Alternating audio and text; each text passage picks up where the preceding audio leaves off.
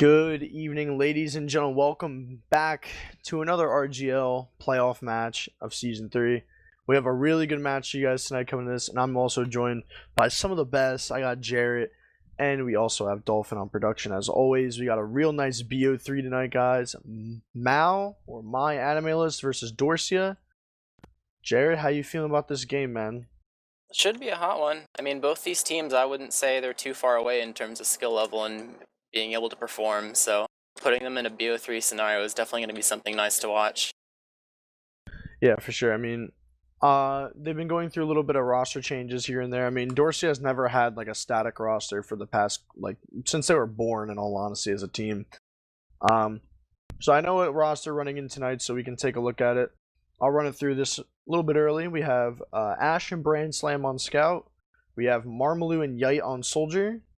Then we have Chunky coming in hot from, I believe, the Team Microwave.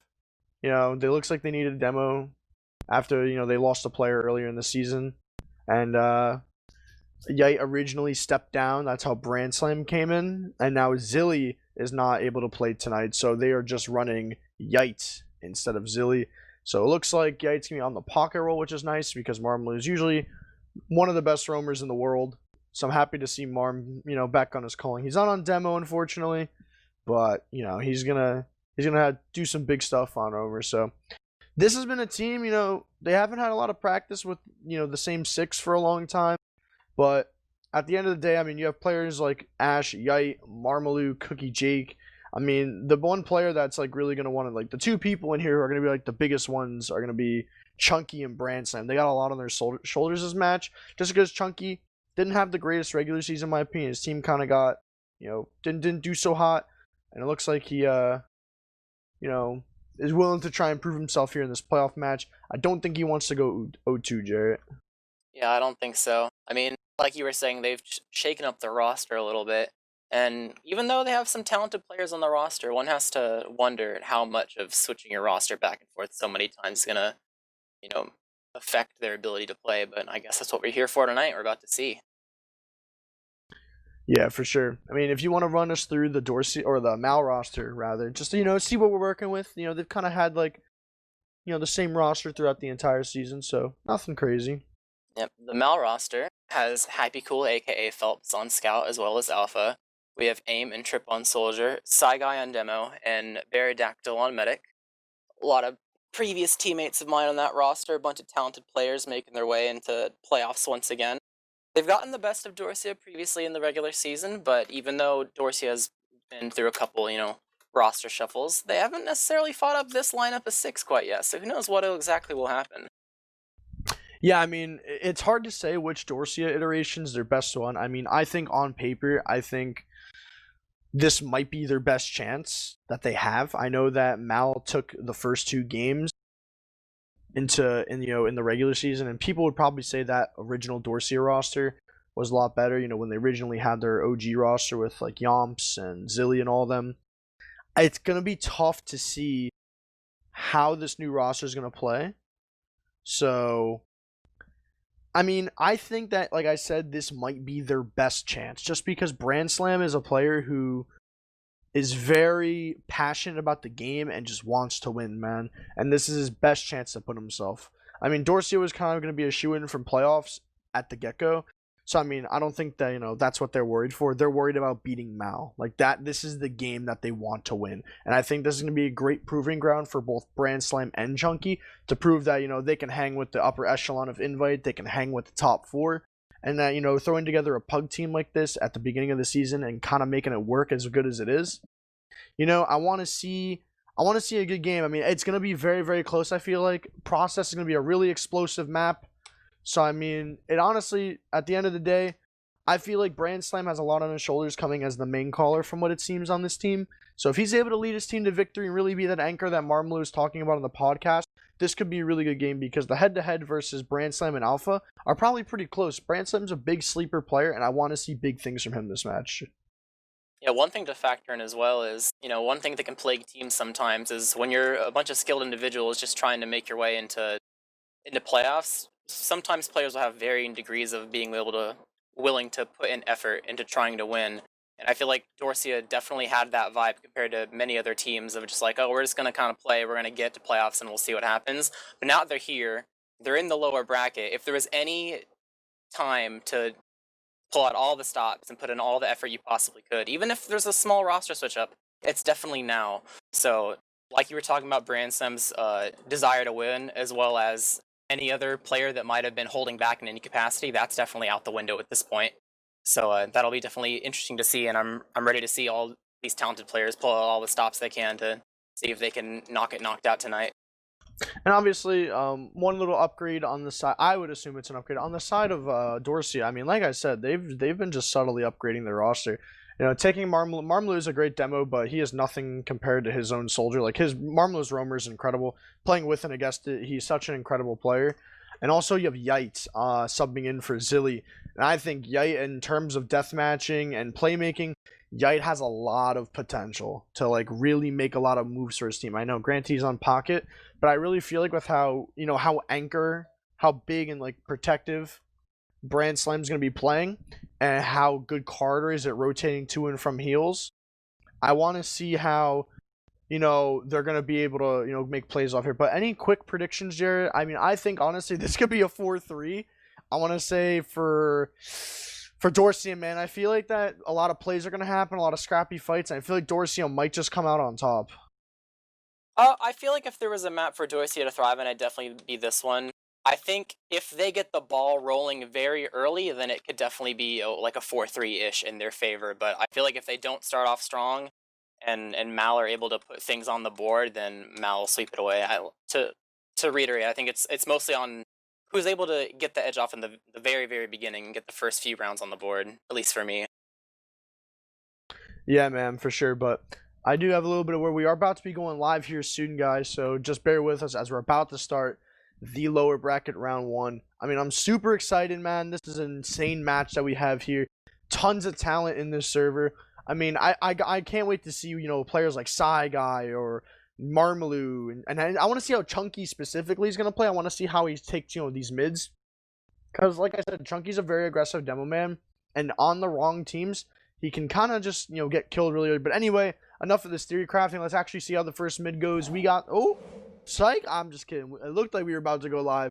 But both teams, both teams, one of those guys unreadied. So now we're starting. So as we're about to go live into this first mid, I got my eyes on Chunky. Jarrett, take us away, man. All right, well, we have the very first mid tonight for our Invite 66 matches. We have Dorsia versus Mal, both gentlemen rolling out to bin now. We'll have to see how each team decide to really take their approach in terms of mid. Early damage from Chunky going on to Psy, but he's able to just take the pack, so it ends up not really mattering. A lot of sticky traps going on top of the red crate from Psy, not really putting a whole lot of damage because it seems like most of red team is playing towards the opposite side of the map. Not tons and tons of aggression coming out from either team, but Blue's starting to inch forward a little bit. Psy's getting a little bit weak, although Cookie is weak. Like you said, Trip's trying to make a little space for his team. Both soldiers going in, but Aim going in and not be able to find anything more. Marmelu is able to successfully distract and live with his team. So with one down already for Blue after this very, very slow start to mid, it's going to be a victory for Dorsia here. He's able to take mid even though it's even. Yeah, man, really solid mid. They had really good position. They played it nice and slow. Trip had a weird bomb. I mean, Trip saw that there was a scout on the high ground. He tried doing a banny bomb off his own pack and kind of got instantly denied and took like 100 damage. And then it looks like Aim and Trip's bombs weren't synced up so well, so Aim was able to get shot at right away and kind of just snuffed out the mid plays there. But anyway, it looks like it's on Dorsia here. Yite trying to make a play through upper IT and gonna get killed. If just a sack wave going wrong, they'll be okay with that. It's up to Blue team now to see what they can do anything. They have side peeking a little bit. One soldier maybe making some space through choke. Not quite though. I think they kind of see that doing a counter stack right now is not probably going to work out very well, so they're just going to try to avoid the deaths. We do have one soldier lingering in sewer. It's not really going to commit to anything though, it doesn't look like. So no real counter initiation from Blue team that they saw was going to be any good for them. So back to square one. Ball's in red team's court now to see if they can try to make some opening for one of their flank members to go in and go behind or go for force or something like that. It seems like they're posts around IT, so it looks like it's going to be another IT play sandblast. Yeah, it looks like everyone is buffed up on Dorsia, so now they're a little bit more comfortable to push here. Yite trying to make his way through up here. No one besides Marmalou by choke here. It looks like it might be a play to get Marmalou, which is exactly as he's going to get denied a little bit. Big rocket on the bear, going to force off the Uber, and Ash coming in from lower IT. Going to add that a little bit of added pressure, going to get the Uber off here. Trip going to come in through IT. Aim going to get juggled and choked here. This might snuff out the push here, but Trip going to try and walk in through Shutter, not going to get in for free. As Dorsia, or Mal rather, running all in through here. Brand Slam might get caught out here. Poor positioning from Brand Slam as the Uber's going to get popped out here. No scout coming in from either Uber right now. I mean, this is just a really awful Uber coming out of Dorsia. I don't know what Brand Slam was thinking, retreating to his kit there. It looks like AIM is going to put out a ton of pressure on Sewer, and Chunky and Brand Slam both going to fall in the Uber there. I mean, Chunky was up top on mid, Brand Slam was back on kit. They were super disconnected from each other. I mean, not what you want to see in the very first round here. An advantage going to shift right into favor of Mal as they're going to double Soldier Bomb. Beautiful sync, sync jump coming out from both the soldiers here. But again, there goes both down. Marmalou and Yike going to find 2 kills, and Brand Slam going to clean up the Snowmo or the Soldier and choke. Big flank play coming out there from Marmalou. They're going to get a ton of damage with Yite and Brand Slam to clean up some of the, the added frags, and everyone in front on the side of Mal. So, I mean, honestly, man, really good stuff from Dorsia. They salvaged that very, very well. I mean, yeah, Jared, they that noticed was textbook. They noticed they're all stacked up at choke, so with that many people all eating the same damage, that Soldier Bomb is going to work really well and just give Red the mid for free. And the best part is for them is they also killed Baronet, so now they have a full Uber ad to be able to push into 2 here. The only question is will the sniper in the form of Phelps be able to do anything? And I feel like they know about the sniper's existence. I feel like they've heard him shot, so they're going to go for a demo bombing out. Chunky straight in, but not really able to get anything as blue team is already all the way out, really far back near 1 and 2, and just going through the door straight to their last. So no kills for the red team popping in. They do get the positioning to be able to get 2, but now we're in a leapfrog scenario where blue team's just going to grind out the rest of their Uber and be able to push right back into 2 themselves. Yeah, man, I want to see how Mal's going to take this man. They only have, it looks like they're already ready to go through lobby here. Saigai going to take this Uber here. Ooh, Beefs just jump a little bit, going to get the sticky shifted forward by a rocket there. And it looks like the flank is very aggressive. Ooh, I don't agree with this play from Yite there. I mean, he's very, very far forward. I mean, while the Uber still is, happening, of course they're going to shove the flank there. But, I mean, still, it doesn't really, that death really doesn't matter much because Cookie Jake still doesn't have Uber and Yite is up in 7 seconds, but it's just a little bit of a death that's going to, slow down Dorsia a little bit here, as it's just going to give Bear a little bit more time to build that Uber charge to a more comfortable percent. Yeah, if they push right now, which it looks like they're going to be doing, they're going for another demo bomb push, but the blue team's Bear might be caught here. Bear's a little caught. He's getting really weak, but he seems to be already out, and Chunky overstays his welcome and actually dies to stickies from Sai, so it seems like blue seems to be jumping back in here. Both soldiers trying to make space as Sai's barreling through one door, getting a lot of damage on top of the point. Immediately Marmalou dies, and it seems like red team's going to be all the way back through their choke, back to mid. Is a little bit of over-aggression coming from red team is going to lead to some unfortunate deaths, and with the death still persisting, blue team's going to push it all the way into 2. So that's going to be a failed push straight into blue team, be able to take back mid, and then be able to use their ad. It seems like they're going through Sue here to try to push back into 2 themselves. They're about to go 3 points all the way. We have a Marmalou bomb, though, coming in really early, able to get a rock on a bear, but not quite enough damage for them to want to pop. Paired his backs a little bit and is going to be okay, and it seems like that's going to be the only real thing that's going to be happening from the red team to try to force this Uber. So blue team's going to try to push the issue here. They're going to try to peek their way into 3 right now. It is even Ubers. They pop really early out of threats of maybe like a sniper or something, but it seems like the exchange might not go too well in the terms of the blue team succeeding. They are going to lose Sai from not being able to successfully flash him. Yeah, and AIM's going to also die. Bringing too many people in the Uber and not recognizing that it is equalized is going to give red team the picks to be able to push into 2 and take it right back. Yeah, also great pipe by Chunky there into lobby there. That was a real nice pipe. I mean, that's what Chunky's known for, man. He has some pretty sick pipes. I want to see how he's going to, toe-to-toe with a Titan as Saigai himself, who's probably the king of pipes next to Habib and Zaylor. But, I mean, looks like Dorsia a little bit comfortable here walking in. It's even Ubers here, but, again, that Saigai and aim pick dying super late on the post Uber, pretty much going to stop that push and full. I mean, we've seen a ton of coast-to-coast right now. I mean, Mal's been on their last twice. They went from their last all the way to Mal's last. Beefed one Uber, and now Dorsia's already back on mid in the driver's seat of this game. It's been very back and forth so far, and this is what I love to see from these 2 teams, because I think these 2 teams are very closely matched between the 2. I mean, I feel like it's going to honestly come down to the playmakers on this team, man. Who is going to get these kills when they matter the most in these crucial team fights? I feel like Brandslam and Alpha are so close in skill. I feel like the only biggest gap is honestly, Sai to Chunky. I think Sai has so much output in DPM for his team that Chunky, is trying to keep up with the best he can. But I mean, Chunky might be positioned better in some situations this size. So honestly, it's gonna be real tough to say, man. It really goes to show how much these little mistakes can really be. Seems like we have Marmalou bombing in, go ahead and going for the sack. Not able to get too much, just a little bit of rocket damage off on the blue team, but they're not going to care too much. They're getting positioned towards Choke now to see if they can get some sort of counter sack off. We do have stickies on both sides of the Choke. Chip's trying to make his way through sewer, but that's immediately stuffed by Yite, so the counter sack's not really going to work out in the end. And blue team's going to go ahead and back up and wait for round 2 of the red team sacks. Seems like they're poking through Al-Qaeda, maybe want to push or maybe just make space for some sort of play. We have a blue soldier going in trying to make space here. Counter initiation from Yite trying to come in. Soldier's back and forth getting lots and lots of damage out, but it seems like it's going to be aim is the one that falls. So another reason for red team to potentially push in, another sack wave. They're staying in here.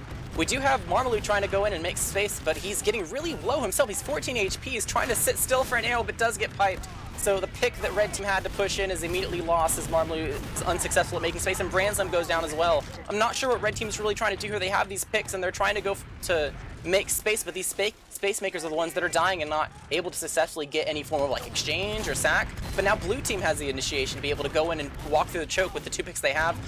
Uber exchange in the choke right now. It seems like we have blue team making space through sewer, both soldiers bombing in to be able to let the rest of their team walk in. We have Trip a little bit weak, but Ash is weak as well, so the player presence on mid is about the same despite health. We have Marmalou kind of in IT, getting some good damage on the Trip. Trip, Trip is actually going to die from that. Well, a lot of players are weak on red, though. They've slowly lost their positioning. Maybe they can take it back with a pick. They've recently gained, though. Look at Marmalou, big flank, gonna do a ton of damage. And it's actually gonna be Yite to find the final rocket to clean up that kill. Bear so low, and also so much damage from Yite there again. Also gonna find aim there. I mean, it started out so good for Dorsia. I mean, they were able to get the exchange out from Mal, or from Dorsia a little bit, or from Mal rather, to you know, try and get the spawners up. But I mean, Dorsia at the end of the day, man, they had just, you know, the better post Uber.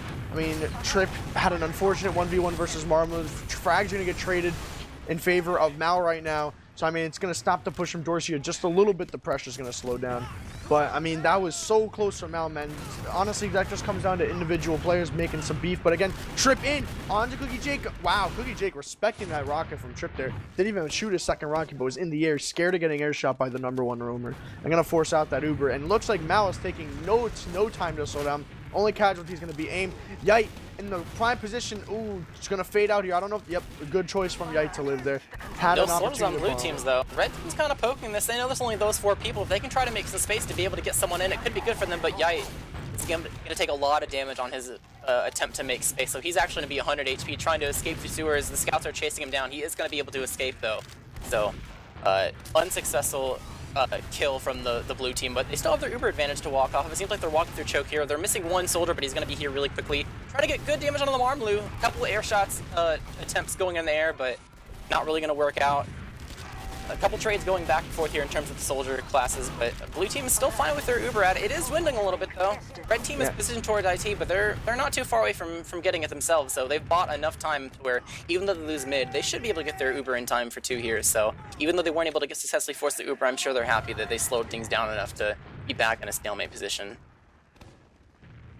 Yeah, I mean, I just want to see Mal slow it down a little bit. I feel like they're playing a little bit out of their comfort zone right now, and they're a little bit kind of respecting Dorsia's playstyle. I mean, I always see Mal as a team that tries to not conform to, you know, a messy fights. They always want to try and keep things a little bit more organized than usual. Aim and Trip are they're very methodical, it seems, whenever you watch them play. Their bombs are very in sync. They know where each other are landing every single time, and it's never really like scrappy until the very end of the team fight. And the reason why, it's because Guy's such a good anchor on the team, and you always know where he's gonna be and what he's doing next.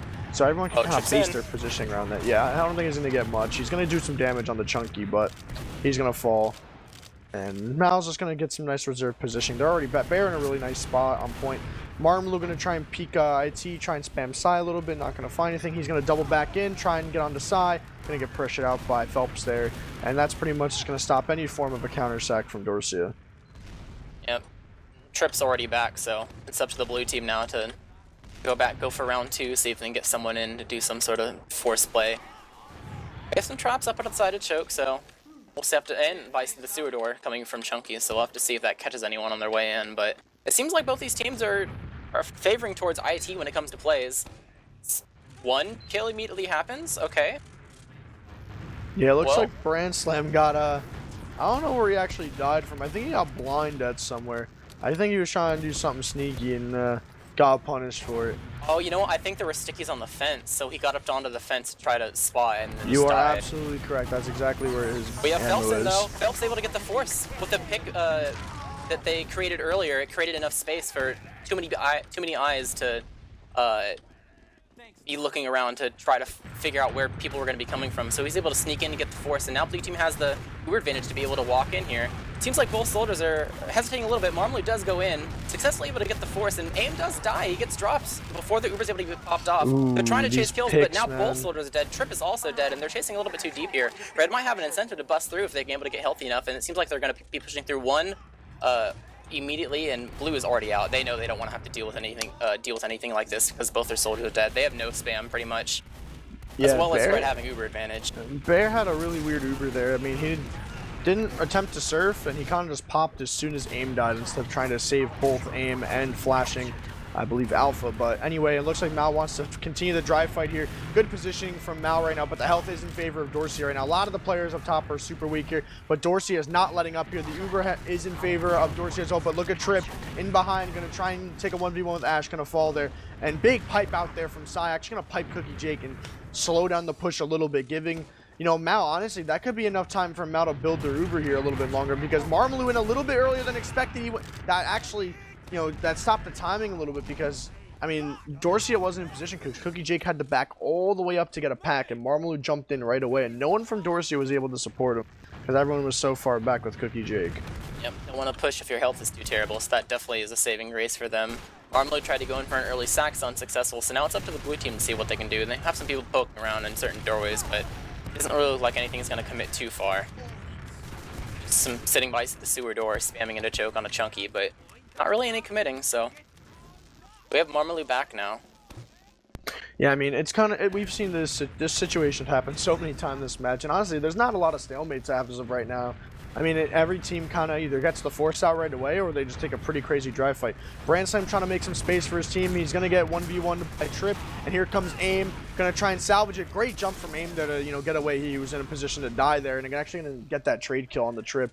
So good stuff from the soldier duo there. And Dorsia is going to fall back to mid here. Phelps peek and choke a little bit. Dorsia playing a little bit aggressive. Marmalou actually going to take, you know, the time to jump in from choke tie T.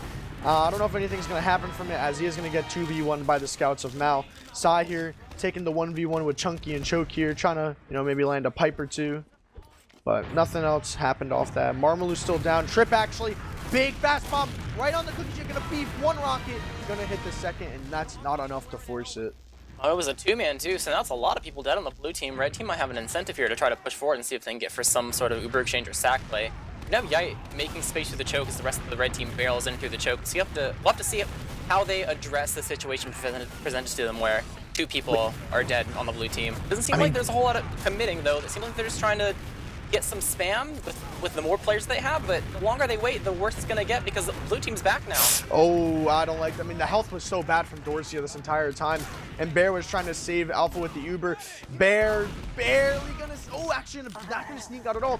Big stick there from Chunky, and Branson with the cleanup. That's just what you needed. Bear stuck around a little, like literally 2% longer than he was supposed to, and that's actually gonna end his life there, as two spawners are going to come up on the side of Mal here. How is Dorsia going to try and secure this round? Bear's up in 3 seconds. The heavy's up from Alpha. He's going to switch off. Early pick from AIM onto Ash, while Yite finds a trade kill as well. Phelps going to find a kill on the flank onto Marmalou here. Chunky, a little bit overextending. You're going to find a kill. Frags are going in favor, but big bomb from Trip. Going to find 2 kills of his own. Brand Slam, again, the anchor of the team, always on top of the medic. 185 at all the right times, but it's a 2v2 situation here. So much damage. Oh my god, Phelps is coming into potential, but Yite gonna get chipped down by Alpha. These are all spawners. Great play from Phelps there. He actually came up big there, man. Winning that 1v1 on the Phelps, staying alive that entire time to come back and get the kill on the Brand Slam, and perfect timing from the spawn of Alpha to get that kill on the Yite to secure the last hold. Again, going back to man, back and forth games so far, from beef last pushes to beef last pushes. I mean, Jared, this is a great match so far, man. And the good news about right now is because Bear lived, it is an Uber-added situation, so we're not going to be sitting around with a stalemate again. So only 15% more until they're able to get their Uber and try to push in the mid here. Seems like they're approaching choke. Both sort of sitting on high ground on red crate. And some good early spam, but blue team just baiting it out. so they know that both soldiers are playing passive, trying to walk their way in. Bear's actually going to immediately pop. Not an immediate jump from Sai, so he's not going to catch too much. Yite actually is able to get out, almost screwed up a little bit with his jump, but is going to be okay in the end. But red team wants to block this. Maybe they have their Uber already, and it seems like they're getting ready to bomb in Chunky. He's not actually jumping in quite yet because they've noticed that blue team is already so passive that they don't feel like they have to use in their Uber immediately. Trip is behind, trying to get good damage on the Brand Slam as he has to get healed up. So they have that factor in where one person is behind as they're trying to get this force here.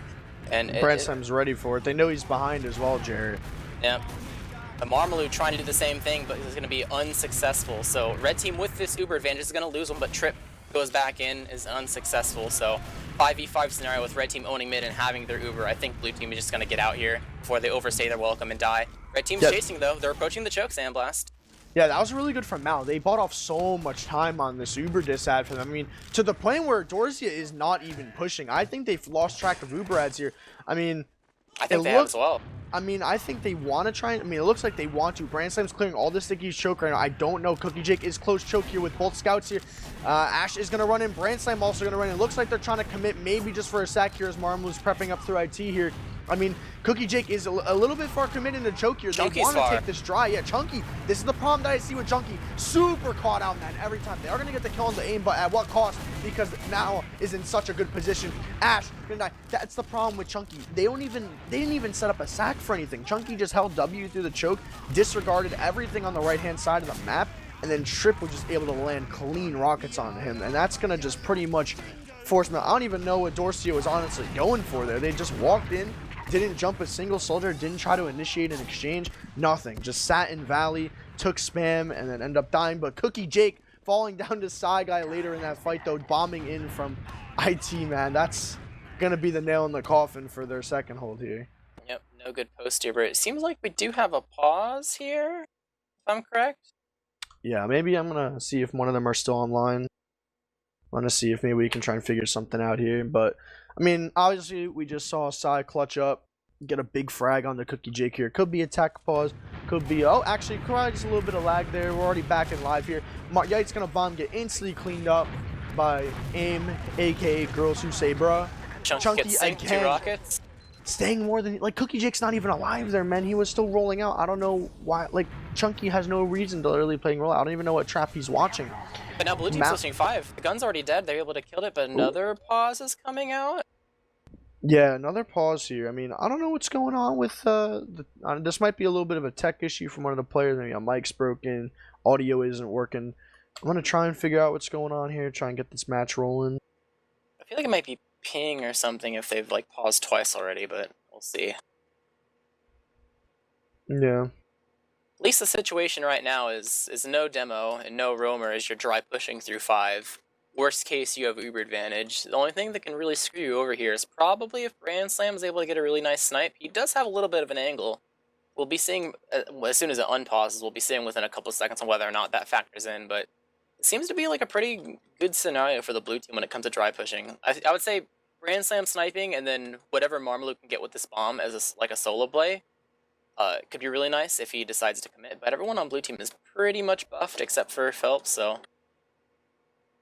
Yeah, I mean, I just feel like these dry fights, man, I agree with you. I mean, I don't know if it's Dorsia taking, like, a weird, you know, exchange or trying to make something happen here.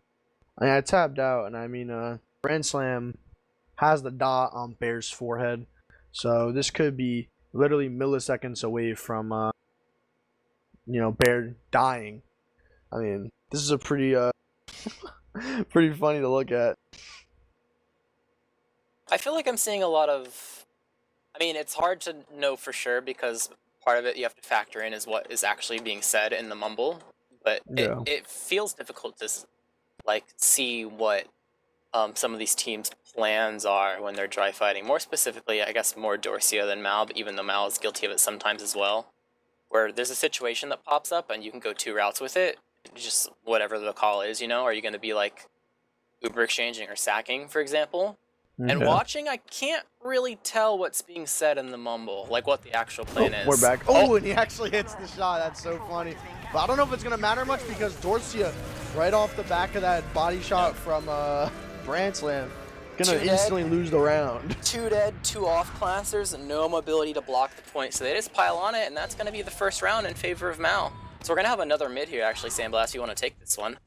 Yeah, man, sure, I'll take it. So, I mean, I got my eyes on Marmalou. I want to see what he's going to be doing. Going to hit the fast rollout. Sai Hatsman. Wow, big pipe from Sai. And a good follow-up rocket from Trip. Oh my god, Marmalou is not playing this mid. 17 health, 57. Marmalou has done 0 damage and has taken over 200. But Sai's Sai, free, though. Way too aggressive on the right-hand side of the map by Sai here. Chunky as well, way aggressive. Oh my god, this mid from Dorsia started out so just poor. I mean, Chunky ran across the point lane. They all just committed across point and just blew up. I mean, the positioning from Side Guy was so bad, but I honestly think that Dorsia over-invested players into it. And they sacked 2 players onto side pretty much, and everyone from Mal was like a 5v3 on the point, because Marmalou is in his own sewer. I mean, this might be a tack pause here, Jarrett, because with how fast Dorsia just got smoked with Bear having full ed, I mean, this might turn into a, you know, a 2-0 real quick. I think it was lag based on what I can see in the chat, but that mid was really weird. It felt like both teams kind of threw their initial plans out the window as soon as they saw, like, a player on the other team in a really awkward scenario. Like, they had Marmalou really weak, so all of a sudden Sai is, like, overextending really far, and they saw Sai overextending, and all of a sudden, like, the way that the response to that was a little bit awkward, and it led to a lot of deaths and Chunky going really forward. So really a bit of an awkward mid, but we do have the blue Uber coming in here because it is Uber ad. They're able to get the gun immediately as both soldiers are counter-initiating onto an Ubered scout, but oh wait, oh, the HUD's broken. It wasn't Uber ad, my bad, it was even. So counter Uber immediately coming in and wiping out a lot of the blue team because they brought way too many people into Ubers. Actually, am I right? Because Trip is... Okay, I don't know what's going on. I've already lost track. Trip is like, how do you have Uber? And Cookie's like, no, I didn't get from that. CookieGgg is just a god at building Uber, and then also Mal took thousands of hours. Too long? They took way too long. No, yeah, they took way. CookieGgg died very early on mid with another scout, and they were just building that entire time. Okay, Mal kind of just took too long, so Uber charge, it even says in chat that Uber charge levels are being saved. I just think Trip can't read, so it's all good there. But anyway, back to a little stalemate here. Phelps on Sniper, actually going to commit on it, so I like this. I'm a big Happy Cool Sniper fan, so I want to see what his game plan here is. It looks like Dorsia content with keeping CookieGgg just chilling on the point. All 4 players, 5 players from Dorsia just sitting on the high ground. The Sniper is going to get seen already from Dorsia, but Phelps does not care. He's holding that angle. Marmalou just disrespect walked right in front of him. I want to see what Red here does to be proactive to try to break this. They definitely don't want the Sniper to take shots over and over and over again. You probably need more than Marmalou just hopping over to the shutter, like not being tanked to be able to deal with it. Yeah, man, for sure. I mean, Phelps is a really good sniper. I mean, he'll eventually make something happen here. I just wish that maybe Trip could try to sack and force CookieGgg or maybe like Chunky into a position where he's not comfortable with. But I mean, because right now they're in a pretty terrible spot. Oh my gosh! Oh, I like this. All right, I think this is now the worst play I've ever seen. That timing was so bad. Like, even if the sniper was there, it's still a terrible play. Like, that made no sense. Well, true, it wouldn't have been as bad if they did it like 5 seconds earlier, but it's so unfortunate that right as they decided to blind Uber through the shutter is right when they left. So now blue team has full Uber ad going through lower IT. They are going to pop immediately. They are going to drop their sniper, but it seems like they are going to be picking up a pick in Ash, but that's all they're really going to get because all the other hurt players on red are able to essentially retreat. Oh, except Yite, who overstays his welcome in lobby. Alpha's going to clean up that kill, so 2 frags in favor of getting rid of the sniper. Look at Marmalou. Marmalou actually was able to jump behind and kill and sink on Phelps. They know of his existence behind. Marmalou is taking a little bit too long here.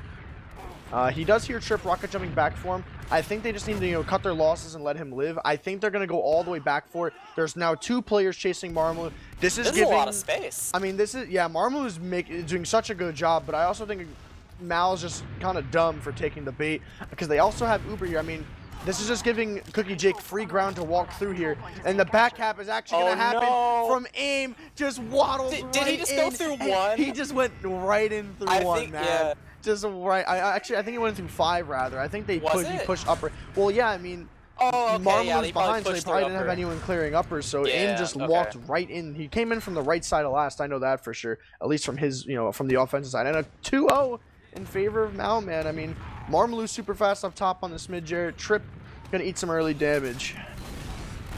Yep. We do have blue team playing a little bit more passive. Seems like they're starting to take some space now over by their own health pack. Both teams kind of trading sides, so this is kind of precarious because whichever team loses is definitely going to lose hard, as they are immediately losing Yite, Grand Slam at 10 HP. Blue Scouts are really weak as well. You're going to have Phelps going down, although the health trade is still pretty in favor of the blue team as long as they're not able to have any burst kills going down. We have Initiation trying to come in, good damage on Chunky in favor of, and AIM taking out Ash as well. So now we have this situation where, because they've traded sides for the mid fight, the red team is stuck behind on the other team's end of the map. They're actually gonna maybe get, Cookie Jake's gonna catch a big sticky. Bear, just please don't Uber here. Yes, good job. Not worth it at all. I mean, really good stuff coming out of Mouse so far, man. And it looks like there is another pause.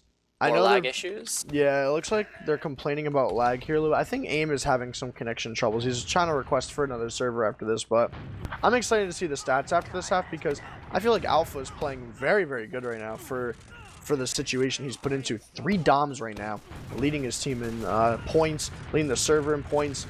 You know, it looks like the Uber's going to come out. Ooh, but again, the big trap there from Chunky. Both players are going to come out there at the same time. Bear trying to milk this Uber. I like how they, it's okay that Alpha's dead there because Chunky, they're all in for the trap. Now, I don't like how AIM's dead there. I mean, he's going to get killed up top here. Cookie Jake is approaching his Uber here shortly. I mean, yeah, one is completely open. Bear is going to force Uber. He's actually going to catch a stray pipe from rollout from Chunky and actually going to hit that pipe there and forcing out the Uber, it looked like.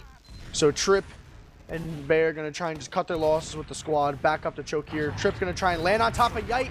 Going to get the trade maybe. Oh, but actually Yite going to fall as well, but not without Phelps getting that kill as well. And Cookie Jake has run an 85% Uber. How they take this in with 3.5 minutes left, Jared, I don't know. Let's see what they do here.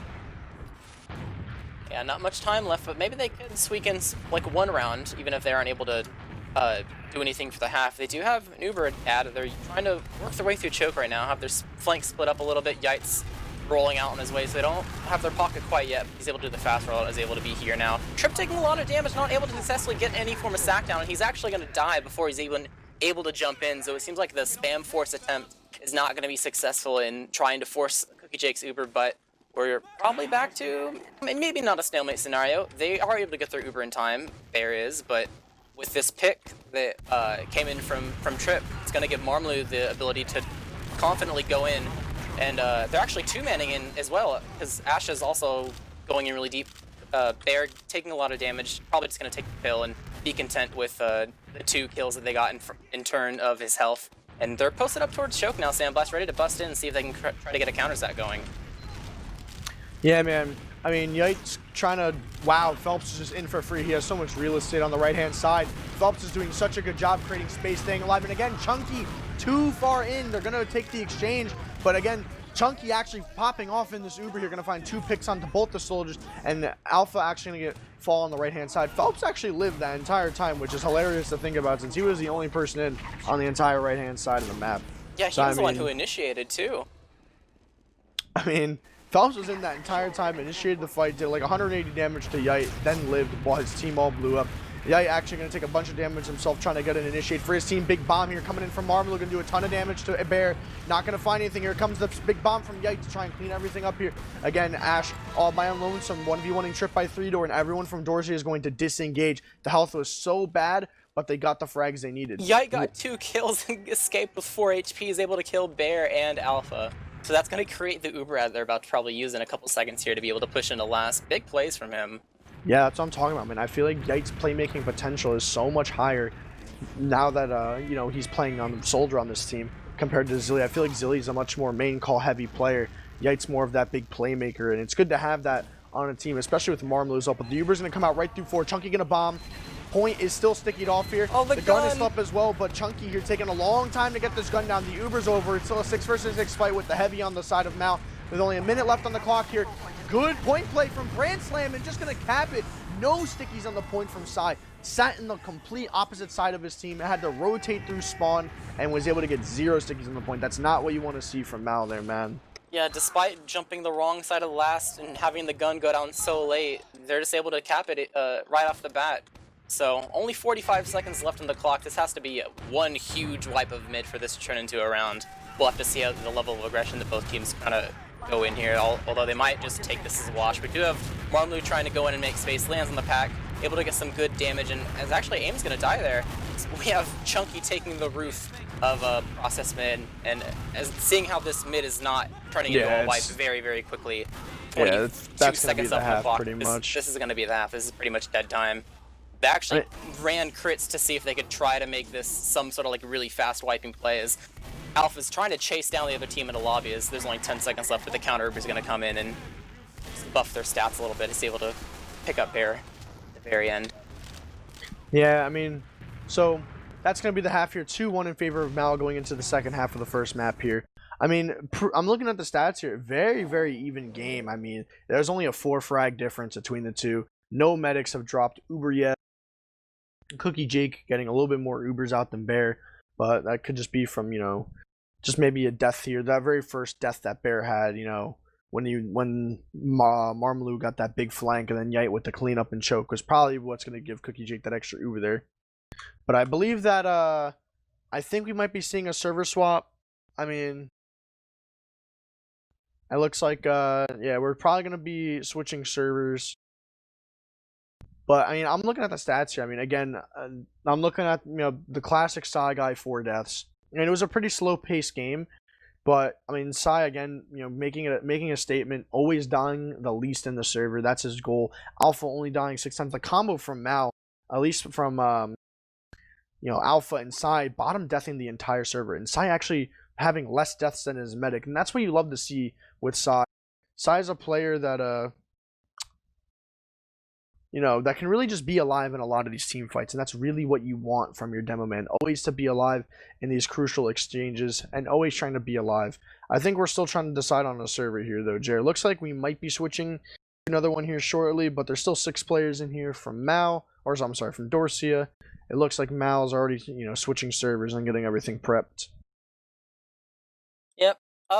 One thing to keep in mind looking at these logs too is even though it says 2-1, one of those rounds is a back cap, which is like exactly, yeah, just one little like, oh, I guess that's a round, right? So, like you said, definitely a very, very close game. Good performances from a lot of the Mal players, as you were saying before. Psy with a very low amount of deaths and a high amount of impact, same as Alpha. Those are probably the 2 players that are definitely contributing the most, I would say, to the stabilization of them being able to succeed in a lot of these post fights. Although, you know, as much as Mal is succeeding a little bit more than Dorsia is, I do kind of want to bring back a little bit to watching Dorsia is sometimes kind of confusing on what their plan really is. We talked about this a little bit in the middle of the game, but sometimes when we're watching them, it's kind of hard to tell exactly what their plan is. I mean, I'm sure they have this halftime to kind of figure out, you know, who's going to be calling the shots or what they want to change in certain situations that come up. And ideally, some of these things would be kind of like said before the game would really happen. But I mean, I guess better late than never, right? So now that we're at halftime, it's kind of up to both teams to talk it out, figure out what their mistakes were, and kind of see what they need to adjust to be able to bring it back into a more dominant showing. Because both these teams right now are probably not the happiest with the performance, I would imagine. Probably want to be much more dominant, like a 3-0, rather than sitting here at the half at a 2-1. Yeah, I mean, I want to see what Dorsia is going to do in these dry fights, because that's probably been the biggest thing that's been shooting them in the foot. That a couple of these dry fights have just ended so poorly. I mean, I feel like Chunky's a little bit off sync with some of his teammates, as he's kind of just, like I said, he just kind of goes forward at weird times, that he pumps out good damage, but then just gets isolated a lot of the time. Doesn't happen too often. He's been doing a really good job this match so far, kind of keeping up with damage, and, you know, towards Psy guy, you know, trailing by a couple little bit of DPM, nothing crazy. It's not, you know, a massive difference, but I mean, you know, Psy being alive more, as slow as a game as it is, it's just like Chunky getting killed in the dry fights or the transitions is hurting Dorsia in the times where they need him the most. Compared to Psy's 4 deaths, always alive, the least amount of deaths that any fragging player has in the entire server. I mean, one thing to mind about Psy, though, is even though he's dying not that much, he also is not taking that much damage. It seems like a lot of the damage is going out to the soldiers instead, so that is something that can be exploited if Dorsia are able to change the way they're playing a little bit and just kind of start ignoring Sai. I notice sometimes, it's really instinctual to, go in and make space and shoo the demo man away so your team can kind of walk through the choke. But if Sai's already really far back and playing really safe, it might give them opportunities to go for different targets to collect the kills they need to actually win these dry fights. Yeah, for sure. I mean, I think we're still waiting on a new server. So bear with us while we wait for new server info from either Dolphin or if they have their own private server that they're going to give us information to. But it looks like Dorsia is still just chilling in the server. Got 6 in here still. I'm going to eventually message one of them, try and see what's going on. Maybe we can get some new server info here shortly. But, I mean, what's one thing you want to see from either, whether it's one player or from the team in general, change from what they're currently doing to try and maybe, switch up around? Because besides the one back half, it's been an entirely even game. But there's definitely some, loose parts in both teams' dry fight that is kind of shooting themselves in the foot. I think from Dorsia, I want them to be more decisive on what they're trying to achieve when they go in. Like, are they trying to kill a certain target or not, or like a certain area of the map? Because they seem kind of spread out. And I think from Mal, I think their strength is going to rely in. I honestly feel like they were kind of successful when they, like, even though it was short lived, when they had Phelps on sniper. Because even though that was just a very small moment, it kind of just showed that he was able to exist on sniper, and nothing was really done to prevent him from doing what he needed to do, which was, scare the other team enough to, make them do something really rash, like blind duping through Sue or whatever. So I think they can definitely use that to their advantage and just like have, if like he's comfortable playing sniper, just like have him as a presence a little bit more and continue to shake things up, because it's something that they haven't tried too much. It isn't necessarily stale and hard countered quite yet, but is Yeah. not necessarily a bad player in their book. I mean, other than that, I mean, both teams are really closely skilled right now. I mean, like I said, the frag difference is literally 4. I mean, it's kind of crazy to see how it's a 2-1 game at the half. I'm really excited to see the second half. Maybe we're going to see a change of pace from Dorsia, maybe a change of pace from Mal, but Mal usually has one playstyle. It's kind of always the same static, death ball sort of thing around Psy, and AIM kind of doing like small, jumps to make pressure for Psy, with Alpha kind of just using his buff to try and get any cleanup kills. While Dorsia, it's kind of balls to the wall a lot of the time, kind of similar to how Ascent plays, where it's just really hard aggression from the demo and the combo scout. You can see that Brand Slam is trying to get a lot done. I mean, he doesn't have as much damage as Alpha or Frags, but I mean, you can definitely see with how aggressive Chunky's playing that Brand Slam's trying not to bait him as much as possible. But it's kind of crazy to see how Yite's actually top damaging the server. I mean, in comparison to Aim and Trip, who are both sub 200 DPM, and how slow of a game it is. I mean, he's kind of just chilling at 220 DPM, doing a really good job. He's had a couple great plays. He's had a couple good really good space making as well, which I'm happy to see from Yite. But I want to see if maybe, they can try and work Chunky into positions where he can maybe die less or have more of an impact on these team fights. But until then, I do know that Ash from Dorsia is trying to get us another server. He just doesn't know how to get STV, so hopefully within due time we should be able to get this match back on track. You mentioned Yite before. Re-looking at the stats, one thing that we failed to kind of notice is not only is he doing a lot of damage, but he's also taking the most damage without necessarily tanking the heals.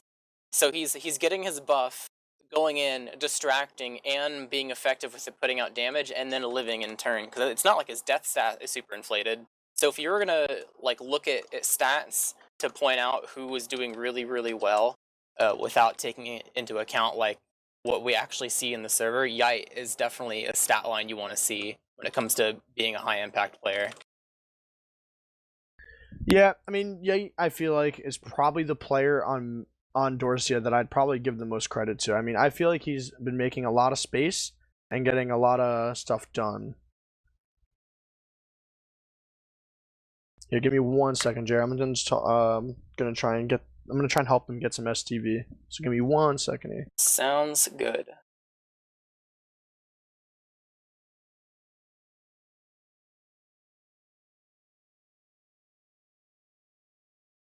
So I think we might be getting something happen here. So give us 1 second. I'm asking Dolphin for his permission on what I just gave him. Dolphin, is that okay?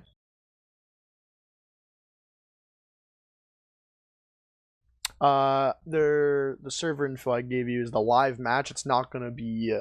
Yeah, you could read that. 1 second, guys. We're. Gotcha. Okay. Technical difficulties. Thank you, laggy servers. Yeah, the servers are struggling a little bit, so I think once we get the information we need for the server, we should be able to hop in.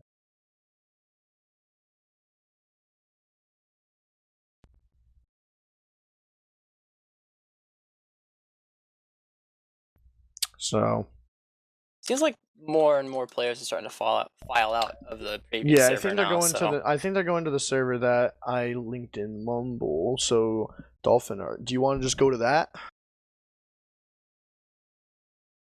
All right, cool.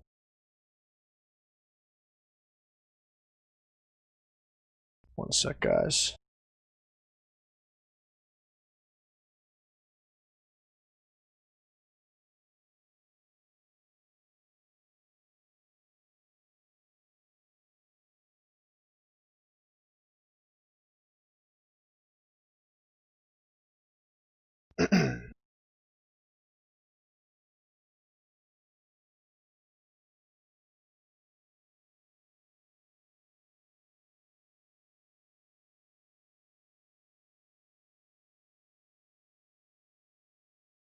So as soon as we get, yeah, I was we gonna should say, probably cut to a small intermission while we get this stuff working. Yeah, we're working with Dorsia to try and get them a server that has a working STV or enough slots in server.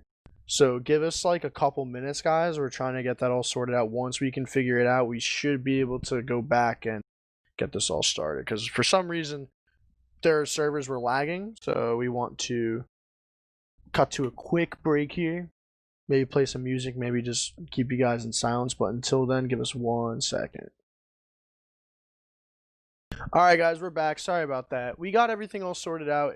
There's just a little bit of a laggy server, so we got a new server, working STV. Shouldn't be any lag issues from either team anymore, so looks like we're good to go. I'm going to message Dorsia, let them know that they could start the match now. They were kind enough not to start the game, so let's get everything started here.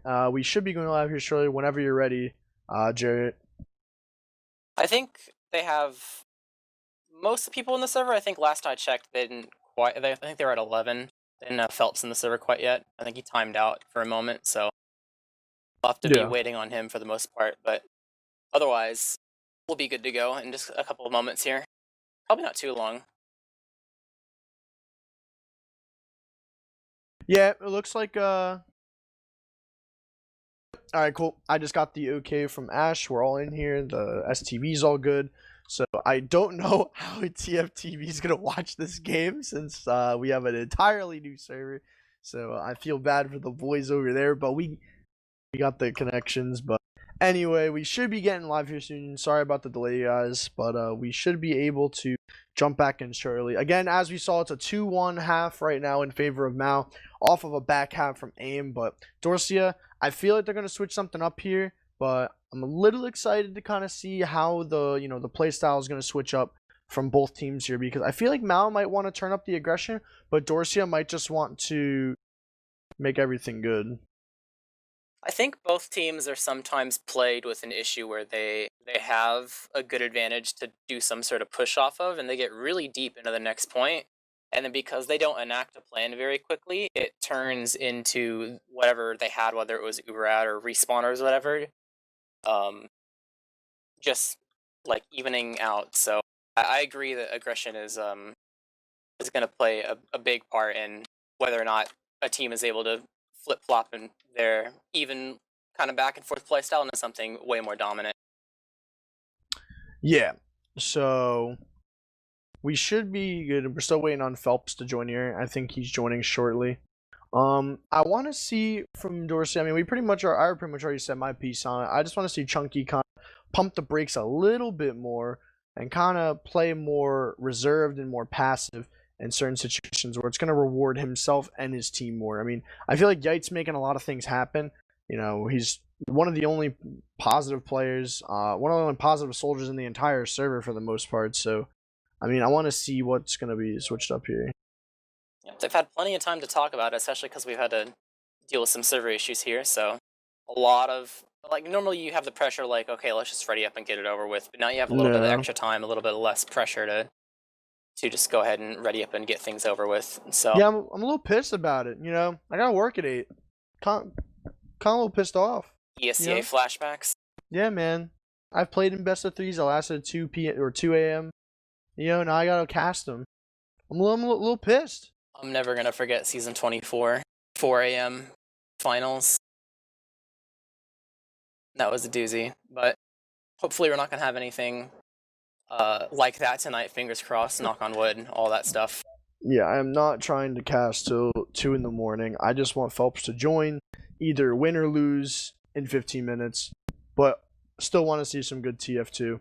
I mean, I wanted to hear your MVPs of I already know who my MVP of Dorsia. It's Yite. I feel like Yite's kind of putting the team on his back in a lot of these fights. Who do you think from Mal is going above and beyond right now?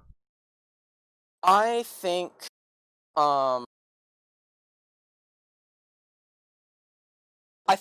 Alpha's playing very stable. He's not necessarily going for any huge plays or anything, but he's not really the playmaker because he's playing combo scout, right? But he's doing a combo scout job, and that stability of making sure Bear stays alive is really important to maintain your Uber out in these post fights and things of that nature. So I'd probably say him. Maybe second place to Trip, because Trip is making Trip stats don't look crazy amazing, but he's actually making so much space in terms of being something that they want to shoot. So Psy, for example, isn't shot. It's kind of not necessarily shown in the logs, but his actions of constantly bombing in and making people look at him just gives his team tons and tons of space. That's pretty beneficial for them as well. And that's why Trip is the #1 roamer, man. He's a silent warrior. Goes 8 and 17, but #1 space made, man. He does his job and he does it well. Setting up Psy and Alpha for big plays, setting up aim to clean up his damage. I mean, Trip, he does his job good. He might be bomb damaging on his team, but like I said, he's one of the people who has the team on his back in a lot of situations. But still waiting on Phelps here to join up on the server. I don't know if he's having connection issues or if he's just using the bathroom. Hopefully the latter. I saw he timed out earlier, but hopefully it wasn't something too serious. Yeah, I mean, it looked like it didn't look like, at least through STB, that players were lagging, but they're the ones playing on the live server, so it could feel different rather than what we see. But a little excited still to see the second half, roll out here. I'm just trying to not watch Soap DM for 20 minutes. True. Looks like Chunky's restarting his game. I respect it. Less chances of crashing. Might as well do it now than later. Yeah, if there was any reason to do something like restarting or go AFK or whatever, it definitely Now's your chance. Yeah, now's your chance for sure.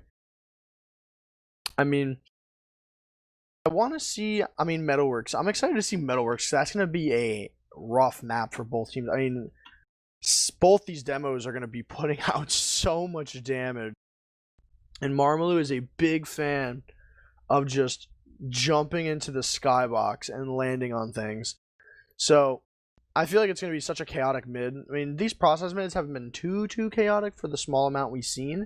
They've been pretty slow and non-committal. Yeah, very, very, methodical. They know who they want to kill on these mids. That's why they're waiting for the golden opportunity. They're waiting for Psy to overextend, or they're waiting for Marmalou to bomb in to go behind, maybe try and kill him for free. Well, Metalworks is going to be forced to play at a much faster pace when we get over there, because it's a much smaller mid. There's not very much room to move around, so if you get hurt, there's a much higher chance of someone immediately gunning for you compared to Process, where you might be halfway across the map. Yeah. So, still waiting on Phelps. It looks like the server, they restarted the server real quick. So we're just waiting for that to boot back up here. Phelps is online on mobile. Yeah, So he's maybe kind of his around. internet. Yeah, I don't know if his like router's not working. Hopefully, maybe I can get in contact with someone from Mal. That'd be some pretty unfortunate happenings if server issues on player issues. Yeah, I actually got Bear on Snapchat, so I'm gonna give him a quick text. But it looks like everyone's rejoining the server here. So I'm gonna message Bear. Hopefully he picks up my Snapchat. I mean, if he doesn't, that'll be sad because I want to watch this game. I don't want to just look at stats for years to come. And DM, like you said. I mean, yeah, this is just not cool to watch. I don't really care about At least it's don't really care something. Can about you his imagine DM. if we were doing this 5 years ago and the pre-matches didn't have DM in them? It was just people wandering around the map not doing anything. Very true. That'd be even more boring. But hopefully it shouldn't be too long.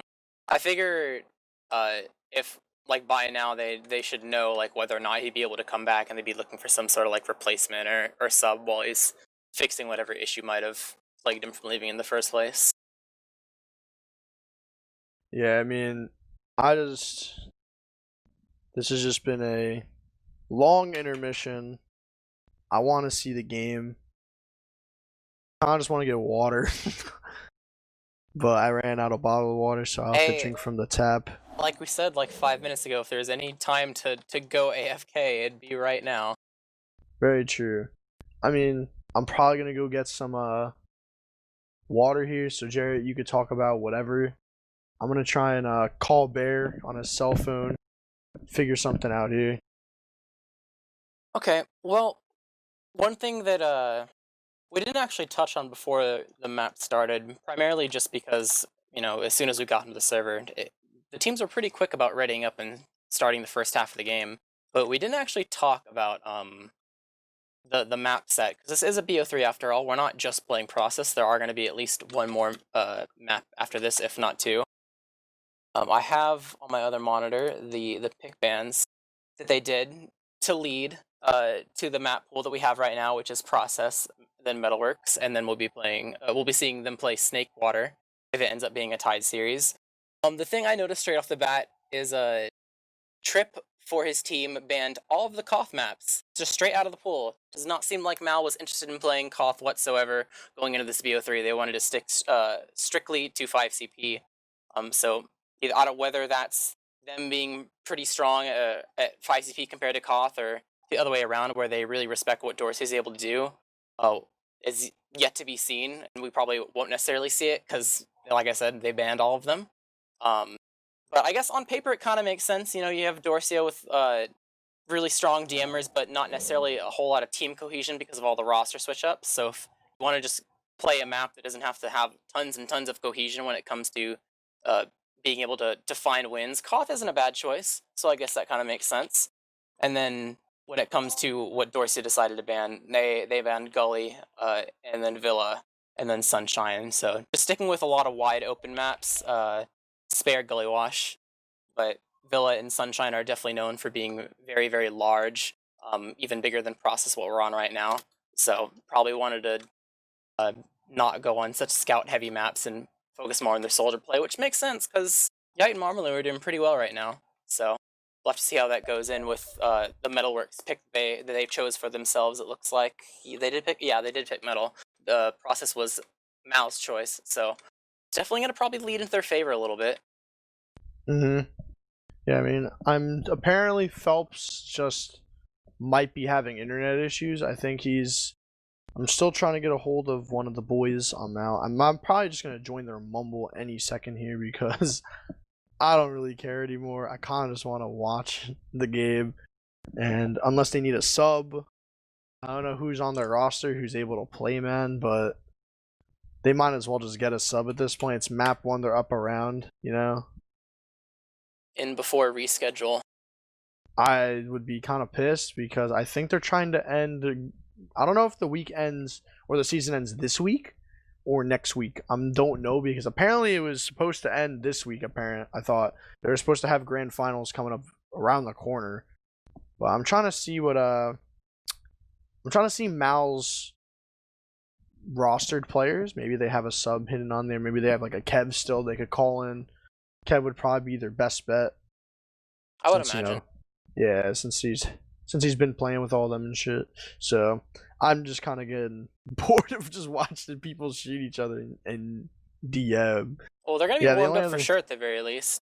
oh yeah, With, no one's gonna be missing anymore. So with the amount of stalemates that happened in that first half, you'd wonder if all the warm up they did to practice for the BO3 is just kind of wasted with how much they sat around and trying to find openings for sacks and counter sacks and the like. But I'm sure 20 minutes of DM is definitely going to make sure they're playing at their absolute peak when it comes to their mechanical performance. yeah, I'm actually going to do a little bit of research. I'm gonna hop Mumbles real quick, maybe try and figure out what's going on. I have Mal's Mumbles, so I'm gonna check it out there real quick, see what's going on. So give me one moment here. Good luck. If you're tuning in late, we're in the first map of this BO3 of Process, Metalworks, and Snakewater between Mal and Dorsia. We played the first half to a 2-1 in favor of Mal, but after some server issues, it took a little bit for us to find a new server for them to play on. But as we were transitioning servers, we found that Happy Cool, aka Phelps, is having some internet issues, and they're currently trying to resolve that, and we're also trying to be updated at the same time on whether or not he is returning, and if he is, how long will it be until we're back into the game here. So for now, we're just watching the players in DMs. They're waiting on 12 people to enter the server. Sandblast is off trying to gather information on where their 12th player might be, so we can have the stream updated in real time on what's happening and give people a rough ETA on when things could be happening. But until then, we pretty much have to just sit tight and see what happens. I'm not sure if Phelps is going to be back, or if they're going to have to go with a ringer route, or if it'll be a reschedule, but we'll have to wait and see. We should be good. I joined their Mumble. They were gonna have Kev sub in for Phelps because he was already rostered and paid. And I think that as like Kev joined, Phelps rejoined on his computer, so we should be good, hopefully. Classic TF2, you get the ringer, and as soon as your ringer enters Mumble, the original person shows up. Yeah, it's kind of unfortunate. You know, I wanted to see Kev rejoin. You know, I know he wasn't feeling the combo scout, but he'd be back on flank scout with Alpha, so I'm a little bit, happy to see the game potentially going back here any moment now. Phelps should be joining the server, but the STV is a little bit choppy, so hopefully, figures itself out here. It's still watchable and playable, so we're just gonna have to wait until the game starts. Maybe the server and the plugin's just been running too long, so maybe once it reloads plugins here, when the game actually goes live here, we should get all that fixed up. One thing as we're going on here, I want to bring up a little bit of some more real life stuff because it's very, very important. Let's talk about fatigue, Sandblast, because that's a very real thing that is factored into being able to play at your peak performance. And as we continue to wait for these problems to be resolved, I'm sure that some of these players are going to be staying up maybe later than they intended. By who knows how long, depending on how long the series lasts, because it is a BO3 after all. No. Do you know anything about any of these players in terms of who was hoping to go to bed early tonight and where fatigue might be setting in when it comes to main calling or personal performance? Here's what I will say. In ESCA season 31, we played a best of 3 versus Cafe Monster, and I think this was I think you were there, Jarrett. Oh no, you were. I think this was season 31 where you were here, but the one where we had Waldo subbing in. Yes, I was there. Yeah, you remember that game? We played with them. We know exactly how Mal's doing. They're just joking around. They're just vibing at this point. Mal's probably Dorsia is probably just joking around too, knowing some of the guys on that team. But I mean, the Waldo situation, we literally burned an extra hour off of Snakewater than we were supposed to without using only one 15-minute pause each half. So we had 30 minutes worth of pauses. We were able to shave off an extra 35 minutes for Trip's internet to come back with Waldo just jumping in and feeding. So shout out to Waldo if he's watching. But Phelps did rejoin the server. We should have 6 on each team momentarily. The Trip and Chunky are in spec. I also did just get the message from Ash. We are live momentarily. Again, super sorry about the delay, guys. But T-minus apparently, 90. yeah, T-minus 90 literally at this point. So hopefully we can finally watch some TF2. It's been like probably like a 40-minute half here. I'm a little pissed, but finally able to watch some good TF2. It is what it is. Maybe we'll get rewarded with a swift 5-0, and we'll kind of get right back on track. Trip is coming back from being AFK, from what I'm just being told, so we should be able to start momentarily. Jared, what do you want to look at for this first mid? Well, the last mid I think we saw was both teams playing a ring around the rosy and going for the I'm gonna take the other team's side mid, which led to whatever player died first, kind of led to the team ultimately wiping because they're going to be on the same side of the mid. And that mid, as well as the others, even though they weren't like taking each other's side, are very, very slow paced. And it seemed like both soldiers on either team were just trying to jump and make space to create something in terms of like, oh, look at me, do damage to me and not my teammates, so my teammates can farm tons and tons of damage. I kind of want to see maybe a slightly different approach just to throw another team off, where they go over to a particular area of the map really quickly to try to go for a frag rather than going straight for damage. Oh, Jared, I'm a little pissed off, man. I'm seeing a pause already coming out from one of these teams because it's paused in STV for us right now.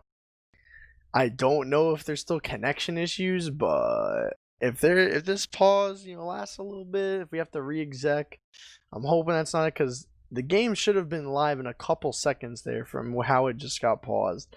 Hopefully Phelps didn't lag out again. If they did, they're probably getting Kev, yeah. Or Ash actually lagged out this time apparently. So oh no. It just never ends. Now it's Dorsia's turn to have a player lag out. This is some seriously bad RNG. Yeah, man. I mean, I don't know if Dorsia... I don't even know if Dorsia wants to play anymore. I assume they do. Brand Slam just wants to play TF2. Oh, and we're back. The pause is already over. It was a quick one. I'm going to rejoin this server real quick before this mid starts, so I can actually have a working HUD, Jared. But if you want to start us out, that'd be great. Okay, well, we're going to have our second half here, finally, on the first map of Process in this BO3 between Mal and Dorsia. We have, of course, as usual, both demos rolling out to mid. It seems like we're going to have Psy rolling out slightly faster, but it's not going to amount to too much, as there's not tons of damage coming out to either team's demo man. Again, another really slow pace mid. Even the fast soldier bombs are not very committal, but we have, once again, Trip trying to make space for his team. In turn of AIM also doing the same. We have Red Team kind of taking across their own pack into the other team's sewer, but tons of damage actually onto AIM as he's able to fall immediately, and Trip going on to CookieJgg is going to drop him very, very low. CookieJgg 5 HP, and the other team's choke is going to be able to live. And we have actually Ash went down on that as well. Look at Marmalou. Look at Marmalou's cam right now. Big flank from Marmalou. Oh my god, great decision making. Oh my god, and Branson with the follow-up meat shot to drop Bear. Bear popped him right up into the air, and Bear just milked so incredibly long for literally no reason, and then just dropped to a scatter shot from Brandslam. I was gonna say that was a great re-aggression from Mal there when how Dorsia was playing, but Brandslam very dominant 4K coming in towards the later half of that mid. Great stuff from Dorsia with the recollapse there from Marmalou. I guess Bear didn't realize that the rest of the other team was actually through the sewers, and that's why he didn't pop, because he was very, very low. He was like red HP. I'm sure he like would have popped if he knew that the other team had actually walked in yet. Maybe miscommunication on whether or not doors were controlled or not, but either way, it is what it is. That's going to be pretty much full Uber ad for CookieJgg, although it is dwindling a little bit. Bear's not too far off. He's already at 70%. Because Red Team is taking their time to be able to get in the lobby here. They are going to pop off immediately, though. Chunky is going straight into Nest. Good damage on the soldier, but the gun is still going to live a little bit, so they're going to have to spam that down. Sticky's all over the point. Chunky's sent into the sky, blasting away, and Blue Team has their defense set up with a heavy. Have soldier initiation trying to make space, and Marmalou is actually going to get picked off by a scout that's able to resup into spawn. So with one person dead, two people dead now, and a lot of weak players, Red Team is going to back out. Chunky dying there right at the very end, staying his welcome a little bit too much. So now with two people dead, Blue Team should be able to take this for free, Sandblast. Glad to see nothing's changed from beef last pushes. I mean, hopefully we could see you know, some more successful lash pushes. They did that a lot in the first round where they tried to get a bunch of lash pushes in on the side of Dorsia. Good play. Wow, Alpha two-shot him real quick to stop that flank play from Ash as he got Ubered on. But Cookie Jake already has Uber. Here comes the Uber coming in from Dorsia potentially here. They're going to Uber on Cookie Jake here. Only one casualty potentially. Sai, wow, barely going to make it out alive with 13 HP. Alpha going to be the man in charge of holding down this choke point here. Really good stuff there from Sai. Kept himself alive there. So how Mal's going to play this 20 ad, who knows? Maybe something can come out of it. We're gonna have to wait a little bit here to see until Uber's even out here. I mean, Mal's just gonna hard build here. All 6 of the players from Mal ready to push. Trip pushed up in IT, probably gonna rotate to get one more buff before the inevitable Uber ad push from Mal. Yeah, if they push this, it'd have to be a complete dot push. It looks like they're considering it, but red team is really far back. I don't know if popping in here immediately is gonna amount to anything. They are gonna send in Sai immediately. Phelps taking a lot of damage, dropped 4 HP from a trap, I would assume, but no kills. And Cookie Jake already has his Uber again. We're back to a scenario where red team is trying to block this point as Brandslam barrels forward. The Uber is popped off. His trip is trying to make space, but isn't needed because they've already used. They are going to lose both scouts, though, as one scout goes down on IT, the other one chokes. So with no scouts left on the blue team, red team's going to want to barrel forward here because they own mid still. They're trying to make space. Yite's able to get a little bit of damage, low himself, but Trip trying to get that counter frag is not going to be able to be successful. So he's going to get late death that red team is going to work their way into lobby now to try to use to push into, straight into last sandblast. Yeah, I mean, the scout's getting greedy there from Mal, but anyway, Alpha showing a dominance onto Branson. Just going to hold W. Oh my god! Alpha's just playing wild, getting a crazy 2-shot on the Asher. That was insane. Alpha just ran up to him, quick 2-shot. Real nice there from Alpha. Pretty much going to hold it down, spreading out a ton of damage that last hold onto Brand Slam, killing Ash. Pretty much going to hold it down for the boys. Good bomb coming out of Yite, and I don't agree with that. Jumping right into 5 players, going to get snuffed out immediately. Brand Slam going to get the Uber forced out here. Bear very close to Uber. Trip, oh, barely lives. They're going to flash to save him. Now is everyone else going to live from Dorsia? Marmalou real far up in IT, going to get surfed out by Sai Guy, hitting him with a lucky sticky. Kind of going to help out Marmalou's escape there. And Dorsia going to make it out just barely, man. Yep. Marmalou almost died there, and that was could have been a pick that blue team used to push into mid there. But side note, fun fact is it looks like we're Uber building back to a red team Uber advantage. Marmalou is on the pain train. For future reference, that he was capping as the red team pushed into last earlier that kind of beefed a little bit. So note that for potential future back caps or anything of the sort, barreling forward with scouts. But barreling forward with scouts, it looks like that might be what red team is trying to do. And never mind, they approach the choke. Maybe we're gonna walk in early, but I don't think they necessarily want to go to. They are still going. It's gonna even out though. I'm not sure they realize how close to Uber blue team actually is. I'm sure they know at this point, and they're actually just going to turn it into some from a sack wave. Which Slaughter is actually going to commit? We have both Slaughters jumping back and forth to see if they can try to create any space, but none of them is actually committing. Some okay damage onto the blue team, but with no committing happening, it doesn't look like anything's going to be fruitful, and they're just going to back the mid to reset to try to figure out what they want to do next.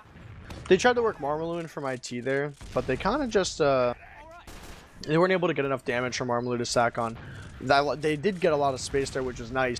But aim here, getting ready to play Air Shot Simulator. Yite clearing sewer. Kind of just waiting for the sack play coming up from Marmalou. He has 300 health and choke. Here comes the C-Tap bomb. Brand Slam. Marmalou, great choice to fade out there. Brand Slam going to find a sticky trap as Sai Guy.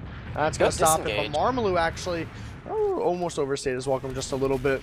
And that's going to pretty much stop all forms of aggression from Dorsia. So good stuff from Sai. Going to stop that bomb from Marmalou by not even killing him, which is kind of cool.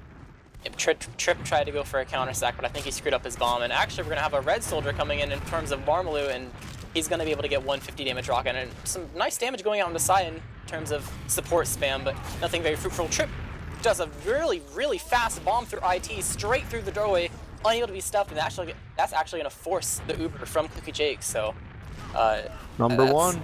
Yep, that's going to be a successful number one, baby. Uber force as blue team's trying to walk in early. Bomb from Mac to try to get damage onto Bear to make him use. He is going to be able to live, but Sai himself is actually very, very weak. Oh, it's just a solo bomb.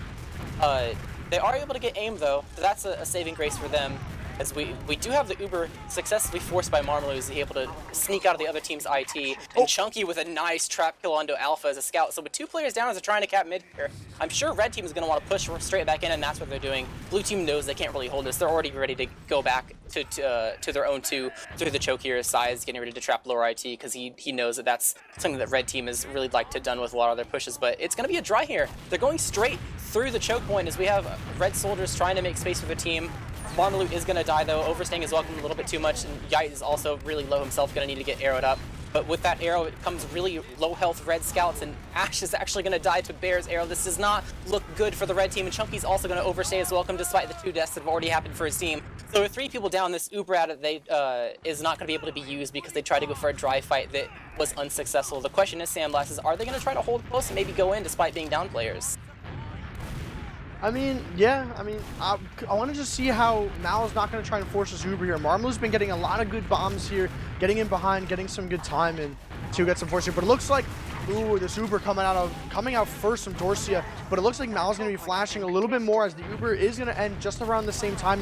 The positioning is really good from Dorsia, but actually not anymore, as a big rocket there from Im going to find Ash. But again, the frag's going in favor of Mal here towards the later half here, but the health is bad from both sides here. They're pretty much gonna have to cut their losses here. Chunky gonna maybe get caught here. So much damage. Alpha gonna try and chase the kill here. He's piped.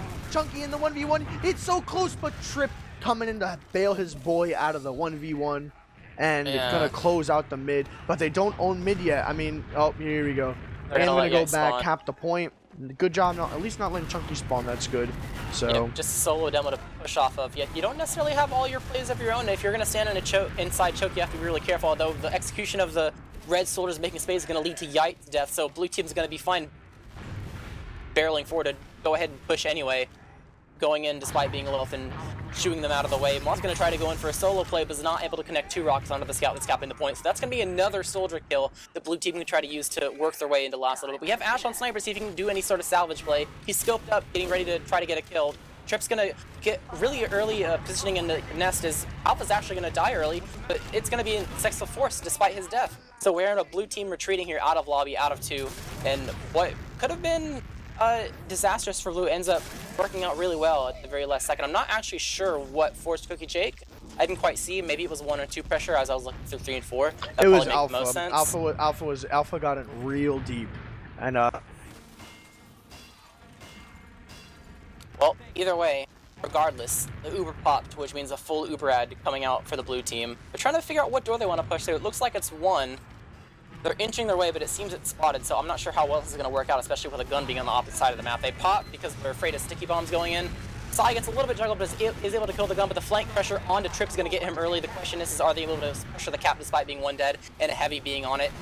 A lot of weak players coming out of the Blue Team, especially in terms of their scout players, but trades are going back and forth towards the opposite side of the map where they're leaving towards 2. But in the end, it's not going to be good enough as Red Team is actually going to barrel forward really deep. Solo Scout Uber trying to get Bear. He's really low, 40 HP.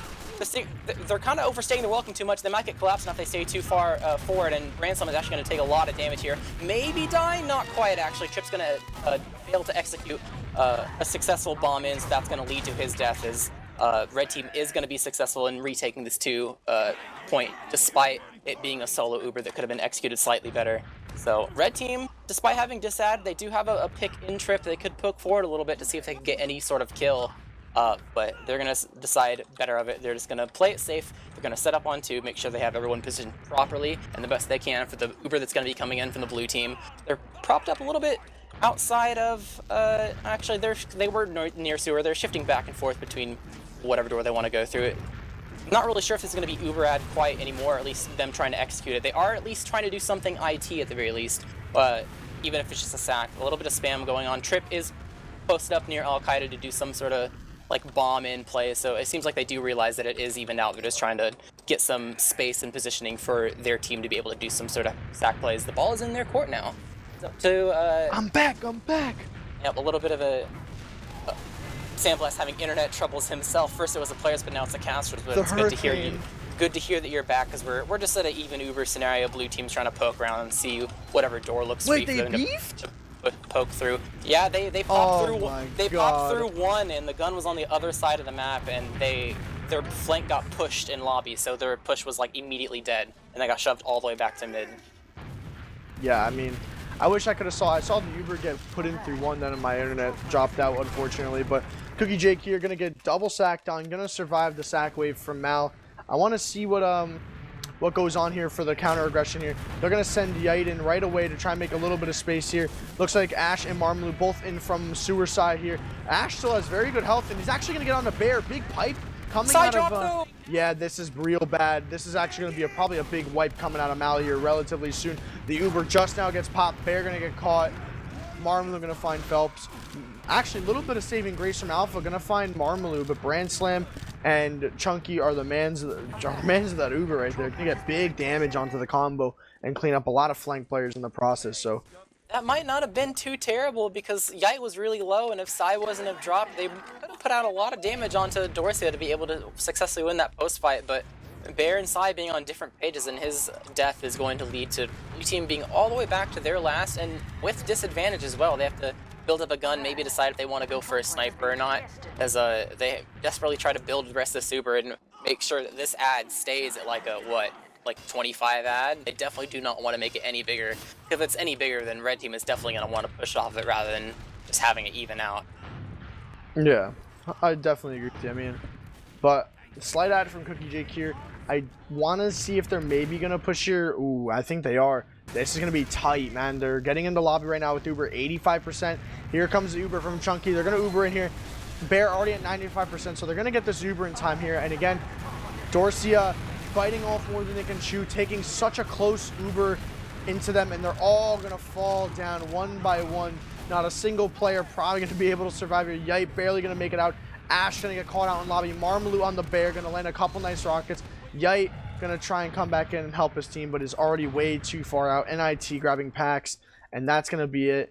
But Mal has no cap time yet, man. They're taking their sweet old time to walk out of last here. Yeah, maybe they can get rid of Ash, but that would be about it. That should have been like a 40 Uber ad because they killed Bear successfully with the Uber, at least something closer to that. But I guess maybe disconnecting targets when it comes to Cookie Jake healing, or maybe he wasn't building or anything like that, it's going to lead to the Blue Team being able to successfully get their Uber to defend last. So they do have ad here, which is good for them. It's once again very, very small, so they have to start pushing a little bit early, and it looks like they're maybe seeing if they can try to do that, but the spam is very, very heavy on the choke.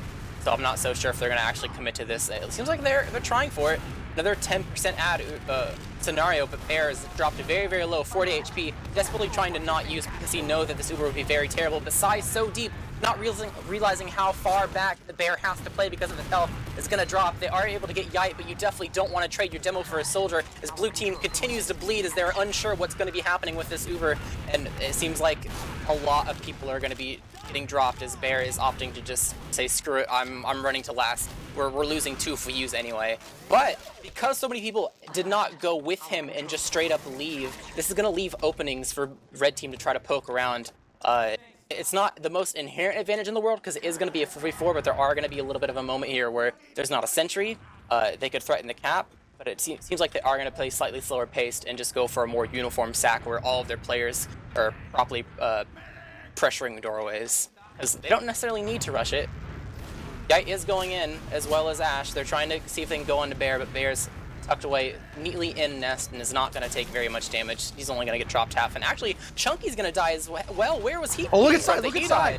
Oh my god, there's so much counter aggression. I love this from Mal. Sai right into their face. Oh my gosh, that was crazy. Right in through one door, jumped right in them. Sai's been a little quiet this half so far. It's been 13 minutes, not a single round has been capped.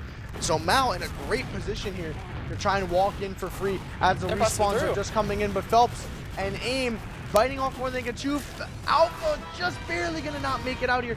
I don't really like this. Brand Slam gonna get end up here. Number 1 Roamer gonna make it in, but look at Marmalu coming in, but Sai's ready for it. Marmalu gonna instantly fade back behind. Marmalu does have the pain chain though, so he can thread it back after. Uber's gonna get popped out from Dorsia. Gonna try and buy time for the respawners. Chunky very far to the super. Marmalu coming in for the collapse on the side guy. Gonna hit the nice air shot on the side, but it's gonna get traded out right away. And that's gonna be enough damage for Dorsia to walk back in. Big bomb from Chunky gonna land right on the Bear. Big ice from Chunky. That's going to be the man in the driver's seat right there that you want to see from Dorsia. Chunky bombing right into Mal head first and going to land a nice pipe onto Bear retreating out through choke. definitely okay with that amount of aggression, because that medic kill is definitely going to not only lead to them being able to push 2 absolutely for free, but is going to give them a nice, what, 30-40% Uberad to be able to push into last again. So the 40% Uberad they thought they had before, they definitely should have now, as red team is building and making sure they're not repeating the mistakes they previously made. Blue team set up in a normal holding position. They have a sniper on the gun with their team sitting in nest, and a soldier trying to go over towards 2 and 1 to be able to spam people out. So pretty standard stuff when it comes to the setup. It just comes down to what red team wants to do in terms of them pushing. They got all their players crowded around, buffed up, 95%, getting ready to pick a door and to probably bust in. They recognize that they do have ad. Seems like it's going to be lobby this time. The question is 3 or 4. They have Chunky leading in 4, immediately popping in, getting onto the gun, not getting blasted back too far. Gun dies very, very quickly. Couple stickies blasted off the point. Heavy coming out of the right spawn. A lot of capture going on, but Brain Slam is going to die. Trip, dude. This is insanity. Too many people stacked around the cap, as that double bomb is going to bring out huge amounts of damage from people eating the same damage from being inside each other's hitbox. So that's going to be a very successful defense coming out of the blue team. As the red team, they had the beginning right, the ending not so much. And I'm seeing the players from Dorsia step up big, and Brand Slam and Chunky were the players I've been really wanting to see step up in this second half here, and that's exactly what's happening. Brand Slam in the driver's seat. Trip is in no man's land. I don't even know what he was going for there. He should have just got an arrow. But Yite, gonna get traded out by Phelps. Alpha inside, so deep on this Uber. They can't leave Marmalu unchecked though, because he's ready to try and maybe jump in through choke. Nope, he's gonna hold off here. Cookie Jake gonna have around a 40% ad here, but I mean, Trip looked lost there, man. I don't know what he was going for. I thought he was, you know, I don't think maybe expecting Marmalu to be right on the corner, but I mean, he could have just played it safe. I think there were only 3 people alive at mid, so he wasn't afraid, but either way, that death is gonna, you know, at least he's set up now for red team's push, but oh, a trap. Nice trap from Sai. He's gonna be able to kill Brand Slam, and Marmalu trying to make space is also gonna get caught out. He's not able to retreat in time, did not expect the push to be thwarted so immediately. So now this Uberad is not really gonna be able to be used unless they're gonna hide around a corner and potentially see if they can surprise blue team. They are able to get a pick, and Phelps, who tried to push his way through upper IT, was very much banking on the fact that red team was going to go for something really aggressive and still push with their Uberad to see if he could flank behind, but he was incorrect. They played defensively, and so defensively, in fact, that he was immediately stuffed through upper IT, so unsuccessful counter push coming from the blue team with Phelps' immediate death, although he is going to spawn immediately on Sniper, because this is back to a stalemate scenario. The Uber advantages have evened out, so the question is where is his first shot going to be? Is he going to climb on top of the crates or go straight to sewer? And it seems like he is going to be banking on a scout getting on top of the little fence thing. Brand Slam likes to do that sometimes, see if he can maybe get a pick or something like that. But Brand Slam has died up there before with sticky traps. I don't know if he's going to want to exist up there for too long. I'm not sure they've seen him, but they do have a spy, so if they haven't before, they'll definitely see in a couple seconds as Ash sees that the sniper has crossed over and called for medic, so even if he was looking at something else, he definitely heard that. So, new question is which pick class is going to go huge first? Phelps is getting a little bit weak, spammed out a little bit, but they know where his rotations are going to be because of the spy. I don't think they recognize is in play, so he's able to call that they're in sewer right now. So, red team position properly to be able to defend any kind of play.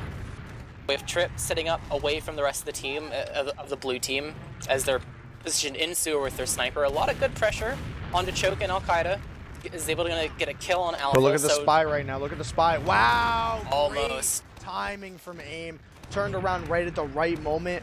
Bear was completely unaware, man. Back turned, completely phased by, you know, the fact that they could have had a spy there with how slow this game's been playing. But I mean, Dorsia needs something, man. Like, I'm really trying to see some, you know, action coming out from Dorsia. I mean, they're trailing around with only 7.5 minutes on, you know, 7.5 minutes on the shot clock. So I mean, there's really almost no situation for Mal to come or Dorsia to come back in this game if they keep failing these last pushes, man.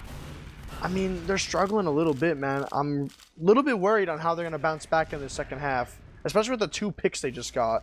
Yeah, and I don't even think those were necessarily from Phelps. It's just they're playing differently because there's a sniper and leaving them disjointed and granting kills to the blue team. This is what I was talking about in the half, how just Phelps being on sniper, even though it was kind of short-lived, is definitely putting Dorsia in a weird position that they're not necessarily comfortable with. If they are only hinging their success on one soldier jumping over towards sewer to be able to throw the sniper's just gonna eventually hit something. Good damage coming on him at the very least, but he's just gonna get healed up and try again, different angle. It may take a little bit, but eventually something's gonna happen, I would assume, for the blue team. The right team's playing relatively passive. See, the duo of the sniper moving through IT. I mean, we're kind of just going to be stalemating here all night at this point, man, until either Phelps makes a shot happen, until, you know, a double sack. I mean, Ash is going into mid. They're finally taking the initiative. He's able to get a little bit of damage out, but taking some damage in himself, and Yite is also going to take about the same amount, so it's immediately going to peace out. Their attempts of initiation onto the areas of the map that were not covered by the blue team is going to be unsuccessful, as the blue team is going to rotate out of IT to make sure that their choke is okay. So, good attempt, unsuccessful though, as Brand Slam is actually going to bite off more than he could chew and actually died to sticky spam from choke. Didn't have necessarily anyone with him, and now the sniper's able to get a huge kill. No scouts on the red team, as blue soldiers are able to get free reign of whatever they want, and they're going to have aim jump up onto QJ, going to force out his Uber, and blue team's going to counterpop, have a much longer Uber as they're chasing down players. Marlowe 8 HP is going to fall as the red team is trying to leave one, but Trips is ready for them. Going to get good damage, but Chunky's going to live. Chunky's going to be able to kill Trip. They have Alpha! Oh my god, he's just holding W into the shutter. And Bear's going to drop the Chunky as well. Yeah, Bear's trying to stay with Alpha, but not realizing that Alpha's not backing up with him is going to lead to Bear's death. He didn't necessarily back up, he ran towards Alpha, and Alpha's adventure going behind is going to leave unfruitful as Ash is able to win the 1v1. So now with all these kills, red team's able to move forward. We do have a soldier bombing in form of aim, but he's going to get immediately killed. No damage on the QuickieJg at all. It's just kind of up to the sniper right now to see if he can get any picks, because blue team is down 2. This is going to be a pretty easy push into 2, Sandblast, if Phelps doesn't get anything here, with 2 people being dead on blue. That's the problem with Sniper, man. I think Phelps got 1 kill there, and then they just took an Uber exchange, had player ad, but Phelps literally hit nothing like that was worthwhile. So, big ad coming out of Dorsia, but we've seen their last pushes fail time and time again this map so far. Big bomb from Chunky right onto the combo. Gonna be terribly health in the post Uber. Aim, no sticks on point. I don't know what Aim was doing, waiting for an hour, but maybe around here, barely gonna edge it out from Brand Slam and Ash. Oh no man, stickies on point. That's, again, this is the Psy tragedy. Psy doesn't have stickies on point when you need them the most. Trip sold out super early for the point, and then Psy rotating through spawn, man. But again, 2-2 here, 5th mid in the series. What do we want to see here, Jarrett? I want to see a little bit more aggression. It seems like both teams are kind of playing more on the passive side, and if it suits them, then it's fine, but you already have a lot of members on the red team really weak, especially in forms of QuickieJg, so he's not going to want to commit too hard. That's going to lead to a lot of red players playing passive, and it's actually going to be the blue players that are going down immediately. They try to get these kills that are so isolated, and red team's winning in the fight with QuickieJg not even in the mid. God. That was actually set up so well for Mal with how badly hurt QuickieJg was. He was not able to commit to heal any of the players that were forward on Dorsia. He was in his choke, and there were people that were on their own pack. They have the pack, of course, but no buffs are able to any way to sustain themselves besides the pack, and Mal is unable to successfully gain those kills, and going to be able to lose the mid from that. So early spam on the gun, going to be no gun up for now. They're going to go with a heavy in terms of the defense, as red team rotates back into the lobby, getting ready to pop through 4 as they jump in. No guns, so just early damage up under the nest. A couple stickies on point. They're trying to clear, and they're getting their scout on point right now to see if they can repeat the last push. Chunky is going to die, though, from some sticky sniping from Saigai. Good damage onto a lot of the blue players, but they're just able to reset so easily. And with that many deaths coming out of the red team, it's going to be QuickieJg barely trying to leave, as Brilliant Slam is trying to make noise in lobby to prevent them from chasing the medic. It's going to be one person in IT, just aim, 1v1 versus the medic. See if you can try to get a kill. The head! Don't test the head! Oh, no. Oh my god. So close. I was so worried. I was worried that Aim was about to get some head, man. I was worried that QuickieJg was about to just give it to him, but QuickieJg barely gonna make it out of there alive. But that's a very late medic death too. They're clearing out sewer right now, as Trip's gonna immediately die. They're able to trade out for Ash, but this play is definitely slowing down the blue team, which is good because that means that at least red will now have some heals to be able to sustain themselves to successfully get a force. Speaking of going in for a force, we have the soldiers bombing in, immediately able to kill Alpha. Second one coming in from Yai to successfully get the forces. Marlu is distracting in the first place. He's gonna die, but he's actually gonna take out Phelps with him, so there's no blue scouts alive to be able to chase. That's definitely gonna be a means for Red to stay in here, as there's no way that Blue's gonna be able to get enough ground to lock them out of the chokes. They're just flooding back in, back to their own point. This is ours, and they're going to be able to push through a little bit into 2, or at least try to get something going. They're a little bit early. They don't have tons of their team quite yet. Captain Marmalu going in and trying to make space. He's going to get an air shot by Trip. A lot of damage onto Grand Slam, but so was Aim, so they're going to trade each other's lives. But this push for Red Team is going to be a little bit too fast, pulling the trigger a little bit too early. So down 2 players. They still have this Uber out of though. They're going in for immediate push, bombing and Chunky straight towards 1. A little bit of damage onto them. Bear gets piped, but that's about it. Not a whole lot of kills coming out onto the blue team, so they're just going to have Bear go resup 90% Uber, and they're getting ready to leapfrog back through 1 Sandblast. Yeah, I mean, I just want to see. I mean, Mal is in a pretty tough spot to try and go from their last to Dorsia's last. I mean, it's just the drop. That wasn't even a trap. I don't think. I think that was just a stray sticky with soldier spam. Oh my god, that's just unfortunate, man. Literally what I just said, like, this is such a rough spot for Mal to be in, turns into a dire situation. Bear catching all the spam in the game, man. I mean, Ash is going to find this is still definitely doable for Mal to hold the frag. Oh my god, Bear, give him Marmalu some head. I don't know how this is going to end. The Brand Slam all alone, it's a 3v4, man. This is just, oh my god. Afraid to commit on the heavy. A slow fight is going to leave them white. As Bear does live there. They were kind of afraid to push that point, and being afraid and buying time is just going to make sure that Blue is able to respawn in time. So that's going to be an unsuccessful last push. So now, Blue team has a pick and a nice ad if they don't even want to go off it, but it seems like they're working early at T-Sandblast. They might have just potentially bust through here dry. I mean, I think we might be seeing a golden cap, Jerry. I mean, I don't want to count my chickens before they hatch, but I don't know if Mal wants to push anymore. And 1 minute left. Red team could do something with the fact that blue team is down a scout, so it might be harder to protect Bear from getting forced, but they're going to play ultra safe and just set up on mid, start building the Uber. Let blue push in if they want to. We want the golden cap. Push into us. And it seems like both teams are pretty content that they don't want to do necessarily anything risky to have the other team push straight into last off of a bad mistake. So it seems like this is going to be the last hurrah from Red Team. They're going to do some form of Uber exchange and see if they can win the post and last off of it, as there's 35 seconds left in the half. They're going to have the soldiers trying to make space initiation. Chunky's going to die to a trap, though, which is going to be not that great for them immediately. Yite's initiation is also going to leave him dead because he didn't necessarily land in the right spot. So even though Red Team is going to be able to successfully... Ash is actually collecting kills. I was going to say, even though they're successfully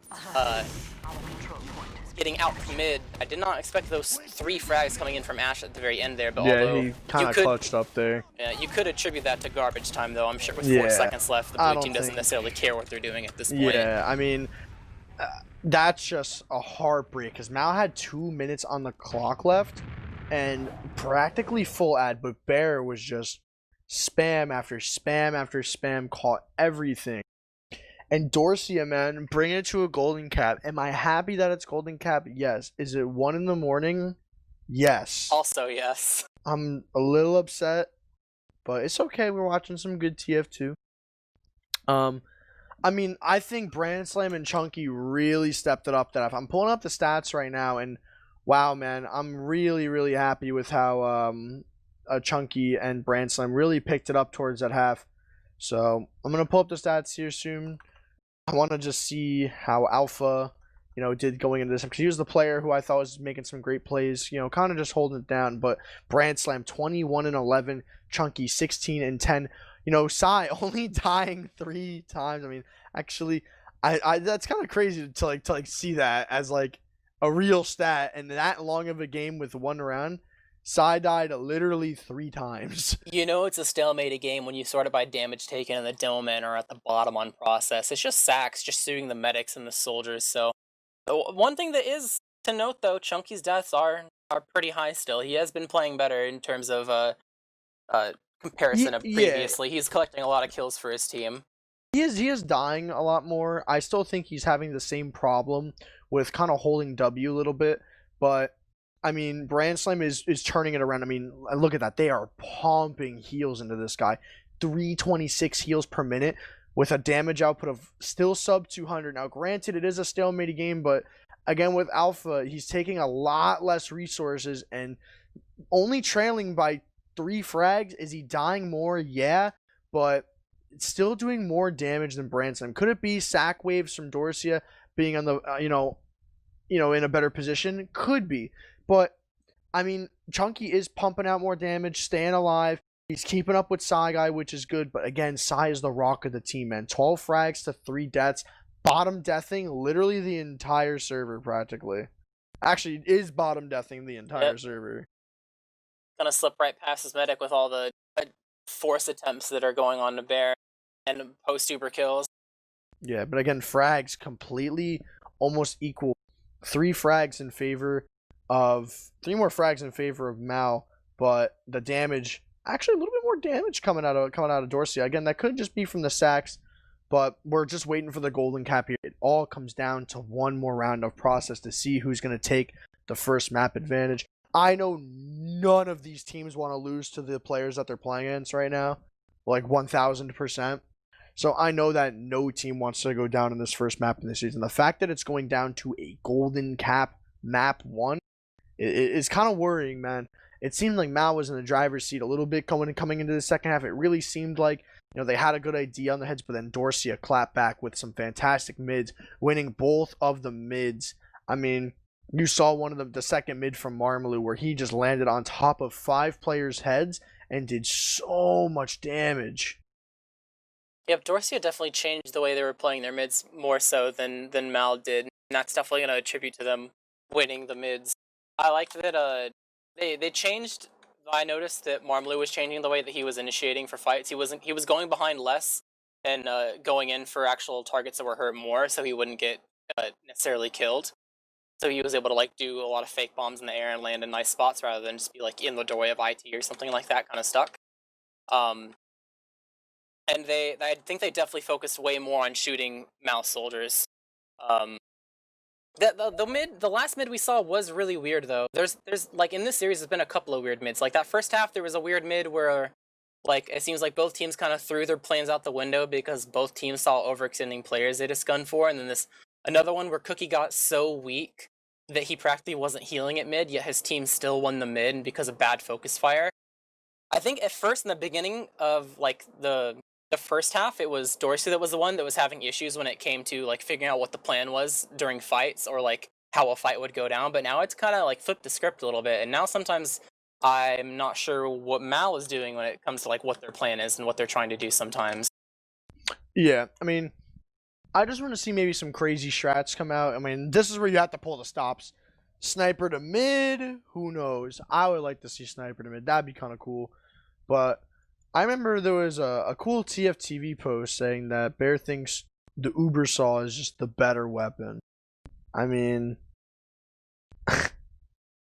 now he's using the Solemn Vow. I don't know if he got a little bit of flack from that TF2 thread and all, but he's on the old man. You can kind of sift through a player's logs and look out of the past week of scrims, have I done any melee damage?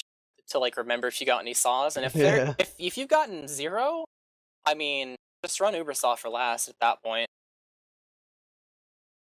Yeah, I mean, we're kind of just waiting at this point. We saw the players on Dorsia who stepped it up.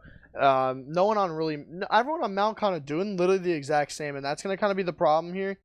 Little bit worried about how Mal's gonna kind of respond with how Dorsia has been changing their playstyle, because the only thing that's really honestly setting Dorsia back is how many how many last pushes they're losing. But Jarrett, golden cap, half number 3, take us on this mid, man. Yep, winner of this will win the first map in this BO3 of Process, Metalworks, and Snakewater between Mal and Dorsia as we're getting ready to go forward. Both demos rolling out to choke. Doesn't seem like Well, I know we have one soldier going in fast in forms. Actually, both soldiers. I didn't see Marmalou going fast there, but not a whole lot of early damage committing. Both teams kind of playing slow. Marmalou taking a little bit of damage, and Sai as well, but not too much as Bear. Bear takes a lot of damage. Seems like Chunky, for his mid, was just going straight for the medic, but that's going to get himself killed. The question is that going to be very fruitful? Oh, nice wow. rocket from Trip on a Big PJ is going to bomb. leave the red medic dead as the fight is starting to transition to IT as all three of the Dorsia players are inside there. It's a 3v3 now. Trip 20 HP, desperately trying to find a health pack, and the players on blue recognize that their soldier is gone momentarily. I mean, Slight health advantage for red team, but oh, Sai, big pipe on the Yite. Yeah, scout on the high Phelps, go ground. back. Phelps, get the kill. Nice. Oh my God, Sai just gonna do it by himself. Oh, that was actually kind of disgusting with how he just took care of Yite there. Oh my God, piped him out of the shutter, forced him to jump to the pack, predicted where he was gonna land. Phelps was completely unaware of anything that was going on and just air shot him, and it's gonna even out with the clutch play from Marmalou there. But again, they're gonna come right into two-year. Sai got a big bomb. I love this aggression from Sai right now. Trip gonna catch a big pipe there from Chunky, gonna bite off more than he can chew. Mal might be trying to concede here, I'm not sure. Yep, they're gonna back all the way up here, and they're patting it.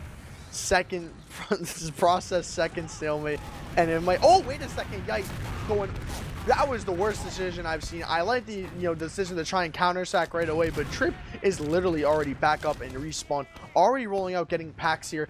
Alpha already in position, getting all of the space in, saying, Bear, there's no traps, come in. But again, everyone from Mao is super slow right now. Yike just now spawning. I want to see what's going to happen here. The flank from Mao, not going to get anything happen, and they're not going to push off of the Yite pick. I wish we could have seen a little bit of aggression, but like, nothing really happened. I think they were just trying to make space for Chip to work his way through IT, but he went alone, immediately got stuffed by Marmalou, and that kind of prevented the push from even happening. So back to the classic process 2 stalemate scenario that these teams find themselves in. Both teams have Uber.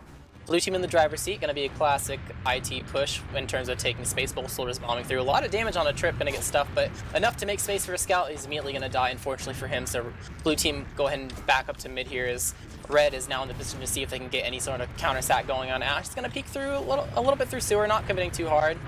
Yite's going to be with him.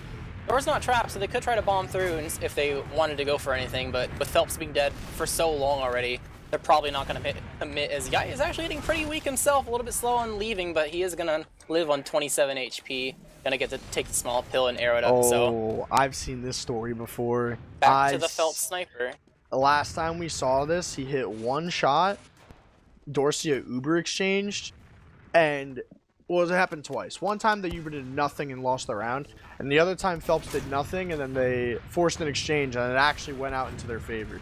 So they know about the sniper. Branson kind of jump peek choke there. Oh my God, but aim hitting just clean rockets onto Ash there. That was kind of crazy. Just one quick, direct to his feet and gonna get the pick here. But now again, how are they gonna work this into a play now? They have to take this in through IT. Or through sewer rather. They're setting up Phelps. Everyone is so passive. Trip is in IT, gonna get 2v1. And again, I don't know why they're trying to force IT sword. I feel like they should just kind of, make sure there's no back cap play happening. But here comes the play from Branson. I'm gonna run right into the Uber.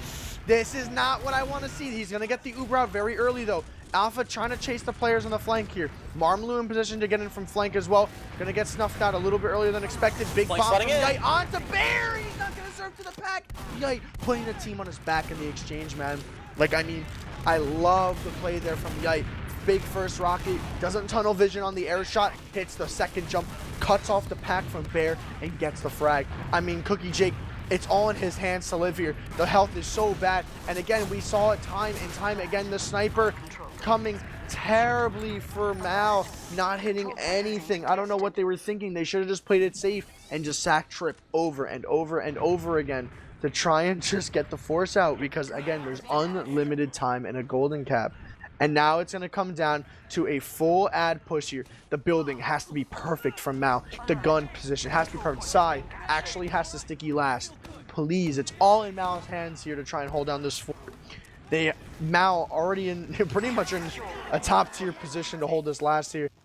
And again, Dorsia walking it in through. It looks like, yeah, they're taking their time. It is only 25 ad here at this point. Bomb coming out from Chunky. The rotation's perfect. Aim. The gun finally going to go down. This is perfect. There are no more sticks on the point. And again, Sai gonna dead onto Ash, gonna get the early pick, and all 5 of the players from Dorsia are funneled on the one side of the map. Chunky cleared the point, and it blasted the stickies towards Ash. He wasn't even near it yet, so Ash just dies. His blue team is trying to work their way through lower lobby with their Ubrad.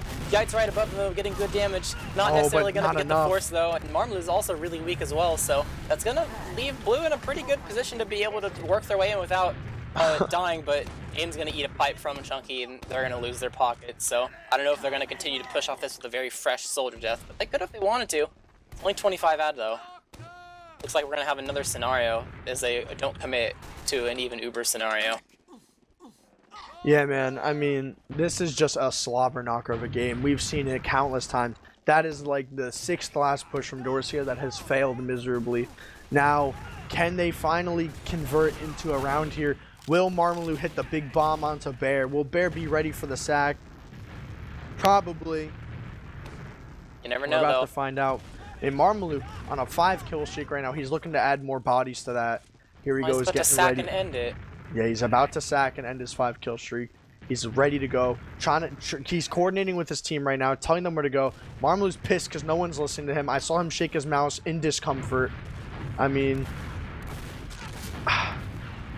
I don't know. He's just gonna bomb and get killed instantly. Maybe trying to set up a scout. They wanted to kill the flank and pinch the Realmer, but Trip was not having that and was not in an aggressive position to get pinched and killed. So he was back closer to lobby, so that's not going to lead into anything. So now blue team seeing if they can poke around. They have AIM sitting in sewer, eating a lot of damage, but Pack should be up eventually.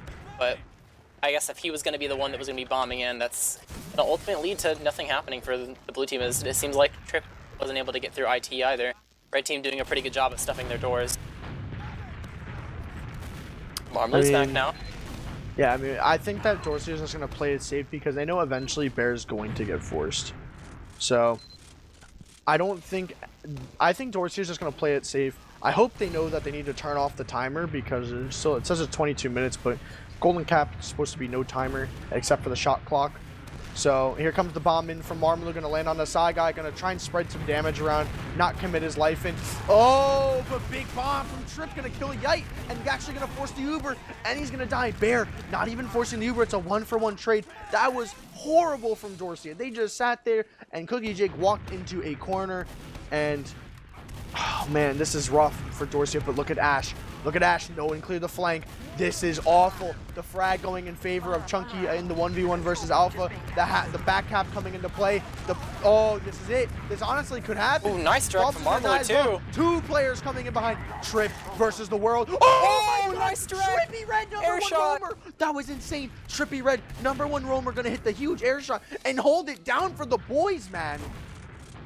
But Ash is able to live, so his back cap attempt is gonna lead to creating space for his team with his life intact, and both soldiers are going to get forward respawn. So despite the air shot, successful play coming out of the red team. They also leave this fight with Uber advantage. So now leapfrog scenario, but the other way around, because we have Yite and his soldier partner Marmaloo trying to make space. A little bit of a Goomba stop happening from the soldiers is going to thwart the blue soldiers' plans. AIM and Trip are both very weak. Trip's going to actually die as he tries to escape through IT, or through one, I mean.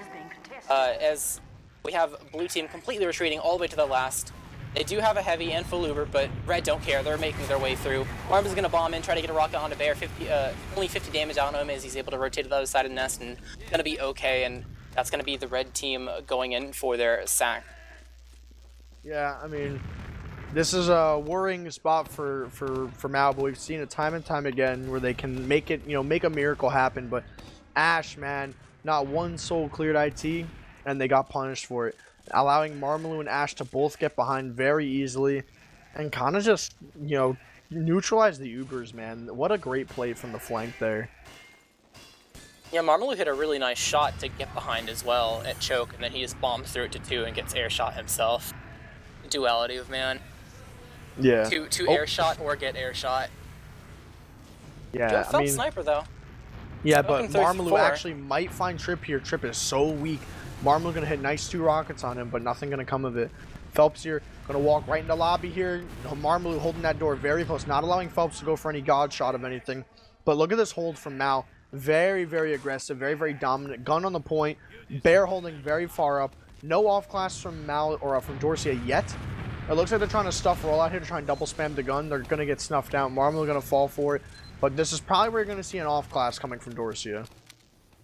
Yep. So far, no one's running back to spawn. And like, I mean, I guess it makes sense that they want to hold for a little bit in case blue team tries to do some sort of counter sack. But okay, Ash is going back. Yeah, once they realize nothing is happening, they send Ash back, and he's going to be going on something.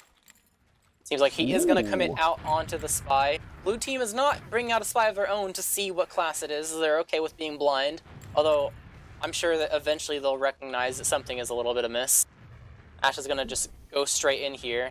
He's not going the I'm going to show on sniper route. Yeah, I mean, this way is, into last. oh wow, this is worrying. I mean, he's on Cloak and Dagger. He has to go for a play in the next couple seconds here because they're going to realize something's up here. But Bear, I mean, this is my biggest fear. Oh, Alpha's starting to check a little bit. He's getting worried. But again, right now it has to happen. Looks like Phelps probably going to check off class here. He's going to go into spawn. Actually going to spawn on Pyro. And it's over. Paranoia seeped in. They waited way too long. They figured something was up. And Marmalo's really weak as well. He's going to take some damage. Actually is going to die. There was no support as he was in lobby. So with 2 picks here, we have Trip being able to go behind into IT, maybe able to make a little bit of space for his team. Chunky get blasted all the way back. He's going to let Blue run in with Uber. Sai barreling forward. Good damage on Chunky. Cleaned up by aim. Uber exchange is going to come out. Even though they drop aim, they are able to have a slightly better Uber. And it seems like they're chasing him straight into choke here. Making sure they lock down 2 pretty nicely. And able to secure their way out of their own last. They do have a demo pick to move off of despite being down aim. As they're poking around choke, they're going to have Yite jump around to see if he can make some space for his team to alleviate some pressure. But ultimately, I don't think either team is wanting to push off of the picks that each of their own team has. So we're back to a even Uber scenario, and it doesn't look like any team necessarily wants to dry fight. So back to a little bit of a slower pace, Sandblast. Yeah, I mean, we're going to kind of just, you know, wait it out. I mean, Mal took, you know, got a very, very good chance to push out there, and they took it. I mean, great exchange there from them. So, I mean, the ball's still in anyone's court, man. I mean, we're in the part where it's an unlimited ground. It's not going to end until someone wins. I need someone to win. It's 1:15 in the morning. I need Dorsia to either stop beefing or Mal to just clutch up. Marmalo going to get instantly denied. Aim going to miss every air shot, but Side's dead. Oh, but look at Chunky. Chunky actually died to Trip. Trip getting in completely for free and going to land on the head of Chunky and actually get a free kill. So, I mean, this is actually really good for Mal. I mean, they're trying to get the Uber from Cookie They're going to get forced by aim, and aim is going to get fragged, but it doesn't matter because Alpha and Phelps are already making all the space needed. Brand Slam and Yite playing on opposite sides of the maps from each other, but Bear taking a ton of damage, so, but I mean, there's no one from Mal in a position to make a play here. Cookie Jake gonna get out pretty much unscathed, but yeah, all their players were dead. They had no resources to be able to force that Uber except for their own, and they use it to chase a soldier, which I'm sure he's fine with dying for the Uber.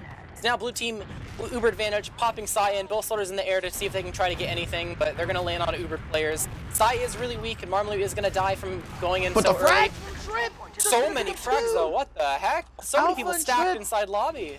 Oh my god, yeah, Alpha and Trip picked up 2 big frags, or 3 frags all together. They're gonna come in here, but Bear can't die here. Cookie Jake, all alone, gonna get killed. That's it. This has to be the game here, and that's it. Mal gonna take the first round, or the first map rather. Gonna win the golden cap. And big bomb there from Cookie Jake gonna land right on, or big bomb from Trip to land on Cookie Jake. I mean, oh man, a blunder after blunder. 2-hour map gonna finally turn it into a first map win for Mal. I believe that was also their map pick, if I'm not mistaken. Okay, so now we're going into Dorsia's map pick. Metalworks, you know, Marmalo did say on the podcast that, you know, Brand Slam, real confident on these maps. He said these are his maps. He thinks that he's going to eviscerate Mal on these maps. You heard it on the podcast. I don't know, man. I don't know. That was too close for comfort on Mal. I mean, granted, again, it was Mal's pick, but it's process. That's everyone's map pick, you know. That's a staple. That's literally everyone's map pick. So, but I mean, at the end of the day, Trip played it big. Actually, the soldiers from Blue Team played it up big, top fragging the server respectively for each aim and Trip. #1 roamer, coming in big. I think Sai potentially had less than 10 deaths that entire series. Yeah, I think he did. I think he had 4 deaths and 3 deaths and 2 deaths. So really good stuff from Sai. Died 9 times across like 70 minutes of TF2. I still think it's crazy to look at these logs and see that the demos are not taking any damage. Sai and Chunky. Like normally Yeah. you look at a process log and you're like, oh yeah, the demos got tanked a little bit and some other people, you know. But I guess it comes down to the stalemate. I mean, I think why. we're pulling up combined stats here for the entire series of process. As you can see, a couple things. Here's a couple takeaways. One, Psy Guy, 9 deaths. 9 deaths. Staying alive, man. Like I said, he's the player who will always be in the right place at the right time, being alive. A 77-minute map, 9 deaths. That's insane. Couple other things, you can see the combo scout head to head. Alpha versus Brand Slam, very close. In terms of the fact that Brand Slam died, 5 less times, but Alpha's damage output was better. More assists, more damage. He took I believe he took a little bit more, actually took around the same amount of damage, only around 500 more damage a minute, or total rather. But Alpha, I think, really holding his ground, spreading that damage out to a lot of players. His heavy plays were really, really good on last. He didn't get any kills, but he was able to kind of just draw attention to him. I mean, at the end of the day, man, they played really good towards that golden cap. I mean, they kept a good positive attitude. It looked like AIM as well playing great. AIM is the soldier is the only soldier in the game who's actually getting 30 frags. I mean, Trip at 26, but had some good impact.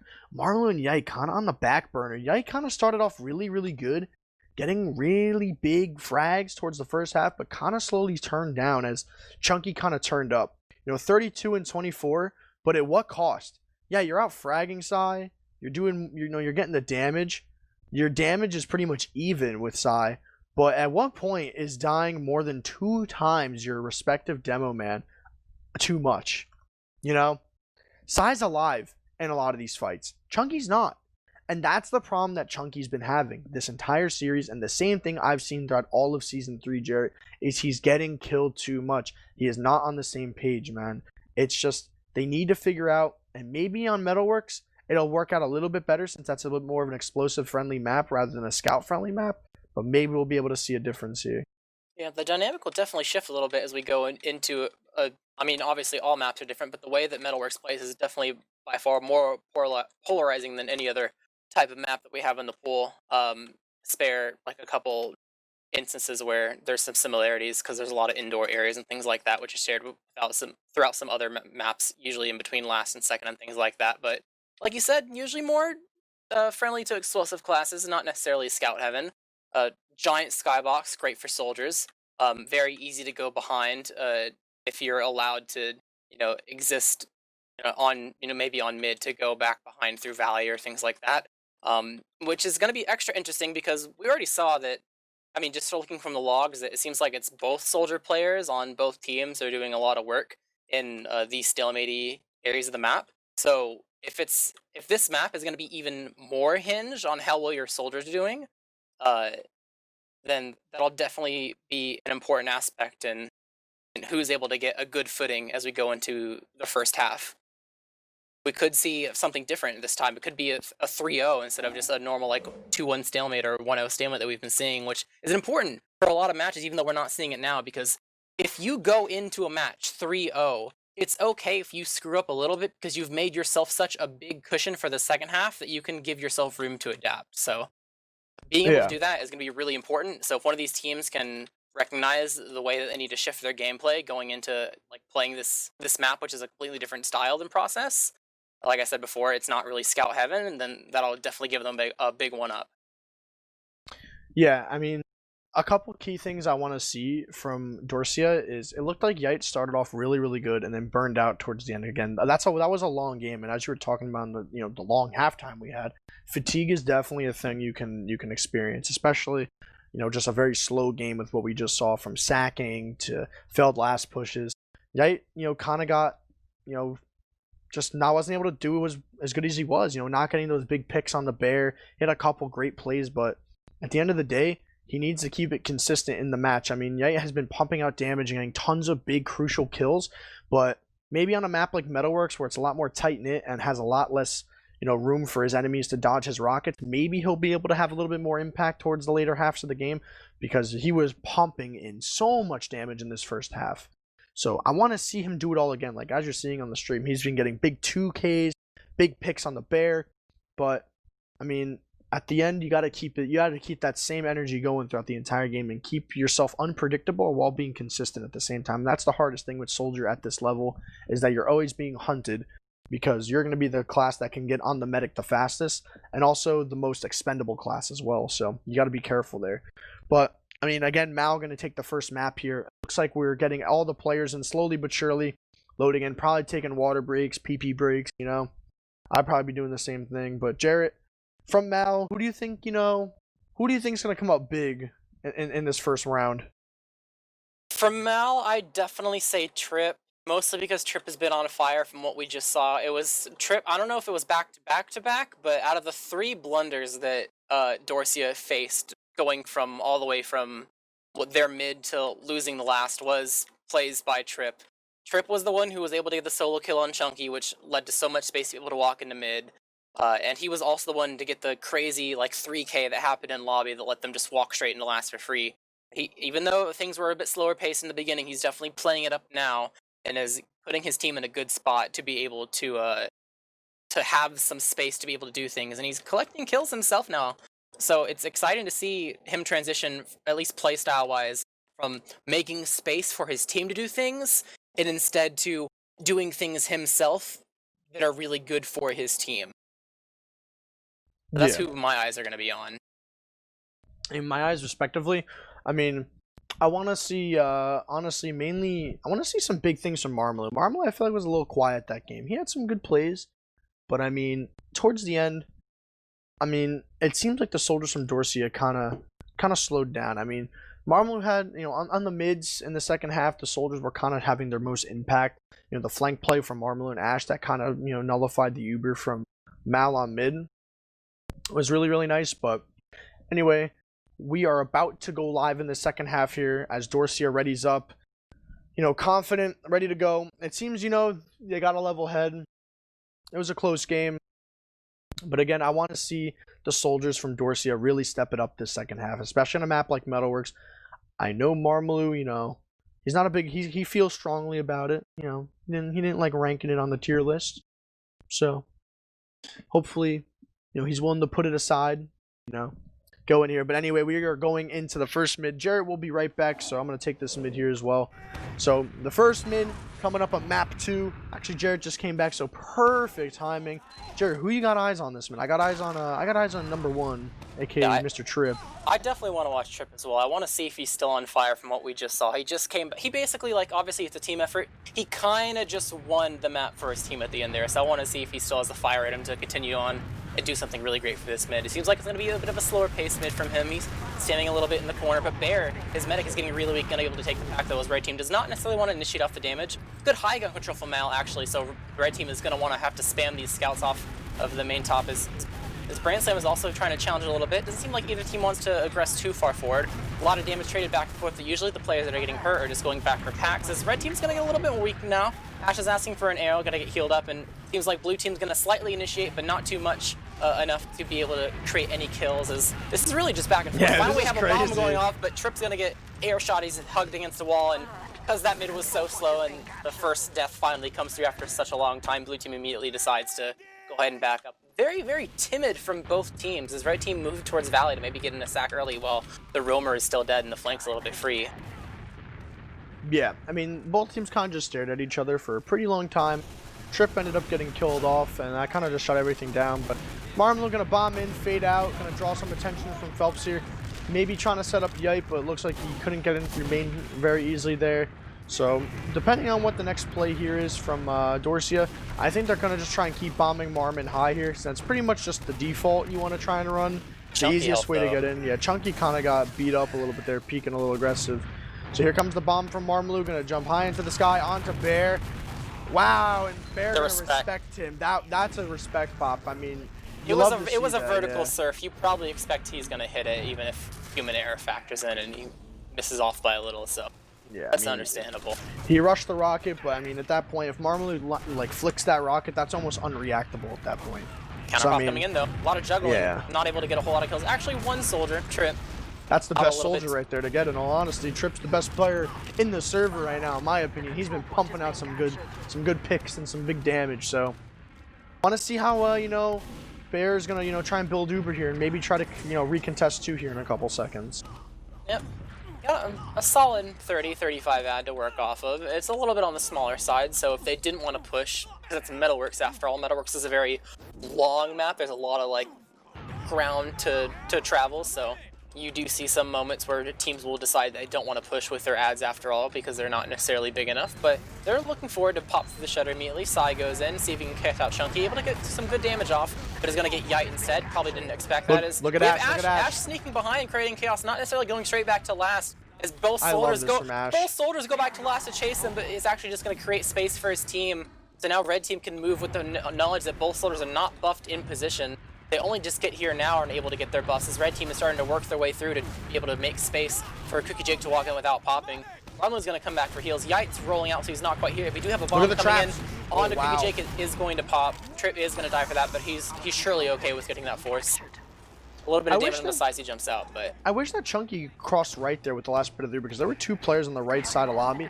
He maybe could have got Phelps, because as Chunky got into like main lobby, like where like that little like doorway is on the left side of lobby where Banana is, I mean, Phelps was just getting out from lower right, so maybe someone from the flank could have calmed that, but again, ad coming out of Mal, they're getting ready to push in here, coming in from main.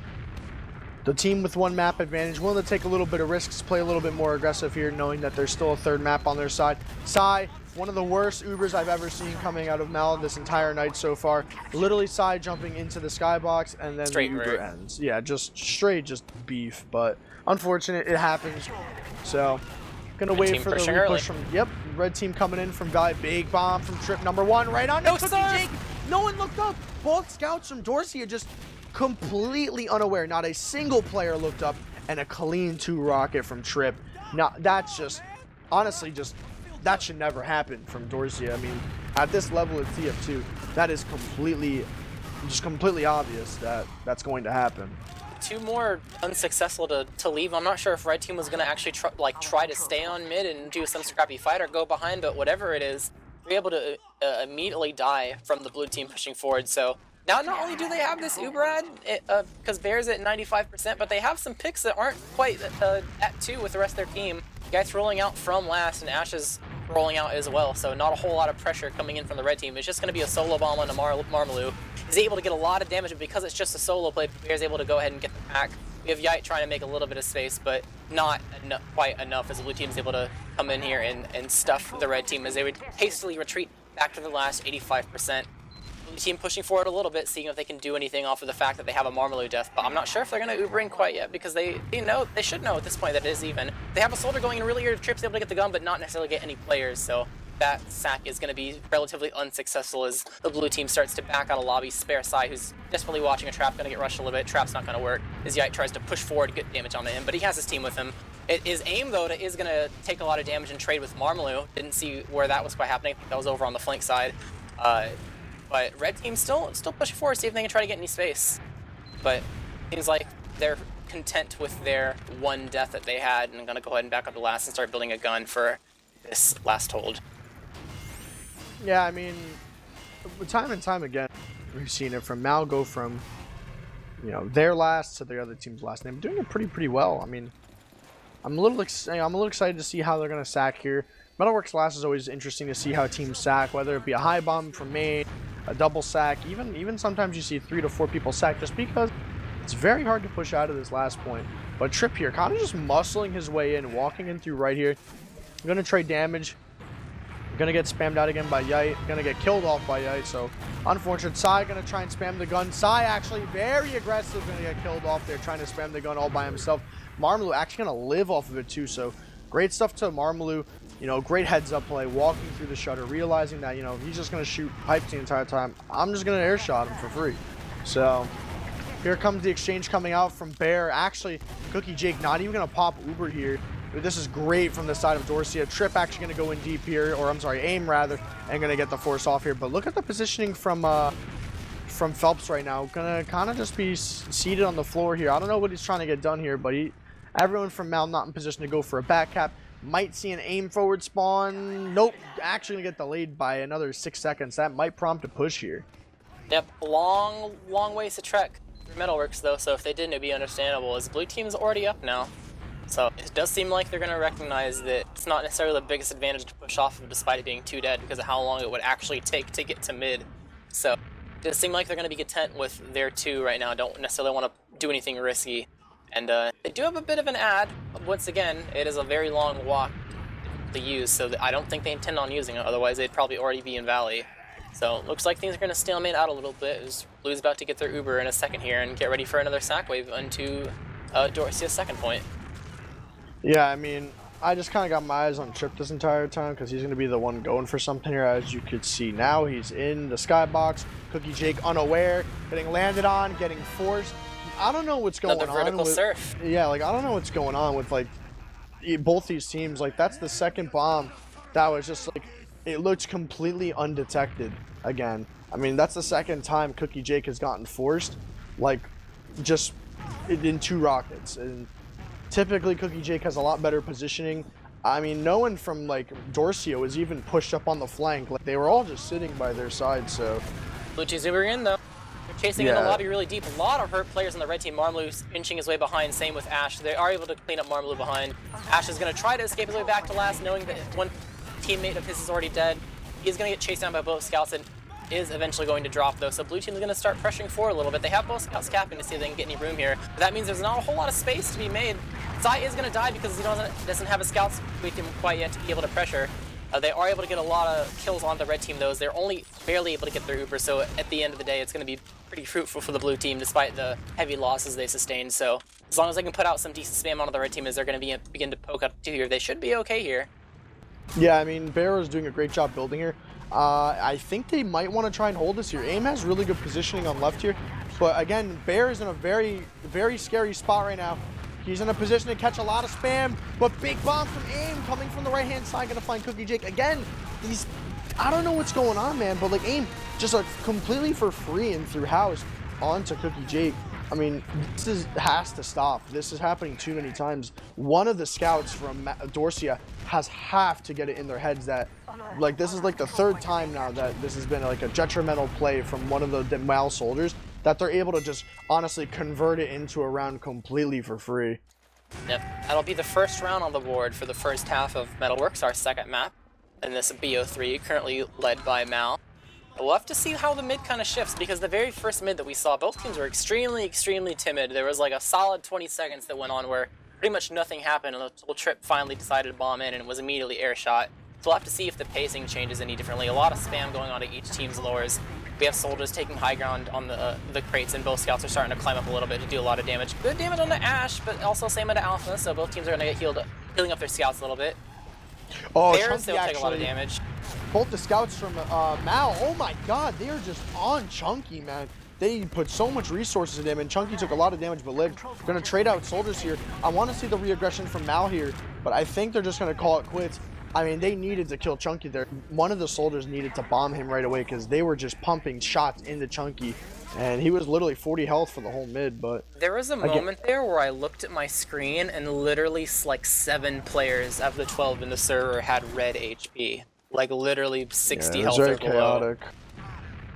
Seems a bit of some maybe like focus firing mishaps from both teams, or just maybe some bad luck when it comes to spam and being inside each other's models, but definitely a very close mid-win coming from the red team, as now they're in the driver's seat to be able to try to force this Uber. They have rotated most of their team towards the alley side. They're not leaving necessarily anyone in-house. The blue team's not taking advantage of that. The bomb is coming in from Marmalu. He has decided to not necessarily commit, as Yite will also go in, not commit himself, and Ash poking through lower, and doesn't seem like anything's happening. One thing I will note watching Dorsia do these sort of plays, sometimes it's really hard to tell who they're intending to actually commit all the time, but Marmalu is going to go in, not necessarily get any damage. Sai's very weak himself, though. He's going to fall off and take a lot of damage from Chunky, who's spamming through the house. So Sai mispositioned slightly, not in the best of spots. As Phelps is going to get almost pistol down, living at 3 HP, and he's going to have to get healed up for this push that's coming in from the red team immediately through alleyway as blue team is desperately trying to hold their ground, trying to get good damage on the ice. He's dropped to 37 HP, trying to get arrowed up, but good initiation coming in from Trip. Failed rock on a Yite, but good rock on an Ash. So this is back to a good scenario for the blue team where they have their demo man actually alive, and I guess you could consider Ash's death like a sack, even though that wasn't what was intended. So Trip is playing so good, man. I don't know if you were on. I know we had him on the cam there. Trip bombed, put damage on the player's valley, and then hit such a nice rocket onto Ash, trying to leave and hit him with a nice direct. Trip is playing so good. He's definitely the soldier that I would probably say is playing absolutely outstanding tonight. I was thinking about it too. I feel like he says that Metalworks is one of his worst maps, so it's really interesting to see him doing well tonight. We have Marmalade going in for a fake bomb. Is going to die lower. Ash is really weak as well. Desperately trying to escape away, trying to get an arrow. Aim's going to try to chase that kill, not going to get anything from it, as we have the entire blue team drop down lower, trying to get good spam. We do have Trip trying to see if he can make some space at all to be able to go through alley, but he's going to immediately leave as soon as he realizes his team has left him behind. And that's just going to be a trade with Aim dying, and red team now, they are poking a little bit. They have Ash in alley, seeing if he can get any damage in space. Yite's trying to go in right now, see if he can get onto Bear. Bear's already in the shutter, so much damage onto him. It's going to be a two-man though. Ash going in, not able to get anything. Look at the difference in the sacks from Mal versus, Dorsia. These sacks from Dorsia are getting nothing. While Mal sacks are getting everything. This is going to be a pretty good start to the push here, but again, no one's really clearing house. Trip just now, or Aim rather, going to be clearing house for Trip. But again, Cookie Jake, look at this positioning from Cookie Jake, going to get forced up. Aim, I don't know what's going on with this position. They left the flank completely unchecked. Aim just walked in, got 2 clean rockets onto Cookie Jake, and that's going to get the force out. And again, Brand Slam already on there too. I don't agree with that play. He's kind of just reaching hard there to try and get a force win. It should really just be, you try to force. Metalworks is very easy to get a force on. You can kind of just hold high ground and spam pretty efficiently. You have everyone, even like the projectiles from Mal rolling out, so like Aim and Trip. Everyone's playing very slow on Mal. He definitely could have just stayed still. But again, the bomb from Sai gonna 2-pipe Ash down. Gonna find Chunky as well here. A big bow from Cookie Jake gonna just delay his death just a slightly bit longer. And Marmalade under the point. They're so weak. So weak, but gonna get out here. Yite gonna bomb as well onto the head of Alpha. Gonna get some big damage. And Branson gonna find 2 of his own rolling out here from forward spawn. And good salvage play from Dorsia here. But again, Mal still leading the series, and Trip, look at this position from Trip. Right on the head of Cookie Jake. Please, not again. Okay, he's going to survive this time. So great stuff from Cookie Jake, going to survive there. Very, very sketchy. Missed rocket from Trip is going to leave Cookie Jake alive. He is very, very close to Uber. They could push us into 2 here, especially with Trip not being dead. It seems like they're going to stack this, though, and maybe try to get rid of his spawn a little bit as they begin to move toward alley to see if they can use their Uber advantage at all. Things are evening out slightly. They're going to have to go really faster if they want to be able to use this. Seems like they're going underpass to try to go straight into lobby, but the bomb from Aim is going to be able to successfully force them. The question is he going to be able to escape? He's with his team. They try to pop to save him as he enters the door, but it's going to be unsuccessful, but they are getting frags as the scout is chasing down both soldiers, one Marmalade and the other Yite. Yite is able to escape away, though, as his team is not able to chase down the second soldier frag, so we're back in another dry fight, but Ash is behind lingering. I don't know if they know quite yet. He is acting as if they do know he exists. He's very, very far in the back. Although it doesn't seem like Blue's using any resources to go back from. I don't know if they do know. No, they know. Aim roll. No one rolls out far left, but actually winning that was nice from Ash. He's playing just the little bridge troll. Gonna get the nice 2-shot and then just continue to hide under the bridge. I don't think that anyone's gonna go back for him. I just think that Aim's gonna take the fight again, but the frags are going in favor of Dorsia here, and Ash is actually going to live. Gonna make his way out, man. That's blue team just leaves. That's they some don't good want to get sandwiched. Yeah, that was some good flank scout stuff from Ash. Got into their heads, got won the 1v1. Big bomb here from Mom, gonna hit a fat rocket onto Bear. Oh my God, Bear, that was sick. He hit a big rocket onto Aim, or I'm sorry, onto Alpha, and that kind of like. That was practically solo too. His team was not even in yet. Yeah. He jumped in and did like a little fake and didn't quite go into them yet, and then turned around and went right back in around the corner and. It was actually really funny. It looked like Alpha got flashbanged when he got hit by that rocket because he got jumping forward. Yeah, he got directed and then saw nothing. But I want to get on the Brand Slam cam. Brand Slam, he's been letting Cookie Jake die here a lot. I don't like how, the soldiers from Dorsia or Mal have been sacking onto his medic. So I want to see how he's playing these mids. They've been winning out, and early damage on the Psy is going to trade. A big bomb from Yike can actually trade out Psy. But I mean, I honestly think this is pretty much going to, solidify the mid. Psy guy dead, blue team out, but actually Trip. Oh my god, going to get a big pick onto Ash, and that's a good trade. Alpha as well. Brandslam not linked up with his medic right now. He's going to fall back in Alpha just one by one. Just absolutely just destroying Brandslam. Wasn't I mean, it got disconnected towards the later half of that mid, but Alpha Dorsia got had all just high quick ground. 4K. They did. Yeah. And they just let Trip get through. Good play from Trip to be able to collect the kill, but you gotta wonder what's going through Dorsia's head right now where they're able to get so much positioning and just let things falter and not be able to be successful at locking down the doors they need to. I mean, I don't know, man. Trip should not be allowed to get in from any doorway there. Like, one of these players from Dorsia have to be on Trip duty. Like, I don't care if it's Brandslam, I don't care if it's Ash. Someone's got to do it because this or guy... Or even a soldier on the door, too. You could put a soldier on that door and give him a good spot to, like, counter-initiate if they go a different way. But so far, it's no one. So now they're stuck at last. We do have a soldier sacking in from blue. It seems to be a two-man. Good damage on the RGLgg. He's not going to pop, though.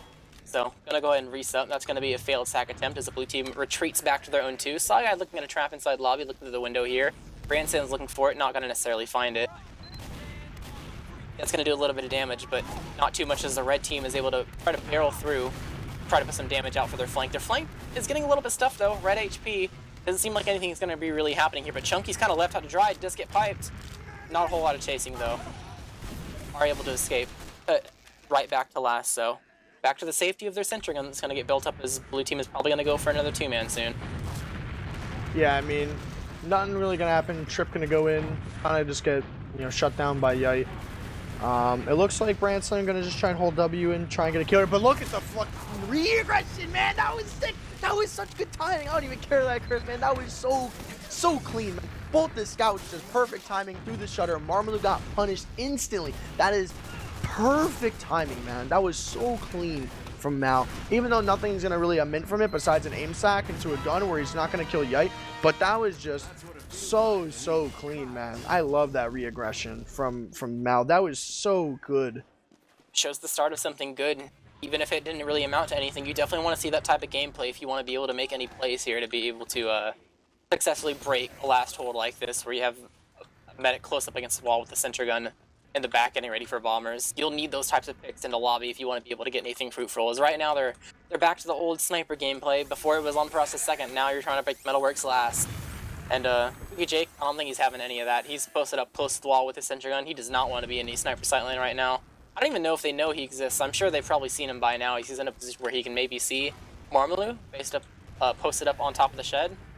But you gotta wonder with Marmalou being pinned down by a sniper here. I don't know if maybe they'll try to go for a kill on him or something. We'll kind of have to see where they want to approach the sniper gameplay from, as he is readjusting himself towards Shutter, trying to blast the stickies away, seeing what he can see, but no one's really presenting themselves too much. Everyone's kind of just on the ground here. Normally what I like to see here is now that you have them all on the ground here, really bunched up, just go for a two-man right now, and it seems they are going to go that route. They're going to, as soon as I say that, they go that route. They immediately bomb in aim, get the force, and that's going to be successful, despite the fact that so many people were around RGLgg and the gun was there. They were just unsuccessful at stuffing the shutter, and that's going to be a successful force from them. I just like how Phelps showed on sniper and it forced RGLgg into the spot on the fence, and instantly went back to spawn and just switched. So that's awesome. I love that. So now they're gonna have a full regular lineup. Mal in the driver's seat here to try and take a second round here. So I want to see what's going to happen next here. Oh, bad RNG. The Pyro's towards the right door, but it seems like blue team will be popping through main here. The Pyro just has to desperately try to air blast stickies away from the gun, but that is not going to be successful. Marmalou bombing in to try to get people on the flank, but he's going to immediately get killed. No point play, though, at all. No point play in a lot of weak players, but it's okay because they're getting the kills at the very least. So I thought that Alpha was going to touch the point, but he was just trying to go into their spawn. So, but anyway, it worked out. Mal 2-1. Jarrett, who you got eyes on?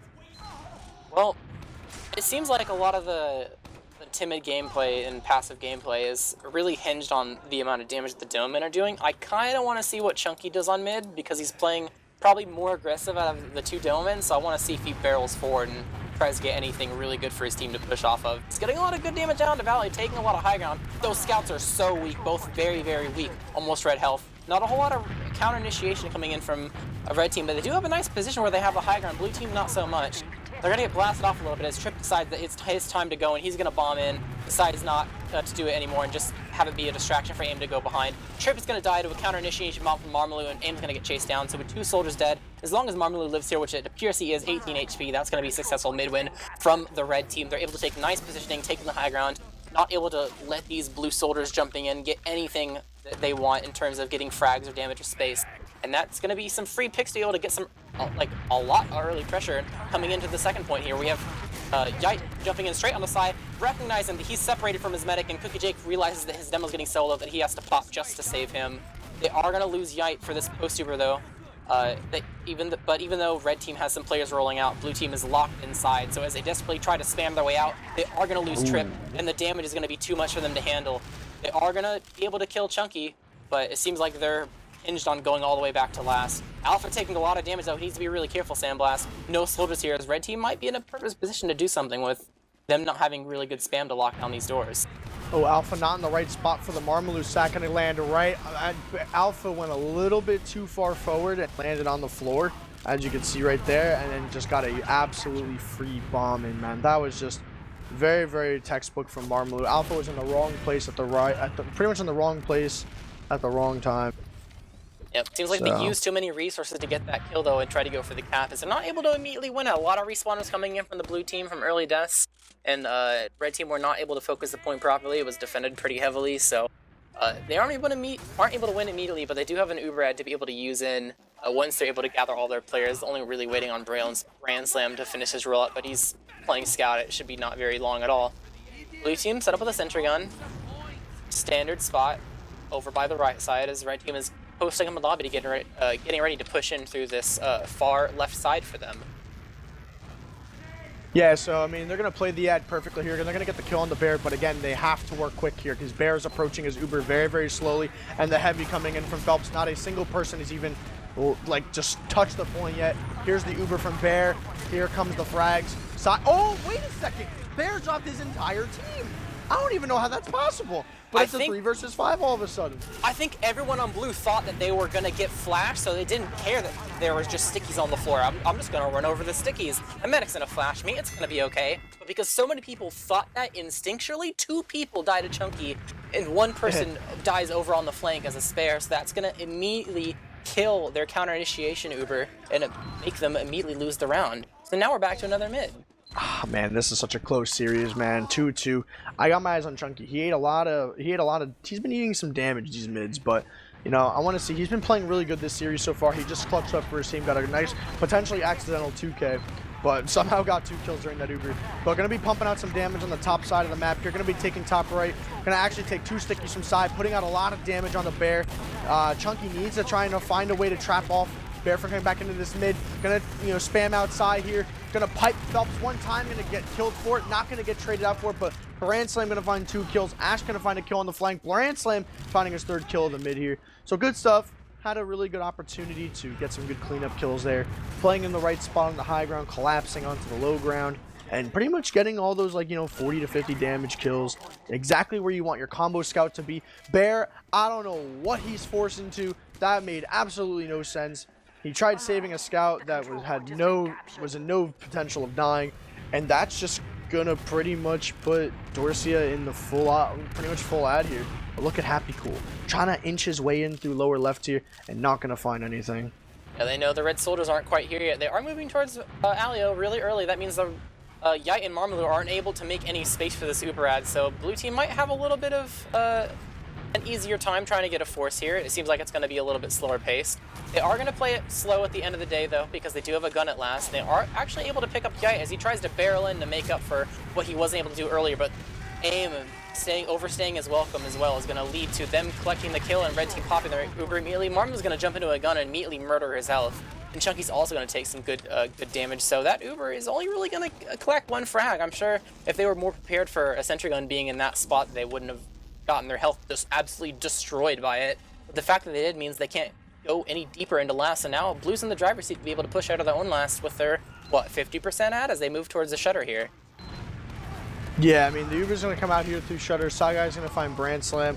CookieJake doesn't have a heal target right now. He needs to link up with someone. His team's all going to fall back to mid. Chunky as well dying. That's probably going to be the worst part of it. Because now there's going to be no traps reaggressing into mid here. Brand Slam is going to find forward spawns, which is good, but CookieJake approaching on Uber here shortly. This is where Dorsia needs to collapse on them officially. Brand Slam ready to try and cut off their exit here. Now, it depends if they're going to get baited into a terrible Uber here. They are going to find Alpha. Here comes the Uber, and it's not going to get much, I don't think. Maybe Phelps, maybe... Oh, good pipe from side. And Yite coming in from the right side. He's going to get... Phelps would get instantly traded off for that. So the Uber was pretty mediocre. They got a lot of positioning off of it, but they probably could have got the same thing without the Uber because Yite kind of just, bombed in from the flank and ended up going in big for his team, but... Again, I feel like these Ubers are being used a little bit too freely, so I want to see that. I want to see a little bit of a different, type of style here. I've been seeing a lot of, Ubers just getting popped in blindly through doors. Maybe try to scout a little bit, as you see right here. Guy literally bombed past 2 players and gonna let Marmaloo and Ash get in behind. They are gonna get dealt with, but again, literally wasted Uber. There was just the flank of Dorsia in position. Like they can definitely spot more here. Like they have the time to spot. Like. Dorsia's only at 60% Uber, so there's no reason for them to rush a push there. Like either way, if they bomb blindly around the corner, they're gonna bomb into them anyway, even if they do or don't know that Mal's right around the corner. So I mean, it hasn't worked anyway. They've never killed CookieJake one time, so I want to see both of these teams switch it up. But anyway, here comes the charity. We're going to go lower right to left. I like this. Going to try and milk the Uber a little bit here. Sai's going to get killed immediately because he wasn't ready for the aggression. Yite actually putting the team on his back. Going to find both these kills. And honestly, this could be a round for... Yeah, I mean, the Red Soldiers are going to come up big here, finding all the kills here. And here comes the cap time. Because the Uber isn't in possession of blue team just yet. They're actually going to pop Uber first here. CookieJake going to pop a little bit later, but the Heavy has to stay at a good HP here. Marmaloo actually, great play for an Alpha in that Uber to trip down Marmaloo's HP so he can't come in on the flank. Now Marmaloo's forced to only spam the Heavy. Going to get arrow tanked here. Marmaloo completely useless this entire last push because of Alpha's damage that he put on there. So again, that's pretty much going to kind of just going to stop the push there. Great play from Yite and Marmaloo, going to find that 3K. But again, 50 seconds left on the clock here. How is Mal going to hold this? Probably with their Uber charge, but again, a 2-2 first half, man. Literally the same thing, practically. They could Uber exchange and try to get something going, but I think if they definitely need to milk this. They know there's a Heavy, so the doors aren't stuffed very properly. If they can pick a door that's not trapped and be able to walk through it and milk successfully, then maybe they can get something good going here. They are going to pop immediately though, which means, oh, okay, they are able to successfully get the force out really early, but Chunky, Alpha, a little bit too far forward, is able to successfully escape. The bomb coming in from Marmaloo, getting good damage on the side. This refight. A lot of good frags on the blue team. 6 seconds on the point. 4, 3, number 1 roaming, not enough.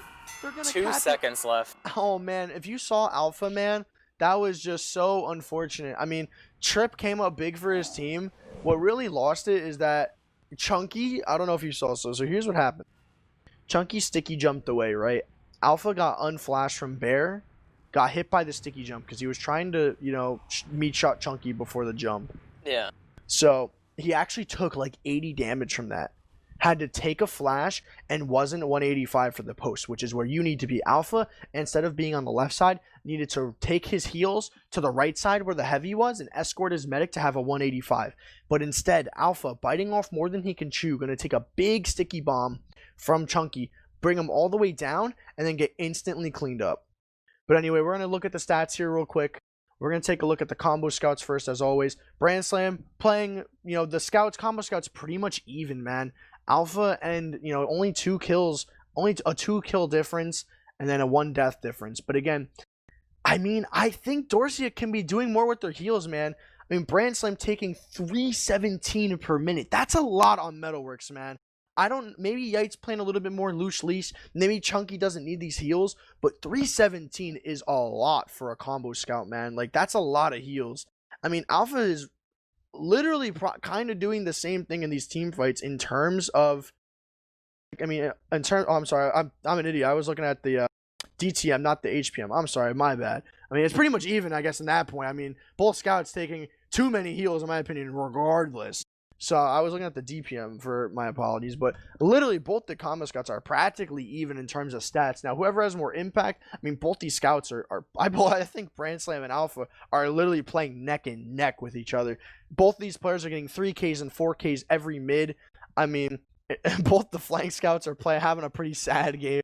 Ash 8 and 10, but I mean, what do you look at from the demo menu? You know, you're a demo expert yourself. You know, what's going on here? Sai already has more deaths this one half than he did literally the entirety of the 3 halves of the last game. Demo can be really hard to play on Letterworks sometimes because when you're trying to backwards transition on most maps, you can just put a sticky at your foot eventually and just jump backwards. But because so much of Metalworks is fighting indoors, there's lobby, there's house, even though there's this big skybox, when you're trying to back up when you're getting chased, you can't really fly halfway across the map like you can on Process or Snakewater or Gully Wash or anything like that. There's chances are that when you're getting chased, you might be indoors, and you just kind of have to do a floor jump and can't really go that far, and it leads to scouts chasing you down and killing you when you're trying to escape from Uber to Sad, so it leads you to need to play even more passive than normal, but if you play too passive, then you don't put out any damage. Which is also another reason why, even though this game wasn't very stalemating, you have both Demomen doing very, very low DPM compared to what you are seeing at the top, around like 277 and 254 coming out of the Red Soldiers. So it's like this zone where like you don't want to be too aggressive because then you can literally never leave fights ever and you will always die. But if you're too passive, then you will literally never be in a fight to do any damage because everything will be too far away. So you have to, it's really difficult sometimes to find the sweet spot. Eventually, especially when you fight as high caliber teams like this, where every little misposition that you might make can lead to your death. So it's definitely putting the pressure on them to perform. And I don't think either demo has found the spot that they definitely like want to be sitting in to maximize their damage while also minimizing their deaths. I couldn't agree with you more there. I mean, they kind of just, I mean, that this is coming down like to the wire like every single time, man. Like literally, it's so stalemate. Like this has been such a, I mean, it hasn't been super stalematey to be completely honest with you. You know, Dorsia, I mean, I think Cookie Jake's been getting forced too much. I mean, he's only died 2 times, but I feel like those 2 deaths were completely avoidable if his team was just in a better position. I mean, Cookie Jake also probably shouldn't have been forced as many times as he has been, but hopefully that you know, Dorsia is able to, you know, swing around and, you know, kind of clean up their stalemates here. I feel like they can be converting more in these stalemates just because I mean, I don't know. I mean, it's tough. It's hard to say because how slow the game has been. Well, we're about to see as we're entering in the second half of Metalworks in this BO3, Mal versus Dorsia. We're gonna have to see how the mid continues to transpire. As the mid goes on, we're starting to see the teams play more and more aggressive and take more positions. So far, we've seen Dorsia take a lot of good positional advantage at the beginning of the mid, but we have something different as Marmalou is going for a high bomb and is actually gonna maybe commit, decide not to as Sai backs up, but AIM going in for a bomb undetected by the Red Scouts, able to 2-rocket Cookie Jake, unable to see what's going on, and he's gonna immediately fall. Good air shot onto Sai from Marmalou, so he's able to take out the blue demo, and it seems like the counter nation from Red team is not that bad. So they are able to clean up a lot of the blue players. It is only Ash alive, and it's gonna be tough to take a 2v1 unless he's able to find them 1-by-1, but I'm sure as long as the blue scouts hold hands, they should be able to win this. Spare like absolute B for an amazing epic play from Ash. Oh! He able to take one. He's 6 HP though. If he somehow dodge the spam, he is able to sneak through drop down and sneak his way around into allies. He's still creating chaos, but Trip's following him. Trip himself though is very weak, 60 HP. Ash still creating chaos on 2, just buying time. But I imagine he would eventually die. It doesn't seem like they're chasing him too much anymore. It doesn't look like they really care about him. They're backing up now though. Still creating so much space that his team's actually able to go back down to mid and get this cap that was eventually won by the blue team. As long as Red is able to use all their spamming classes to put down enough pressure to prevent blue from walking forward, they can do this, especially because they capped. Ash is going to get forward spawns. They're actually able to make Trip really weak, 17 HP, He has to get healed up in some capacity if he wants to contribute. He's actually left all the way to his own too. Brand Slam's weak, but he's not really needed to be that far forward to be able to get any spam onto people. But Chunky also very weak as well. A lot of health problems on the red team as the disconnection between Chunky and Cookie Jake is actually going to lead to Chunky's death because he was under the point. The Cookie was by lobby, so now with the demo dead, blue team's going to be able to walk in. Yite's trying to bomb forward to see if he can get any kills. Is able to kill Phelps, and the red team's trying to follow suit, try to get any, anything for them, but the Uber is going to get popped off as they're desperately chasing into Valley to see if they can get anything. Good damage on the side. They are going to drop him. They don't use That's Bear's, fine. Yeah, Bear because look fix, at Cookie Jake. yeah. Look at Cookie Jake. Yeah, I mean, Cookie but Alpha beefed it miserably there. That's just unacceptable, huge comment man. on what the goal was going to be, because now Brand Slam is behind. Even though they have this Uber ad, they're not able to take mid as successfully as they want to. Now with all this chaos, they're going to be able to force. Trip is going to die through lower, and the force is successfully going to happen. Marmla's going to die for it, but he's going to be okay with that. He tries to somewhat survive on their bridge, but it's not going to be anything that he's able to write home about. So red team, and I think they're okay with this. They almost lost mid, won it. They almost didn't successfully force the medic, forced them. I think they're sitting pretty right now as they have this out that they can be able to use into 2 now in a situation that you would immediately not think that was going to be favorable for them. I mean, yeah, it started out so bad from Dorsia. I mean, Brand Slam should have got dealt with earlier. Like, he got a lot of value off going behind. He was able to kill Trip as well. The biggest problem is that Chunky bomb. Yeah, this is a big chunky bomb here. Again, not gonna find much here. He's actually gonna find Sai. Yep, trying indoors, to jump escape away. there. But Bear has Uber here. I want to see how they're gonna sack it. I want to see him walk in here. I want to see Brand Slam, get a 185, start making space for his team, make it easier for his team to sack here. But he's gonna get a little bit messed up there from the opposing soldiers. But again, A little too much when his team wasn't quite ready. Dorsia's in the driver's seat. It's 2 in the morning. If it's in map 3, someone sub me out. Oh, we have a bomb coming in from side, trying to get good damage onto the red team, but not able to find any kills as they're already so passive. They're ready for the retreat. So now, blue team is able to take this point, but red team is in a good position to be able to counter Uber. It seems like they're in-house desperately trying to build the last of this Uber, and I feel like this is going to be another blind demo Uber is the way they're positioned in-house here. They're walking forward Chunky as he bombs through, trying to get good damage, but red team is already out. Chunky's going in deep to see if he can get any kills. He's a little bit weak, but is able to get the flash. Meanwhile, Trip is going to be able to die over in the other part of the lobby, it looks like. So that's going to be 1 frag, which is better than nothing as the red team continues to try to poke through doors as they're capping to see if they can get any space to be able to work their way through. Marmol on half of the map, though, is going to recognize that it's open, bombing straight in, see if he can get any good damage along with Yite onto the other medic, but if they're actually not going to get PJ himself, they're going to get other frags onto the team that's far forward.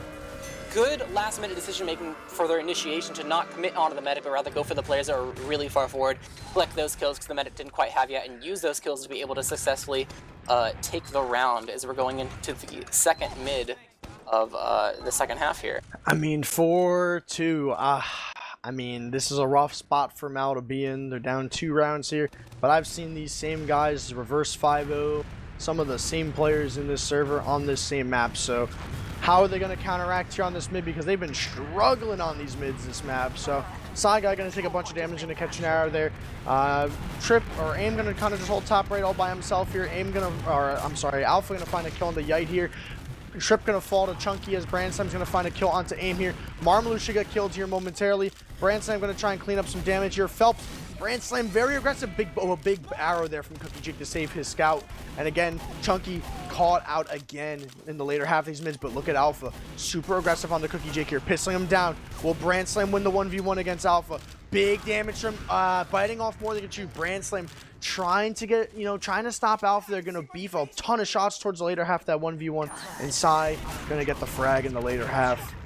Yep, red team's going to try to Uber exchange here. Good frag on that Alpha from Yite, so he's going to come into this Uber, and they're chasing down frags, trying to chase down into bridge, getting good damage onto Phelps, and make sure he's not buffed for this, as they desperately try to push their way into house, but it's going to be a meat grinder here, as Marmaloo is desperately trying to see if he can get his way out of here. Yite trying to come at the through drop down at the last minute, but it's going to be too late as Marmaloo is already dead. So now Uber exchanges went off. Red team has successfully defended their own 2, but now a pick in the form of Marmaloo, giving it a reason for blue to push right now. As red team's building, they're not necessarily buffed the best they could be. Bomb coming in from Yite to see if he can try to land on Bear. Gonna miss the first rocket. Bear surfs the second, though. It's not gonna be anything that is gonna be good for them, as it's just damage spread across the blue team as they're holding back a little bit, healing up, and red team has kind of realized that they've lost this because they've lost too many players, lost too much positioning.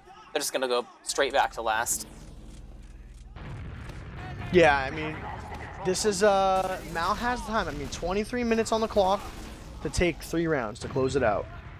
I mean, it's definitely possible. Trip coming in, gonna get shot down by Heavy. Ooh, gonna take the U-turn back into the Heavy. I thought that was a weird decision, but hey, man, Chunky instead. He is gonna get chunky. I mean, there is some value there. Yeah, if you don't see the medic and demo in the same spot, there's some value in just killing the demo. Unless he surfs it, it's just 2 rockets probably. He's probably not buffed if he's not near the medic, so. Chunky still did though. They've recognized there's no 6 here as they try to send in a soldier stack in early. Aim's gonna die immediately though. They do have a spy though. Maybe this is so they don't, you know what? Maybe this is so they don't expect the spy. Like, you remember the last time we saw a spy play on process? The fact that it took so long made the other team paranoid and they did not want to be too, you know, I can tell you if this is going to get snuffed out instantly. They know they have a spot. He's running a loadout. I'm gonna give you guys I'm gonna give you guys a little off-class one-on-one. I play, you know, my fair share of spy. I love spy. I think spy is really fun in 6. It gives you like a little adrenaline rush. One thing you shouldn't do: run the spy cycle, because it literally does nothing in 6s. Has absolutely 0 benefit. Don't run your stupid hats because they're gonna see you wearing hats if they have 3D models on. TF2 is a game from 2007. They don't take account for these things. And when you play against, you know, competitive players at the top level, they're literally going to you know, counter it every time. Try to decloak on Chunky, not able to be successful, but in the chaos he is going to decloak and sap the gun, but too little, too late. Wait a second. Trip is going to die. Desperately trying to kill the Grand Slam, but unsuccessful. I guess they did check for that and I didn't notice. Because they were very prepared. They had the pyro very, very early. I mean, they're going to have a pyro anyway to spy check them, but having the spy stickle just makes it even funnier because your knife goes away. It seems like they've changed which off-class they prefer. Back on the sniper, he's rolling out from mid. Yeah, I mean, there's a couple things that I want to see. I'm honestly an advocate for sacking demos on this map. I think sacking demo in the Metalworks last is kind of sick because you could just hold doors like easily on this map. There's 2 doors. You put a scout lower right and you put a soldier top left, and a demo can shoot so many stickies. Let's just do it. It'll be funny. It could work. But the Happy Cool Sniper, man. I mean, we got to talk about the Happy Cool Sniper. It's been nothing but failure this entire series so far. The last time we were in this situation, the fact that he was on the class made them hold this like is true. And then AIM just bombed in and immediately forced cookies. So I'm kind of curious if we're going to see a repeat, and if we aren't, what is Red going to do differently to make sure it doesn't happen? Because that's the big thing. That's how you usually see these holds broken. Is stuff like that. A little bit of an execution error. Bomb wasn't as crisp as the previous, but it's generally what Trip was trying to go for there. The fact that they're holding so close, you're able to sneak in, maybe send a scout as well so the gun shoots at him so your soldier can get through and actually not denied by the gun. He'll just get through onto the medic and force them. So we'll have to see if they're going to go off of that play or if they're actually going to see if the sniper can get any headshots, which I don't think he will based on how Red is playing. So unless he's able to swing wide here and able to... no quick scope happening there, so we'll have to continue to wait and see as they slowly peek around doors. Yeah, I mean, we're just going to see a stalemate for a good bit here. This is a pretty impenetrable, you know, blast defense right here. I mean, the gun, sniper. I want to see the 3rd map. I want Dorsia to win because 3rd maps are always cool. We don't see a lot of 3rd maps in Invite very often just because... You know, actually that's not true. We saw some last season, but Marmaloo gonna blow Happy Cool up right away. I mean, there hasn't what do you want to see different here, Jared? Like, what do you think can happen? I think maybe I want to see maybe Saigai switch to the shield, you know, the charge and charge into the gun. No, what I realistically want to see is now they swapped off the sniper, yet are still holding forward like this. I want to see a scout just legit go die to the gun, like purposefully, so the gun is shooting at the scout and allow the soldier to actually get in with his bomb.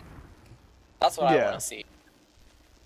Yeah, it's going to be tough, man. I mean, I want to see something happen. We've been in this situation for 5 minutes now. Sai trying to trap in on the left-hand side of the map here. Looks like the gun has eyes on Trip. Trip gonna get on the Cookie Jake, not gonna get the force here. If Phelps was still on sniper and peek shutter as that happened, he could have dropped Cookie Jake because he was in wide open there, but they switched off the sniper. That's kind of the double-edged sword with having a sniper and sacking a soldier. You can kind of force medics in certain classes in the positions if you can make them surf into positions they're not expecting you to peek from. Like peeking far left there, Phelps on the Cookie Jake because no one was really in position to stop it.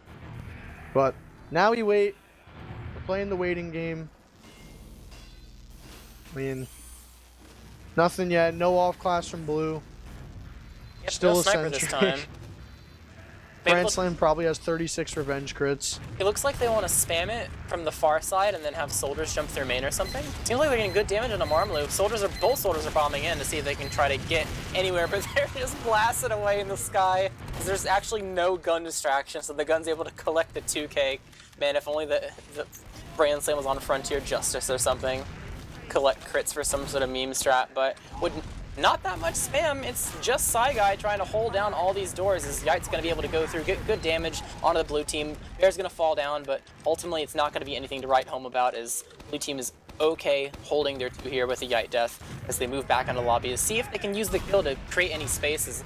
Never mind, Phelps immediately dies to a trap, so their opportunity has slowly dissipated into nothing as they have to wait for him to respawn and go for a more traditional form of sacking where everyone's all ready to go. Both teams full capacity. Yeah, I mean, they have heavy. He's changing his loadout and walking out of spawn. Yeah, Trip getting ready on the left-hand side here. Maybe trying to make something happen here. Not gonna find anything. Yike gonna hold it down. It's like playing golf right now. Very slow. I guess a scout demo Uber exchange and then heavy post Uber? I mean, yeah. This is what they're trying to do here. I mean, they're probably just Alpha. I mean, I don't know if they know about Pudis yet. Oh, they know now because he revved his Tommy slot. Oh, I mean, he was across the map. Yep, now they have to know. So Yike gonna try and spot it all out. They're gonna see the heavy now for sure. So it looks like the Uber gonna get ready here. Aim gonna bomb in. Trip gonna bomb in. I don't know what's. They actually get the force. Wow. Cookie Jake. Which is the 2-man too. Finally get forced. Yeah, it was just a standard double soldier 2-man. Trip now had this really... heavy though. Yeah, I mean, well, the heavy's fine. You know, you can peek him in. You know, you can get him in through far left. I guess that's true. They have to kind of alter the way they're gonna push in with their ad though. But... I mean, the heavy. Yeah, I mean, you could go in left here and get the heavy in for the post. I mean, heavy I think is really good on this map for offense, just because if you go in through left here, you're gonna get forced. So you can force everything away from the left-hand side, and your heavy kind of just waddles onto the crate, getting tanked. So. Seems like they're posted up in main here, getting ready to go for it. It's going to be a bomb in from Sai, immediately going in. Going to get blasted a little bit away by the gun. Marmalo's not able to put any damage on him as he's able to jump away. The gun is going to go down. Heavy's in play now on bridge. They do collect Marmaloo, but Heavy fight. Cookie Jake is so weak. Cookie's going to die to a pipe. Red team dropping like flies. Is just the Heavy left alive, and it's not going to be enough for him to defend the last against 5 players left live on blue. So that's going to be a successful push. You're right. The Heavy was not too bad, especially because it doesn't seem like there was anything to prevent him from focusing on the people that were really far forward. There was no attempt to go behind at all from the red team. They were just sitting back in the corner and unable to defend their own last. So now we're back into another mid fight here. Gonna have to see how these mids continue to transpire. Before we had really passive gameplay, but now we're starting to pick things up a little bit. Soldiers are starting to be more aggressive and high bombing much quicker, as we do see some initiation coming from AIM trying to get some good damage, but it's just going to lead to Phelps' death as he's not able to collect anything. Night bombing in, trying to get good damage onto the medic and making him surf out, as in turn we have damage going on to Cookie Jake from the opposing team soldiers. But with the red team using so many resources to try to win this mid, it's not going to be enough. They only are able to collect Yite, and the rest of them are backing up all the way to last, and that's going to be another mid win for Dorsia. Dorsia are pretty dominant on this mid. They're taking a lot of good positioning and getting a lot of damage, and it's definitely leading them into getting these early picks that are just making blue team have to completely leave at the very end of it. Yeah, I'm not even sure if Mal has won a mid yet. I mean, Marmaloo's trying to get the force on the bear. Here comes Ash coming in for the 2-man. He's gonna get denied by Trip. Trip holding it down, gonna find both the kills on the 2-man. So, I mean, it really just depends on what the play here is from L. Marmaloo's down for 2 more seconds. They don't have Ash for 5. What are they going to do here? They're actually going to Uber. If they get Chunky, it could be okay. Okay, They killed this is Chunky, but Red Team okay. has a better Uber. They need to escape. And it seems like they are because the cap is being threatened. There was no lockdown on the main door, so Blue Team's going to funnel out of it, and they're actually able to collect Yitis too. Mispositioning from the Red Team, chasing too far and not being able to stuff the doors properly. A little bit too greedy trying to chase through Uber, and that's going to lead them to have to back up all the way to mid and all the way to their 2 actually, as Brand Slam is going to be left out to dry by his team, as he's going to die late and probably get blocked out by the forwards. And even though it's even Ubers, that scout death is going to be something the Blue Team could consider to push off of, as they're posting up towards house right now, leading in with a soldier for trying to make space. Trip very, very weak, but Alpha trying to bust through is going to get immediately stuffed by Marmalou, and this dry push off of the player advantage is going to get flipped the other way around. Now Red Team's in the driver's seat, so that's to be able to push off the players that they've gained from a successful push. Yeah. I mean, solid stuff there from Mal. That was actually a very confident repush. Like, kind of insane. They just kind of gambled it on an Uber, and now they're kind of just holding W into into Dorsia. They're gonna drop aim. I mean, Bear. I mean, I don't know about dropping aim there. I mean, that was really obvious. They're probably gonna chicken Uber into here there, but Cookie Jake kind of committed here. Might get caught here. No bombers yet on the side of Mal, and everything's gonna fall. They're gonna find Marmalou, and Phelps is actually gonna live, but Yite with a big bomb onto Bear, gonna find it in the post. Brand Slam gonna find the 2 cleanup kills towards the end. So, I mean, they definitely weren't expecting that exchange. Dorsia they were beginning to lose that and start backing up. But Brand Slam's like, no, they'll never expect an exchange right now. Let me just go in and kill aim and get this force, and it ends up being successful. They're actually able to find Trip, who was hiding above the health pack, so now it's another one dead. It's not gonna be able to do anything to help support. Second or last here, maybe he'll spawn a little bit late, but Red Team might start poking forward a little bit, depending on how aggressive they want to be. But no, they have their own respawners they have to collect, so they're just going to go ahead and stack up, get buffed up, and do a normal push and not rush anything too quickly. Blue Team themselves, they have double defense going on right now. They have a heavy and a sentry gun, so it's going to be really good to soak up a lot of damage, but not a whole lot of mobility on the point. So Red Team might focus point here and get a lot of cap time and threaten something, as Chunky's bombing in, trying to get good damage on this heavy, as the gun is able to live and not be spammed down quite yet. It's going to prevent the Red Team from immediately going in, as the Red soldiers are going to try to spam down the gun. Chunky's going to die in the post here, as a soldier from Trip bombs in, is able to 2-rocket Cookie Jake, and able to collect Yite as well, as he barely just dies from Ash, and it seems like the Blue Team is hinging on this heavy and demo combo to be able to survive. Marmalou trying to desperately see if he can get anything, and he is able to successfully get the force and maybe get out. 20 HP, maybe a stick tonight from Psy. 1 HP in a dream. I'm just kind of shocked that they got that force. I mean, they were all like less than 60 health, and the heavy just wasn't able to kill anything. I mean, until like after the fact. But I mean, that's gonna put ads literally like dead even, like on the money. So we're back in the classic Metalworks stalemate, but you know, Mal is trailing by a round here, Jared, so they have to figure out how to go coast to coast here. True. Although one bad mistake from Dorsia could lead to them finding themselves in an advantageous position to gain mid. A sat gone bad could very easily lead to a free 2 to an incentive to push into mid. So I think if you're Mal, your mindset is probably hoping that Dorsia screw up somewhere. You definitely do not want to be too risky here. Because if you lose this last point, you lose the map. And even though you're a map up, you definitely don't want to go to a map 3 when it's this late, I would imagine. Yeah. We do have Red Team peeking a little bit. Yeah, they're kind of just inching their way forward. I mean, it could just kind of just be waiting for sacks here. I mean, gonna try and see what Marmalou's gonna get his hands onto here. Gonna actually try and bomb Trip here. I like this because it's not in the in the way of the gun. Gonna try and just trade out for Trip. Not anything gonna happen of it though. Yep.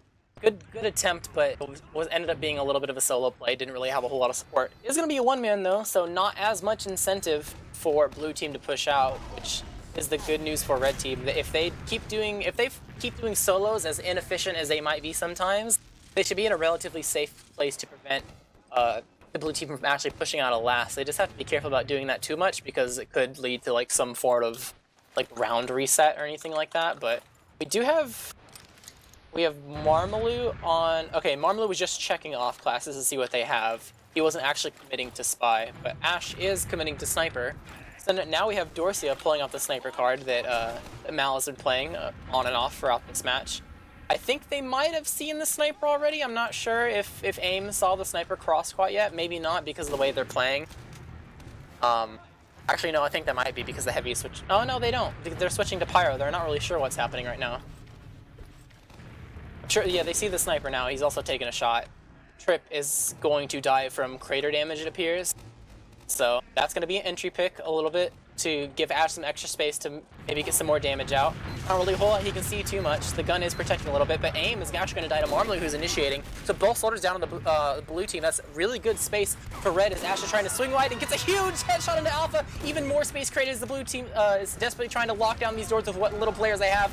Trip desperately trying to make sure he can stuff with the snipers, and Uber Change is trying to take out by side. He is able to successfully get Chunky, but no Uber force from the red team, which means that that's just an Uber for a demo. That's okay, I guess, but not in the state where you're sitting on your last and they can push back into it. We talked about before, Sandblast, that losing your demo in a sack wave on Metalworks Last is like one of the few times that it's like relatively okay. There's not that many doors to hold down, and it's not the biggest deal. So now red team is in a really good position where they can Uber back into last if they can get something set up this time and actually able to kill this medic and heavy at the very end, unlike last time. Yeah, very successful sniper there from Ash, and is actually going to go all the way back to spawn to switch here. So here comes the potential game-winning Uber here, coming out from Chunky and Brand Slam. Here comes the Cherry Uber. Chunky going to get the gun down relatively quickly. I got my eyes on Brand Slam. Going to try and get on the cap. Going to get killed right away as he gets half cap. Frag's going in favor of Mal here. Bomb in from Yite onto the heavy. Going to get instantly taken down by Alpha. And that's pretty much wraps there. I mean, no one really dealt with the heavy. I mean, Brand Slam probably should have played frags that Uber a little bit more. Seeing that there's a heavy there, he probably should have played frags a little bit better in the post there. But, I mean, Mal has the timing here now. This is bad for Dorsia. Now they're back in a losing situation. Oh, here comes the Uber again. Just, this is the same Uber I've seen time and time again. Two players get behind. Exactly, yeah. Two players get behind. And now it's only one. Yite was able to get killed here, but Ash is going to die to AIM. Here comes another bomb, pretty much from Marmalou back on the mid here, trying to just hold down these doors here the best he can. I mean, Cookie Jake is slowly approaching his Uber here, but again, the deaths are staggered from the flank on Dorsia right now. Bear's already at 40% Uber. Brand Slam wasting no time to take positioning in their team's valley right now. Yep, in a good spot to be able to use here. It's really difficult to be able to force an Uber proactively with the walking distance that is Metalworks, so seems like Red's going to transition a little bit. They're not going to go underpass. They're going to maybe rotate towards alley instead. Actually, I think they might have been miscounting the Ubers a little bit, and I think they think it's even at this point because they're not going at all. Yeah, a little bit of a miscalculation, but at least it's not bad for them, even if it's an opportunity loss. So back to another stalemate. Probably looking at Marmalou. Going to try to pogo through house. Going to get stuffed a little bit by AIM. Going to be unsuccessful. At least he won't die. So he'll be able to be alive for another try, getting it buffed up again. Might look towards alley this time. Different doorway, different try. Trip was a little bit aggressive, so see if he can get anything there, at least from his perspective. I mean, so right now, Dorsia has Mal in a chokehold. I mean, it's very hard to get out of this position. I mean, Alpha's going to switch off the spot here. He's willing to give it a shot here, which I like here. This is a very odd timing because Marmalou hasn't sacked yet. I mean, it looks like he is going to now. He's going to jump. Yeah, he jumped over the doorway to try and, make himself, try and mask the sack here. But again, Alpha making a quick presence into value. But again, he's on Cloak and Dagger, and Metalworks has a lot of ground to traverse here. It's going to be rough to try and get in position here. He's going to start inching his way forward here. He's going to start walking wide here. Trip's going to fall. This is good. He hasn't been spotted yet, and, everyone's playing relatively normal. They haven't seen him yet. The decloak could be happening sooner. He's waiting for Cookie Jake to walk past the rock here. Here it is. He sees Cookie Jake's unusual. This is where the uncloak's going to come into play here. Cookie Jake is completely unaware. Going to get poked one time. The revolver. 5 HP. My God, man. That was insane. Very, very, he hit very him for close to 150. dying there. He hit him for 150. He literally hit him for 150 damage, like you saw it. That's just honestly unfortunate. If the medic didn't get the buff where he was, getting the heal buff, like the medic regen, Alpha actually gets that force or drop there. But Cookie Jake letting his nuts hang and not gonna get forced there. But Bear on the other hand, also gonna let his nuts hang, not gonna drop Uber or pop Uber there. So that's what I like to see, man. Marmalou had the rocket on the Bear, but literally just gonna look at that rocket from Marmalou in the face, and Bear immediately gonna catch another pipe from Chunky and pretty much call it quits there. Yeah, that's probably going to kill their push unless they really think they have enough damage to push 3 in the mid here. minutes though, Jared. I don't think they're killing anything here because Trip is going to fall instantly. Now it's going to kill their push. Their best soldier, the best player on Mal right now is pretty much done. But Brand Slam taking a 1v1 versus AIM here. And Marvin are going to come bail his homie out to turn into a 2v1. And this could turn into a force play here where they could start running a sack here. Marmlu going to commit his life onto, oh, big damage actually. Not going to commit. Good fadeaway, yike. Oh, but the pop from, and they're going to drop Alpha again. I don't know what's going on with these Ubers from Mal, man, but they've been dropping AIM, they've been dropping Alpha every single time, man. This Alpha is so ate a unfortunate. random stray pipe that immediately killed him, and Phelps couldn't even be flashed because he was under the bridge far, far away from Bear. So with no scouts, it's going to be a really easy attempt for Red Team to push in. Chunky's getting a little bit weak, but with AIM getting sent high into the sky and Chip really weak himself, it's going to be really rough for the blue team to win this. AIM is going to eventually fall. Not without damaging Yite, though. The Pirates trying to make things work, and there's not really a whole lot of cap time at all. Coming in from the red team, they are able to try to initiate a little bit and try to trade up some spam, but this is ultimately going to be a failure because they've used too many resources to not get enough frags. So at the end of the day, I feel like they could have milked there a little bit. They had 2 scout frags, but they decided to just pop through like there was some sort of threat. None of these, Jared, we've seen it since process. These players are just burning Uber. They are popping through every doorway possible. Marmaloo is an extremely late death. Now they have to see the push here. Mal has the 2-minute warning in their hands now. They have to keep pushing and holding W here. Brand Slam wants to play it safe here. They're actually bringing the team again. They just Ubered again, completely unprovoked. Not a single player was even caught from Dorsia. Like, they literally walked in and Ubered onto nothing. I don't know what side guy's calling, but again, yeah, actually, I don't know about this. Mal is in a pretty good spot here. They are down 2, but Sai trapping. Oh, Sai! Oh my god, this is big. Sai is pumping out so much damage, but again, Brand Slam caught in behind, gonna fall. This is a tragedy right now for Dorsia. I had never seen a team beef as hard in this entire series as Dorsia in this moment. They are down 4. The cap is coming in right now from Saga and company. They are gonna get 2 spawns here. It all comes down to this dry fight here. Minute and 16 on the clock here. They could just play the ad here because Cookie Jake is on a 50 dis ad here. This is all up to Mal here. Minute on a clock. This is a Cinderella story, man. How is this going to end, man? Are they throwing for golden cap? Are they throwing for content? I don't know, but Sai Guy is about to wrap up this enemy team here. They have him in a box right now. Sai has the entire enemy team trapped. They're all in a box. Big bomb from AIM. They're going to find Cookie Jake, but the frags going in favor of both teams here. Alpha going to invest everything into the point, and it's actually, they beefed it.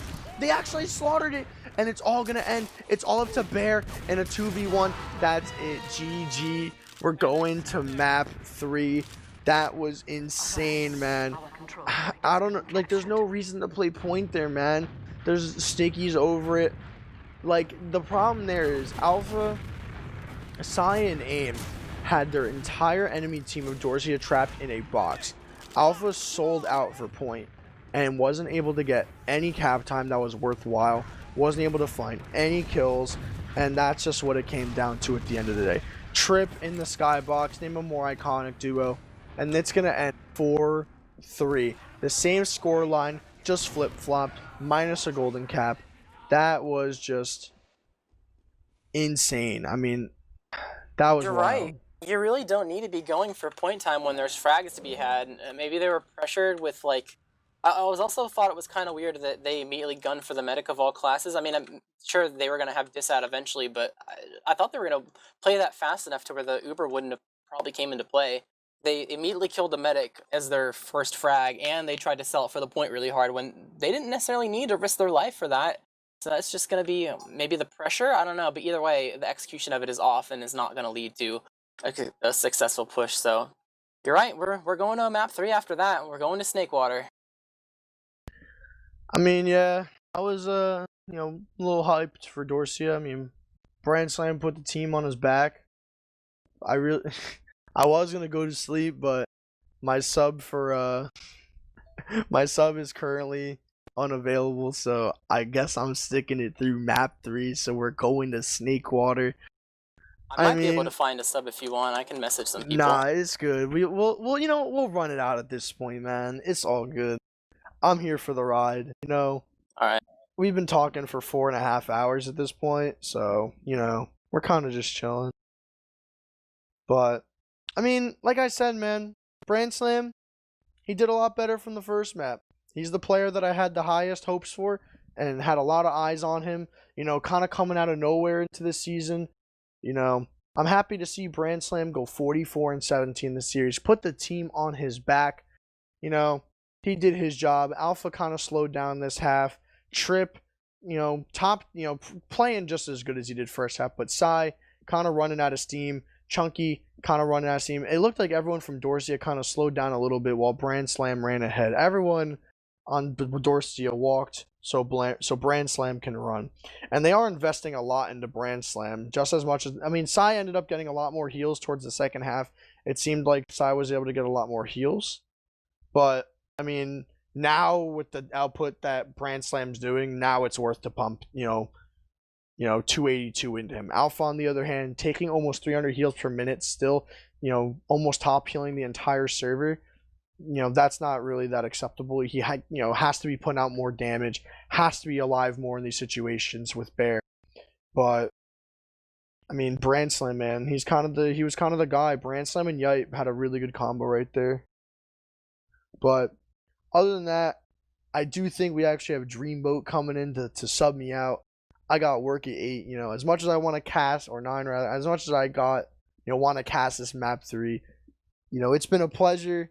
I didn't think we were going to have as many technical difficulties that we had in the first half. So I'm going to jump out of here. Thanks for watching, guys. Thanks for watching the cast, at least with me. Map 3 is going to be kind of sick. Not going to lie. I wish I could be there to watch it, but I'm beat. I want to go to bed, man. I wish that there wasn't any technical difficulties because I can't call out of work. We're in a pandemic, staff's limited. I don't want to be that guy. But I'm going to go to bed. Dreamboat, thanks for coming in. Much appreciated, man. You got a banger map 3 coming in here. Take it home for the boys. It's as big as a nail-biter as you could ask for. Anytime, my dude. Happy to jump in, and what a perfect time to jump in is, 1-1 series coming down to the wire, and a heck of a last map coming up here, Jarrett. You want to fill me in a little bit on what I missed, as I actually just got home from work and hadn't had a chance to watch any of this. Well, the set started on process. It was a little bit of a slower paced game. Eventually turned into a golden cap after a little bit of some back and forth eventually happened. Ended up in a 4-3 in favor of Mal, and then we moved on to Metalworks, which is Dorsia's pick. It started to pick up the pace a little bit, although the stalemates weren't necessarily out of place. And the script actually got flipped a little bit, and Dorsia was able to take it 4-3 this time instead. This time no golden cap, so we're at 4-3s across the board, 1 for each team, and now we're down to the tiebreaker of Snakewater and what's quite the nail-biter of the game, where whoever loses Snake here, they're out. They're 4th place. They're out of the bracket. They're going home, and the winner moves on to play in the next round of the lower bracket. And did I read that right? Did it just say that Brand Slam went 44-17? On Metalworks, nonetheless. A lot of successful movers, I think, and a lot of good cleanup from posts. I will say, though, I do think that Ash was definitely the unsung hero of their team when they pulled out the victory, because even though his stats kind of look garbage compared to the rest of his teammates, because, it's Metalworks Scout, and with stalemates, they're not going to look too pretty. Ash went behind like 3 or 4 times, and every single time, I'm pretty sure it was successful in some capacity to draw eyes and confuse Mal and make them not sure where they want to commit to and potentially drop players and things like that. So a whole lot of good plays coming up from Dorsia, which is the opposite of what was happening on Process. There was a lot of issues in the very beginning of them playing where it seemed like you tried to, you would watch them push and you wouldn't be sure, who's supposed to be dying here? Which is the person that's going to commit for this kill? And it just ends up being no one, and it ends up not being that great. But it seems like they've fixed their issues a little bit to be able to win this map, which I'm sure they're happy about. It was their pick, Metalworks. But now we're down to Snake, which was a map that was left in the pool for a long while. Both teams were okay with playing this map. They didn't pick it right off the bat, but they also left it alone and didn't use any of their, 5 or 6 bans on it. So this is definitely probably going to be the ultimate testing ground when it comes to both these teams in their matchup in a preferred/non-preferred map. Seems to be very neutral, and I would hope that it's going to be the best map of the series, but after seeing back-to-back 4-3s, who knows at this point. And here's the thing about Snakewater. This is one of those maps that obviously it's been around forever. I mean, most of the maps in our pool have been around for quite a long time, but I just think so many fantastic, key, huge maps have been played on Snakewater. It seems to be one of those maps that is always kicked around in teams' map pools where, you know what, even if you're not amazing on a lot of maps, you generally bring it on Snakewater. Teams don't tend to struggle on it, they tend to be in great form. So you tend to see it in these huge series where it comes out. Obviously, you said loser of this, fourth place. Nobody wants that. Nobody wants the Australian curse. No one wants to be the fourth place team. It's been a punching bag forever. Fourth place Banny was the joke for years where people were praying for it.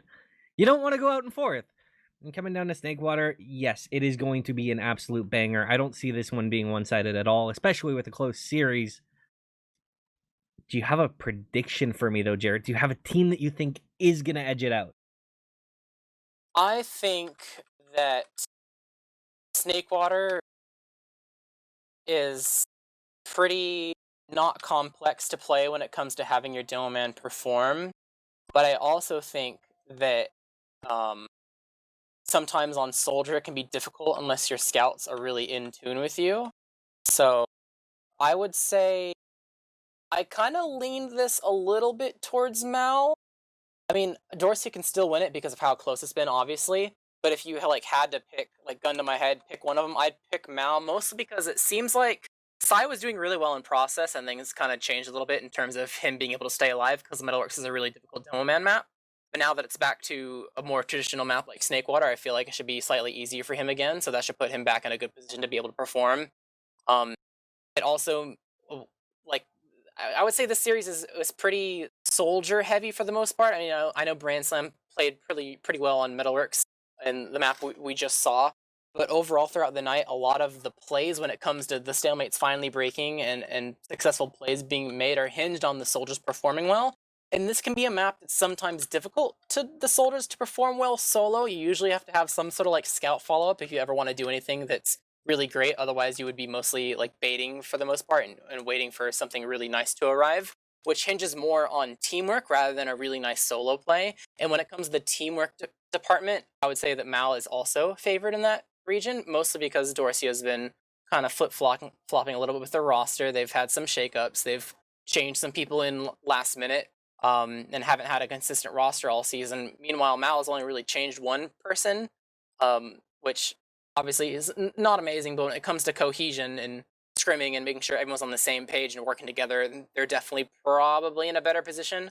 So favorites, like I said before, definitely slightly towards Mal, but given what we're seeing, I wouldn't be surprised if it went the other way. I'll The go thing ahead and is, say a 4-3 again, by the way. I'll say a 4-3. We're now 4-4-3s. Or 3, I mean. you know what? I'll turn around and go 4-3 the other way. Give the edge to Dorsia just because Brand Slam. When you look and see a guy that's dropped 44 kills on Scout on a map like Metalworks, opens up a little bit more on Snakewater, it's going to be a playground for him. And he's a guy that blew me away in the Yomps Cup. He blew me away. He's blown me away in the limited viewings I've had of him, just how crisp his aim is and how well he plays that pocket scout role. So it's going to be tough. I probably give a scout edge solely because of Brand Slam. But on the other side, a lot of people remember Sai for being that great, that fantastic pocket soldier. Obviously, he has a nutty shotgun too, which I love to see it. But before that, he was this pound-tastic demo man. He was so good when I think it was Bird Noises was the first big invite team he played demo on, but he's played it for years. He was such a good demo. I was surprised to see him swap to pocket, and now I'm thrilled to see him back on demo. And that could be the X factor. Chunky, no slouch, really good demo. I mean, you have to be a good demo to be in a playoff invite team. That's kind of how it works. But Chunky, sure, he's got that 11 out of 10 fit according to that Jamon ratings for the fit thread. Yeah, Chunky, he can pound, but he's not Psy Guy. And it's going to come down to really who brings it more, the demos or the scouts. Brand Slam could pull it out by being just absolutely insane. That can help shut down Psy Guy, but turning around and seeing Psy Guy on the other side does give me hesitation on that pick. For sure. And one thing to note is, Mal's not Dorsia's not completely out of it because they've shown signs of life on process on the more like traditional maps, unlike Metalworks. So there's still something they can pull out here because I will say that even though they've had some roster shakeups, I have complete faith in a lot of these players to be able to get something going last minute in terms of coordinating. A lot of it will come down to mid fights, probably, because if you're able to get something coordinated for a mid fight and being able to send a soldier forward and have a scout clean up properly, it can definitely make or break your mid. So even though Mal does, at least for me, they have an edge, I will agree that Dorsia could be sitting pretty right now, as long as they're able to spend some time to figure out what they want to do. And I also got to give a shout out to one of my favorite roamers to watch, Marmaloo. I love the man. He is fantastic. He's one of the better casters in TF2 as well. There's nothing that man can't do. And if Marmaloo can get some space for BrandSlam and Ash to work off of, I mean, obviously no soldier in this server is bad, but Marmaloo can go off, and if he does go off, that might be the X factor.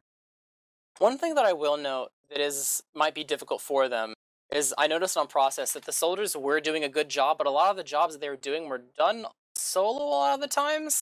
So I'm worried about Snakewater being the same thing, especially because it relies so much more on having some form of follow-up whenever you're committing for things. But I guess we're going to see that really soon. We're going to go ahead and start off on the first mid of this third map. Dreamboat, take it away. All right, I got to go on to the side guy cam because, you know, demos, it's the token thing that we used to do, at least on mids, is watch the demo on the mid. But he's rolling out here, going to be coming out, grabbing the pack, see where he elects to throw that first sticky. Is he going to be getting a meaty shot onto the demo? Yes, he does, get a nice early one. Seeing what else can be put outside, throwing out more stickies across this point. Now they're just paying it a little bit further back. Here comes Marmaloo, first bomb over the top. In comes Yite with them. Nice rockets onto Bear, but both soldiers will be absolutely crushed. But Bear, he goes down to Chunky with the sticky. However, the players, they are starting to fall on my anime list. It is just Cookie Jake, sorry, as that's Dorsia falling. I can't team. It's been a while. I'm sorry. A very, very large sellout immediately onto the red medic. So Cookie Jake will fall immediately. It's a good thing that Chunky was able to collect the kill on the Bear, because otherwise it would be a situation with Uberad for the blue team, as they are able to collect this mid. It goes to show what I was talking about at the very beginning. It seemed like the soldiers bombed in, but there wasn't a whole lot of follow-up. And I mean, you could argue that it's the scouts, but you could argue that the target selection was something so far away that there was no way a scout was going to be able to get all the way to the other team's saw to be able to help collect any kills, especially when the damage is not put anywhere towards the shack or top right or anything like that. So, luckily for them, with Chunky collecting that Bear kill, they are going to be relatively even Ubers. They do have a small ad that probably won't be used, at least I would imagine, especially with a full setup coming in with BrandSlam running a sentry gun, but it's going to be kind of on blue to sack now, pretty much. Well, and Bear hit that really nice surf. I thought he might live, but the problem is he surfed forward on that mid, and that made it really easy for Chunky to get the finish off there. Nice surf, but, you know, away from your teammates, kind of tough spot to be in. So even Ubers here, they do get the gun down. Oh, but a nice shot by Ash, ripping the head off the trip. Now we'll see where the next sack comes from, as they should be counter-sacking, surely. Marmaloo's wants to walk in lower. Maybe he's not. I guess they're not going to counter-sack off of this one, Jarrett. Yeah, it looks like they weren't sure exactly what they wanted to do or who was going to be the one to go in, but it looks like Ash is going to continue to try to peek his way in and see if he can get kills. Now with this fresh kill, they're going to be working in much more. It seems like they've already talked about what they want to do when they gain another kill, as Ash is desperately trying to see if he can peek for anything. A lot of stickies on the floor is going to damage him bunches, and he's going to have to back up and arrow up, and it seems like Red's not really going to commit to anything after all. We're back to another stalemate scenario. Marmaloo on Spy, but I think he's just checking what off classes are being run and not actually committing, and that he is going to run out of spawn back on Soldier. So defensive sniper with sentry gun. Blue team cookie cutter. We'll have to see what blue team wants to do now in terms of dealing with the sniper and gun combo. Looks like they're probably going to peek soldiers lower to see if they can deal with the gun. Seems to be, or I guess they're not even going to bother peeking them. They see the demo trapping it up and don't want to bother with that one. Oh, they get the gun though with decent spam. I didn't actually think that was going to do enough damage to get it, but, you know, just sentry gun things. Eat all the spam. Back to level 1 already though. Might do a nice job at denying a bomb, and it kind of does. Trip is able to Oh, wow, okay, a lot of spam coming in from Shutter. Trip was able to get Cookie Jake really low, and the spam from Shutter is able to force him, but they've dropped 3 now with the extra snipe in. Coming from Ash, refusing to switch off from Sniper, getting that pick, and Yite trying to make space for his team to see if he can get some sort of force. Marmalou coming back to help him, and it seems like Blue Team is flushed out of their own 2 because they've dropped too many players, 2 for the sack and 1 for the Sniper. So they're back at mid. They do have an Uber ad though, but it's against the Sniper, so they try to barrel through Saw here, and it looks like they're going to bomb side straight through, jumping in, see if he can get any kills. Good damage on the Marmalou, he is going to fall, but the rest of the team is going to move out. The center gun is lower though, not really shooting anything. It's trying to barely see the scout on point, but it doesn't look like any other kills are going to really be collected as the gun is going to die down. So 1 kill for the Uber. Not a whole lot to go off of. It seems like they're going to slow down a little bit, but a snipe is going to immediately come in, and not without trading for Yite though, as Blue continues to push in a little bit, try to spam this down this gun. Continuing to move in along the right side. This is a spam fight, Dreamboat. Trip's going to try to come in from the flank. Going to fail. Chunky's going to die for it, though, as Blue Team continues to barrel in. They need to be careful, though. Red Team's going to get spawned soon if they don't finish this fight up quick. Sai's going to get disconnected from the combo, as Phelps is going to die. Sai is surely going to die as well. And that's probably going to be a done push for the Blue Team, as it's just 2 people left alive running away from their Saw out back to mid. The control point is being captured. Beautiful hold there. I thought it was getting a little hairy there towards the end, and then I was really concerned when Brandslam put the gun in lower, of all places, hiding behind them, that could make it really easy, but instead they're actually continuing to roll forward. Brandslam and Saw. Uber's popped out here. Chunky going in deep, but the exchange is going to come out. Chunky's in so much trouble. He is very much a dead man. He's walking on people's heads. He's somehow living, but no, he finally is taken out, and that is going to be the first casualty in that exchange. Yake going down as well. Now we'll see what else can they find. My Animalist, they will grab second up, and they want to keep going. Scott's in so much trouble. Nice juggling coming in. Let's see if they can find any of these kills. So far, they're just posturing a little bit, not overly committed here. Might throw a bomb through. Good upper direct on the Soldier. They're going to try to jump in and clean off Marmalou. He is going to die, but not without aim getting traded by Ash in turn. Alpha's going to get really weak. He is going to clean up, but Trip's going to come in and try to save him, try to bail out his team. But it seems like overall the push for Blue is not going to be able to succeed, as once again we're back to the Blue Team retreating back to their own mid. This time even, so they don't necessarily have an ad to push off of immediately. So looks like it might be a little bit of a stalemate here unless some team wants to randomly dry push, which I don't think they're quite postured for. I would love the random dry push. One of my favorite things is the off-Uber pushes. They don't happen enough. Yeah, but Snakewater is definitely a map where it's suited, where it can get pulled off through lower, but not going to be happening quite this time, as they do opt for this Phelps Sniper. They've opted for this in process for the most part. Maybe a small amount in Metalworks, but Trip's actually going to sack early, so now they don't really have that strong of a presence on the flank. It's going to be up to Phelps to see if he can get an entry kill. He is definitely where my eyes are firmly glued right now on the Sniper Man. There is I believe that's a Soldier in kitchen. He's trying to get out lower. Should be out A-OK. I'm curious to see if he can find absolutely anything. I believe they're aware that he is on Sniper, especially based on positioning. Well, now they take a pot shot, now. Man, no one's obliging this with a peek. No one wants to have their head blown off. No one's waiting for it. There's a Soldier up top. Yeah, he gets taken down pretty heavily, but doesn't matter. They kill the Sniper, and that is it. There is their sack. We'll see if a counter comes through. Dorsia, though, they've been a little bit slow on some of these counters, so they may not get it through. They're trying to work their way through Saw here to see if they can get some sort of counter sack. There's Stickies behind the door, though. That's going to get really weak. And it doesn't seem like Red Team really wants to commit off of the hold that Blue Team was able to successfully have. Actually, Yite's going to fall down as Trip's able to put the catwalk and successfully get that very late death, or very late kill. So with that late death happening, Blue Team has an opening now to be able to push through these doors a little bit and see if they can get anything more. Alpha is going to immediately die, though, from a pre-bomb from Marmalou to clean up that kill. So push canceled. I gotta take a second and appreciate the fact that Alpha's alias is Lando Calrissian. I love it. I heard Star Wars fans, so you love to see it. Yep.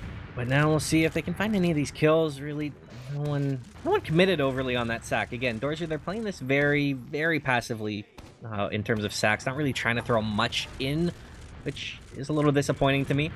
Oh, we have the Alpha Sniper now. It's been Phelps for most of the night, but now Alpha is taking a turn, taking his seat away from Combo Scout to be able to go towards lower this time. It's actually not towards lower, looking through window to see if he can get any maybe fence scout kill or anything like that, while his team is spamming from lower to get someone to move around, give him an angle of something to look at. He had an opportunity there for a scout, did not manage to land that shot. Of course, now they are ever so aware that he's there. I think he's going to have just as much trouble as his teammate did trying to find a line for a shot. Trying to make plays in Saw right now. They are able to kill Trip off the fact that the entire team is in lower, and with Sai not trapping it off properly, that is going to be a secured kill. Although I'm not sure what else they can really do off that. Yite is still inside, trying to get damage on an aim with his Scout Brand Slam. His aim is actually going to die as well. Oh, Alpha, nice though. shot there from Ash. Or, sorry, Alpha onto Ash. Ripping the head away there, and will they be able to find any more kills here as the Scouts out on mid? They find it. Oh, the drop. Barry drops him. That's not what you like to see. It's just Bear inside. Finally, Trip is going to be able to come into this fight, but are they going to be able to find these kills? The health is so poor. Trip jumped in, not able to get it, and that will be mid going the way of Dorsia. Just being captured. Everyone red health on red, yet not enough frags for blue team to be happy with that. So they're going to be back to their 2 now in an with Uber disadvantage, and Trip's not even here to get this force, so it should be relatively easy for red team as long as they don't die in any sticky traps to be able to walk through here and successfully preserve their Uber for maybe last or something like that. They're beginning to walk through, but as I say that, like I said, trap is going to be the thing that stuffs their push. Brand Slam's going to take a little bit of damage, but able to be okay because he had a buff, so they're going to start rotating towards Saw instead. I'm not really quite sure if they're going to commit to a push. It seems like they might.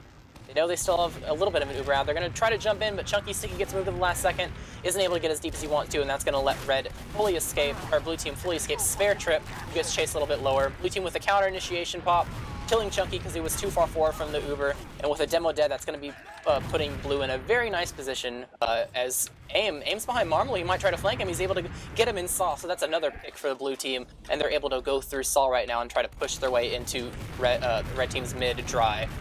Brand Slam is in behind right now, taking a 1v1 with a Scout. He's not going to be able to win that one out, though. Gets absolutely shut down as this fight is coming out on mid. The players have already backed out, and mid is back in my anime list's hands. We'll see now. Even Ubers. Do they like to go off of the Brand Slam pick? And it looks like they are starting to walk in through lower right now, seeing if they can get any space. It is just Alpha poking and prodding right now.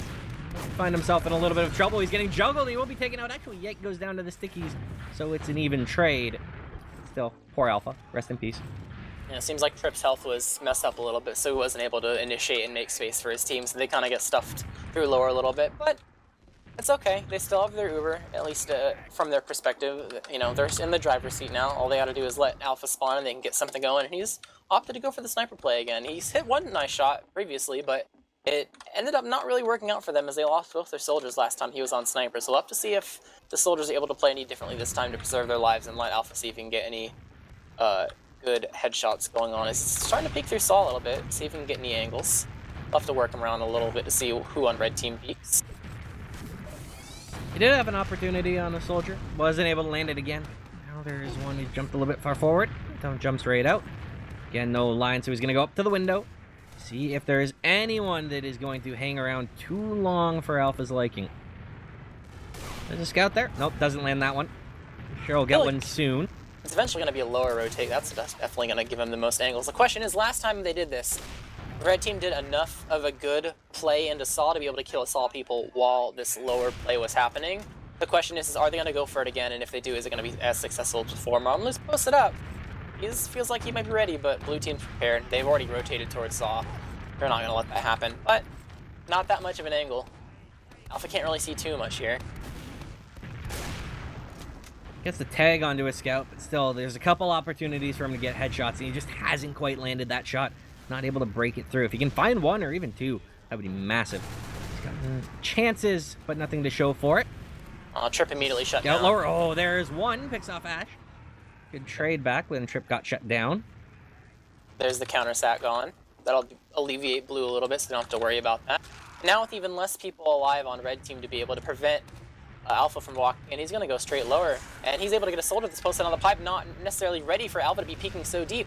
So now blue team's just walking forward. The question is how is red team going to respond? They have their Uber, but I don't think they necessarily want to use unless they know they're able to get something good. Brand Slam's dropping really weak here. They're desperately trying to prevent an Uber from happening quite yet, but Brand Slam's actually going to get dropped, but the Uber's forced anyway, so they're having to barrel into the blue team. A little bit of flashing coming from the blue team, but I think they're relatively okay with the situation besides Marmal being behind and causing a chaos. Cookie Jake is in so much trouble. Is he going to be caught? No, he somehow gets out. I thought for sure he was a dead man there, Jarrett, but instead, He will live. That's going to be a big saving grace right now for Dorsia. It looks like my enemy list are getting ready to come in. They want to go in dry. Starting to poke, starting to prod, trying to see what they can find. Chunky's in a lot of trouble. Will they be able to find that kill? Still looking for absolutely anything, but now their players are starting to get picked off of it. Happy Cool is down. Down goes another player. There's a nice shot back from Alpha onto Chunky, but it doesn't matter. They've dropped both soldiers and both scouts. Sai and Bear trying to run away.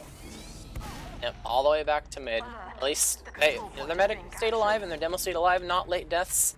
They are going to be able to set up something for mid, and Chunky is dead as well, so it's not going to be too advantageous for red team to do anything, so it's probably going to end up being another stalemate here. Snipers still exist. Decided to spawn it again. Red team doesn't know that quite yet. I don't know if they are expecting Alpha to necessarily go for this 3 times in a row, so he has his first shot opportunity where maybe he can surprise someone. We'll have to see if anyone's poking out a little bit too far. Looks like first shot's if gonna it be was soft. old Alpha, you'd be convinced that he was back up on Sniper. So, depending on how well these players remember Alpha, I'm sure they will be expecting it. Yep, they know he's on Sniper now, though. He's trying to peek through window, but they're not giving him any sightline.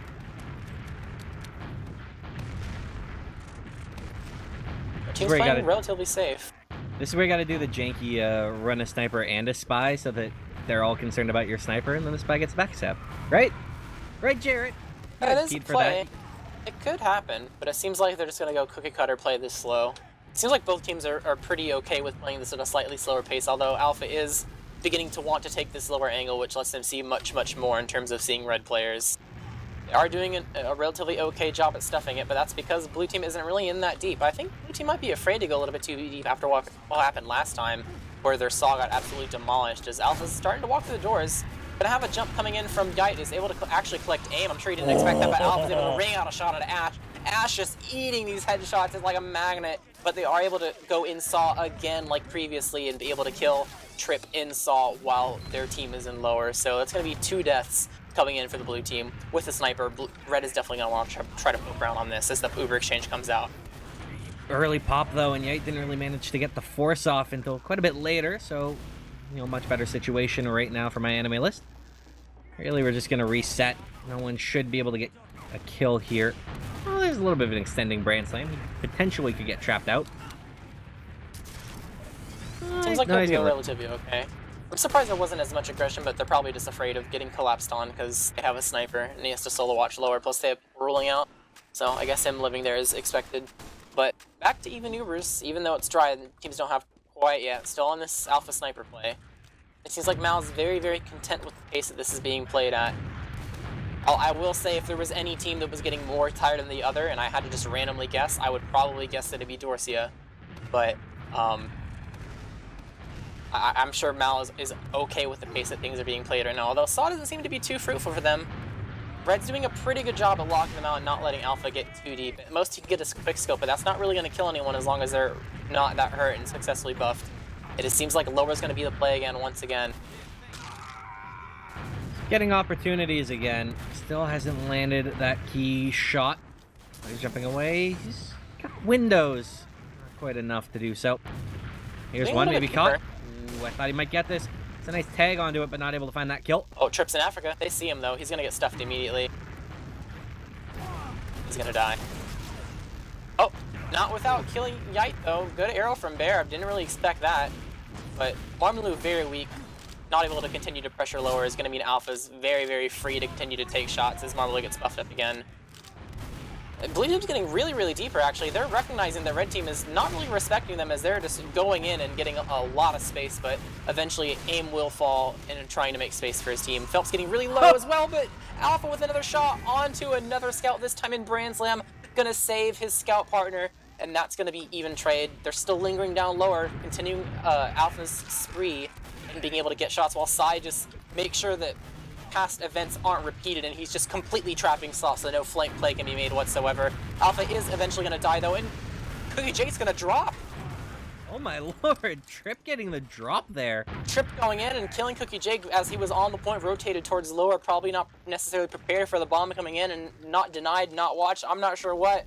But he's going to drop that, and that's going to be full Uber ad coming from blue team. They just probably have to wait for the respawners to come in, and they'll be pushing this eventually. As Brand Slam has decided to go ahead and go all the way back to spawn and build his gun, which is going to make 2 even more free. They're not going to be able to set up any form of sack attempt, despite the blue scouts not being there in time. I don't know if this is necessarily the right play, because this could have been a nice opportunity to get some sort of like force play going with no scouts, but it is the play they're going for. They're playing safe. They're making sure they can have a gun instead for this slash hold and have a sniper as blue team pops in, try to get something good, but there's no one necessarily here. The gun's on the complete opposite side of the map as the Uber fades, and Yite is getting onto the combo. Good damage onto all three different players.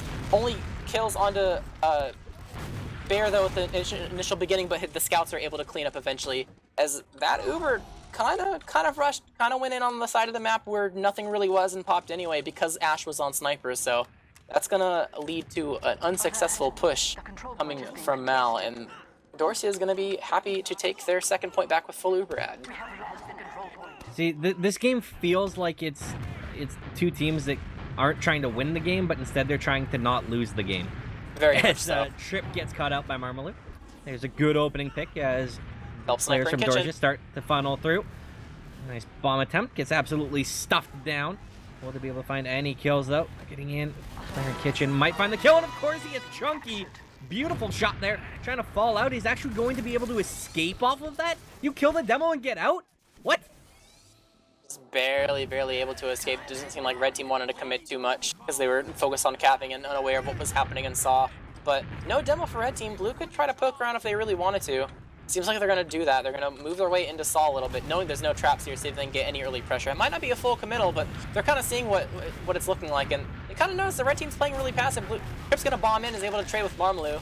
Probably wanted to live there, but it seems like blue team's going to want to commit good damage on the scouts. Yite's going to try to commit force, is going to die, but going to be successful forcing them, and red team's going to back up, try to milk through a little bit. No players drop so far, which is nice for them as they're trying to chase down the scout in alpha, dancing around the box, trying to deny them from being able to chase the rest of his team, and he's going to be successful and let his team leave, but that's just going to be a dry push straight into lower from the red team as they recognize it. There's some free space, 4v4 happening right now, as AIM's going to take a lot of damage coming in. Ransom's trying to desperately clean that kill, and they are actually able to clean both soldiers. The initiation from the blue team is not coordinated whatsoever, and both of the blue soldiers are actually going to die in that 4v4, leading to a 64, going to this last push, as Brand Slam is going to bust through these shutters in a moment here. Come in, Marmalou going in deep with his bomb, not able to find the kills. He's got him pinned in the corner. How is Marmalou still alive? I thought he was going to get one more rocket off. Ash going down as well. So they've managed to hold off for the time being. Now they're going to start coming out here, starting to funnel out of last. Will they be able to find any kills? Brand Slam doing a good job denying Trip, but he might have overstayed his welcome. No, he's going to be able to get out A-OK, as my enemy list have once again grabbed second. Kind of surprised that 64 got immediately stuffed. It seems like the rotation was red, I guess, and as they tried to bust through the shutter, Mal was definitely ready for it and just got 3 kills right off the bat. So now we're back in this stalemate scenario, and at least we're not going to see Sniper this time. We'll see something a little bit different as Marmalou tries to bomb in and see if he can get a force. Not very much hit onto Bear. He's relatively healthy, and now Blue's in the driver's seat to go for a counter sack as Trip pushes his way towards Kitchen. He's actually able to pogo in and just go straight behind, just the I'm gonna live behind theory. I'm not sure what he's gonna try to attempt here. Seems like another pogo play to try to go in to get on Cookie Jake. One rocket in, but it's not gonna be enough to force them as the rest of red team is pretty prepared to deny that. So counter sack unsuccessful, but it's such a late death that red team's actually gonna try to pressure an early Dreamboat. It's gonna go in and try to get damage on the Bear. Is able to get good enough damage, but Chunky with very nice pipes. One of them an air shot even, able to collect enough kills. Actually, that might have been a Sai air shot that I think I saw on a Yite actually. But either way, enough kills to leave them in a good position here with no scouts, able to take 2. Chunky from downtown opening it up, and now the Uber's popped out here. They've killed Marmalou, but I think that's the only thing they're going to be able to get. They have the soldier going deep, trying to get it on Cookie Jake, but he's going to live. Credit to the Brand Slam kill. Now this should be a great opportunity for Dorsia to finally grab the first round in this game. 22 minutes into it so far. Will they be able to pop through? They're looking for anything they can to get through, any opening. And now they should be coming through shutter. Uber's popped out, getting right in onto that heavy. They're trying to find kills, trying to find anything. The heavy's living for so long. Finally does get taken out, and that's the only casualty for the time being. However, the positioning isn't great for my enemy list. They're starting to walk back out. Bear in all kinds of trouble. He's going to die to actually the jump from Ash gets the kill. But now there's just 2 players left alive, and they get on the point, and they cap it out. So great. First push there for Dorsia. They didn't need the number of cracks that my enemy list took Jarrett to finally crack that last. Yep, it definitely helps them when Trip was dead from earlier, so Roamer not necessarily prepared to do anything on the flank, so they're all crowded in areas. We go into the next mid here after that successful lash push. Gonna see no early damage on the demo man quite yet. They're laying their stickies ready for damage later on, but seems like standard mid, no one necessarily going behind. I do actually have Marmaloo and Yite initiating. Marmaloo's gonna land and not necessarily get anything. Yite's gonna be a fake bomb. No follow-up coming from the red team, as they're actually very, very weak, so it makes sense why nothing's really happening in terms of collecting kills.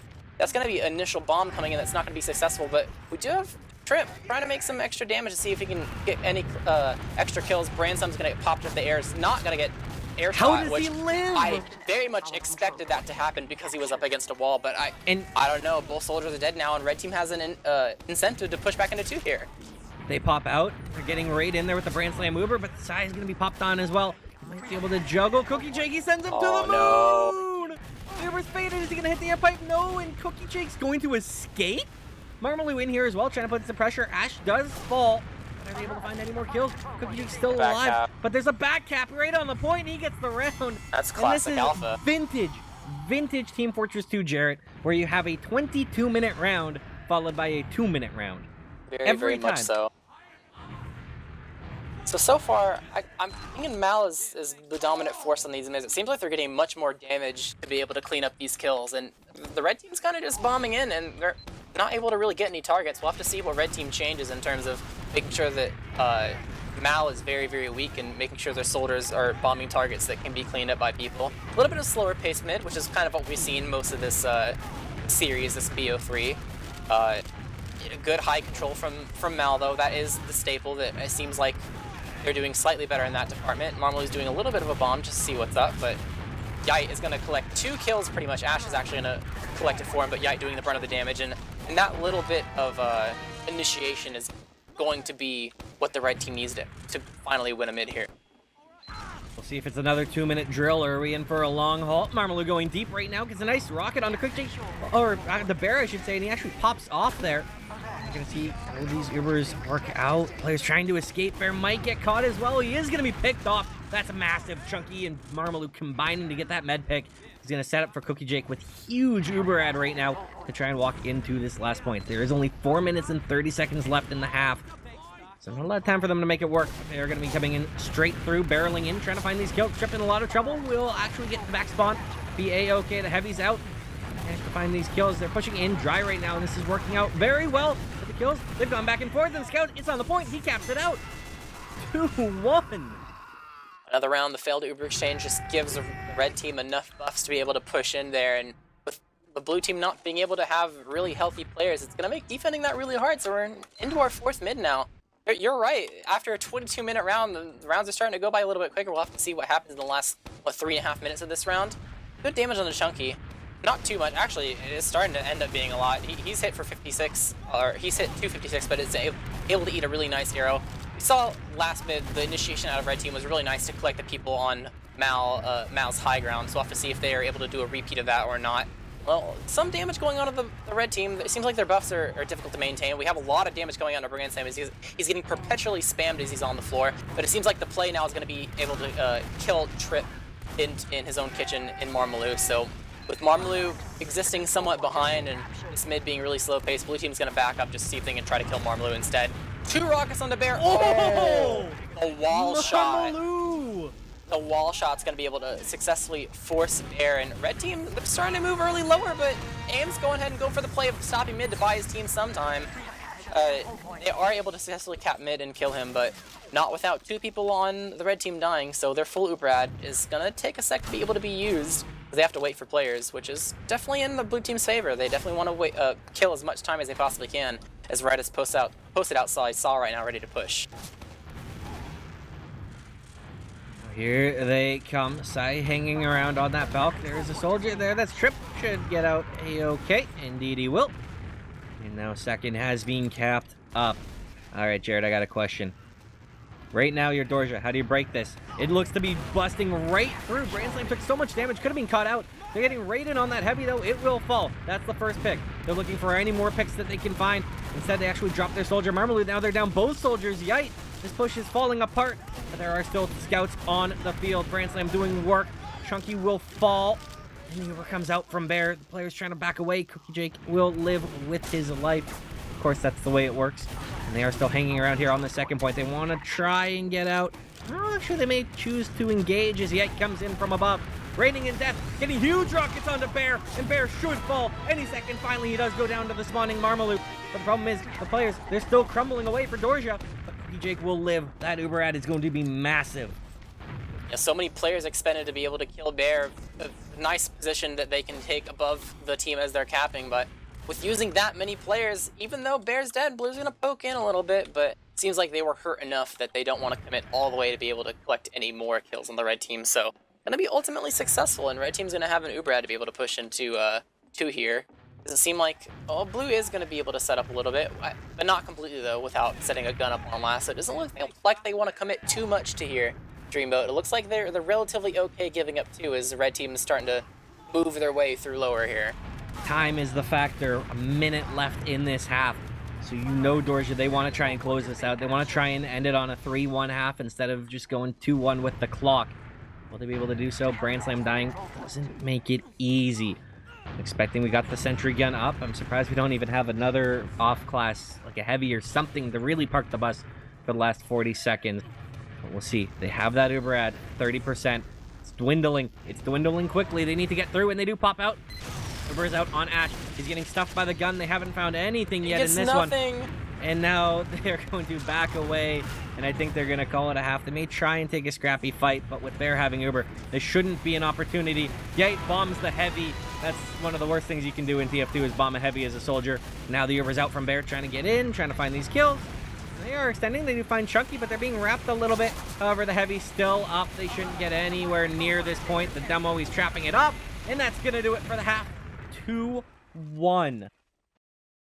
That random pipe from side that killed Brand Slam there definitely saved them because they had to delay so much to let their scout spawn that it allowed blue team to be able to get their Uber whenever red popped in. I mean, it definitely doesn't help that they popped in top left into basically no one and were unsuccessful at killing the gun immediately. It was pretty much a wasted Uber. They barely even gained any space with it, so that was kind of on them, but definitely good play from Psy there to definitely help that in the very beginning go off really well. But again, like the other maps, even though you weren't here for them, Dreamboat, it's a very, very close 2-1. This is how the game started off previously. Not necessarily completing the half, going to 3. Very, very close, 1 round difference. And there's only 1 half left unless the teams are somehow able to tie it and end up with a golden cap situation like Process. So, I mean, with this halftime, it's kind of up to both teams to figure out how they want to alter how they're playing. I'm pretty sure Dorsia is probably talking about their mid fights and what they need to change to make them more consistent. Probably same thing with Mal, and then a lot of the stalemates that are happening on mid too. They're definitely playing very, very slow paced, but it's also in the favor of the team on mid for the most part. So definitely got to use this this time to talk about what you're doing wrong and how you're going to change it. Otherwise, you could be out if you don't bring everything out now. Now, the only thing that is really irking me from what I've seen so far is there have been a couple mids where Psy has just absolutely decimated Chunky, where Chunky has somehow been down to 30, 40, 20 HP on these mids, and there's nothing cleaning up. No bomb on top of him. The arrow, he gets arrowed, he comes out of it, he ends up living for the mid because of course he does. And so many times these Dorsia players are so hurt. You know, I think back to the Giggly damage numbers video where I can just hear him like whining about players saying that they're so hurt, but they're literally so hurt, Jarrett, and they're not dying. There's so many times watching this series where I just look to my left and I look at all the players on the server and their health values, and like 7 of them had red health. Like literally so many players that are unable to fight and got really, really weak. But because so many players are hurt, no one feels comfortable enough to actually commit to try to get that kill because they're just going to die trying to commit. So pretty unfortunate timing for a lot of teams that are able to get like these medics and demos extremely, extremely weak, but unable to necessarily immediately go off it and collect the kill.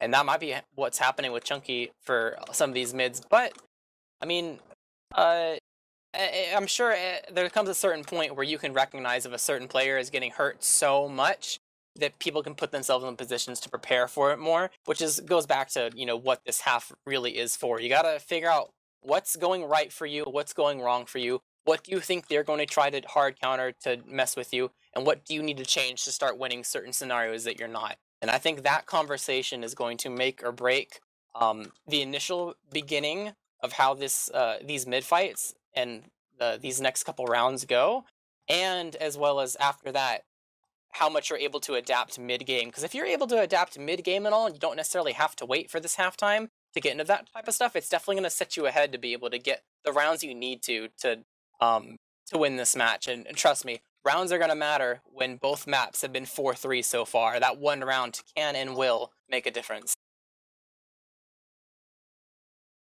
And now here is one thing that we need to note. This is getting to the end. Like, we are down to the legitimate wire. We have one half to go. One round separates these teams. And you know what's going to start becoming a key element? Time. Yeah, time. I was going to say fatigue, because we were talking about that before. But I'm thinking the pressure cooker, because if you think about it right now, you're my anime list. You're down a round. 30 minutes left. Not a big deal. 20 minutes left. Not that big a deal. 10 minutes left. 5 minutes left. Starts to become a bigger and bigger deal. It's going to start to gear up the pressure on my anime list, and you're going to see really come into play how strong their mental fortitude is. Because when you're this fatigued on top of it, if you don't have the mental fortification to get through this, the fortitude, that is the word I'm looking for. Thank you very much. To be able to stay in that fight and not make these careless mistakes, to try and grind it back, then you're going to lose. Like, that's going to be it. I'm especially curious to see how much sniper Mal runs when they're not necessarily in an advantageous position. I mean, maybe at the beginning they might a little bit, but like you said, time's definitely going to play a factor. And they had Alpha play a fair amount of sniper, maybe Phelps a little bit too, which was a much slower pace. So we'll have to see if going into the second half they do something similar. But this is it. This could very well be the last half we do unless we somehow go into a golden cap. Map 3, Snakewater, Mal vs. Dorsia, Dreamboat, take it away. All right, rollout's coming through. Sai looks to be a little bit faster, actually a little bit slower, than Chunky. And he's throwing out these stickies around, trying to find these damage early. The demo's both so healthy already at this stage in the mid. No one's really taking much damage now. Chunky's starting to be spammed down a little bit more. There haven't been those bombs across. Again, these slow, passive mids coming in right now. Waiting to see where the first real aggression comes from. I'm banking on Marmalou.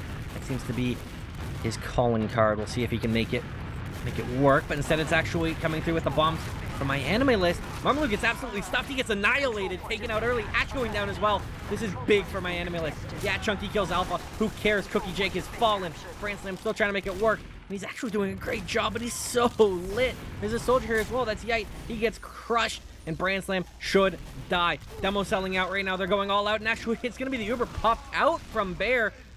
I honestly don't think he needed to do that. Maybe not, but I'm sure if you're Dorsey, you're happy you at least got that. He probably wanted to play it safe, because I think he recognized at this point that if he uses, he'd be getting 3 kills for an Uber, which is not bad. With these very late deaths, they should be able to find themselves onto 2 here. Even though there's a couple players posted up on the red team, there's definitely not enough resources for red team to hold this confidently, and they're just going to back up all the way to last. So, the only thing that Bear would have to worry about with popping it mid there would be having some sort of Uber disab, but because it wasn't too far after Cookie Jake died, I don't think he's afraid about getting Uber on. It's like 10 disad at this point. So ultimately, I don't think he's looking at that like too badly, but we do have a pause here. I'm not sure what this quite is.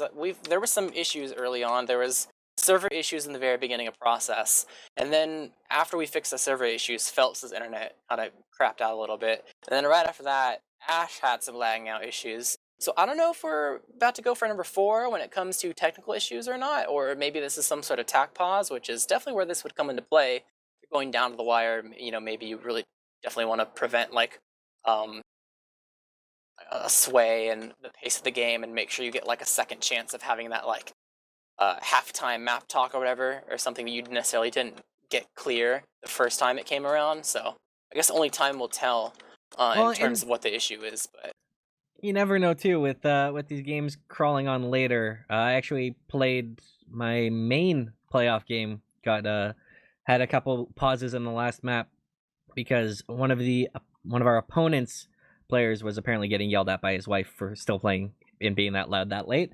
So, I don't know the living scenarios, probably not wives, more so likely potentially parents or roommates or girlfriends, who knows? Someone might be yelling and saying, hey, can you quiet it down? I'm trying to sleep here.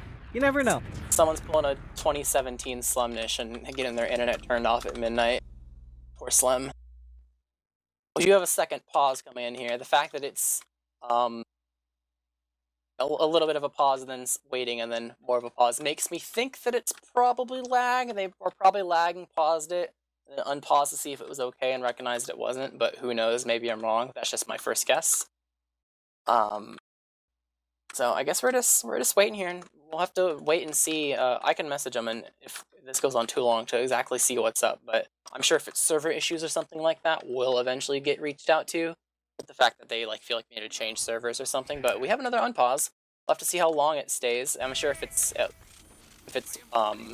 ping or lag or something, and we'll see another repause happen very soon. But hopefully we won't.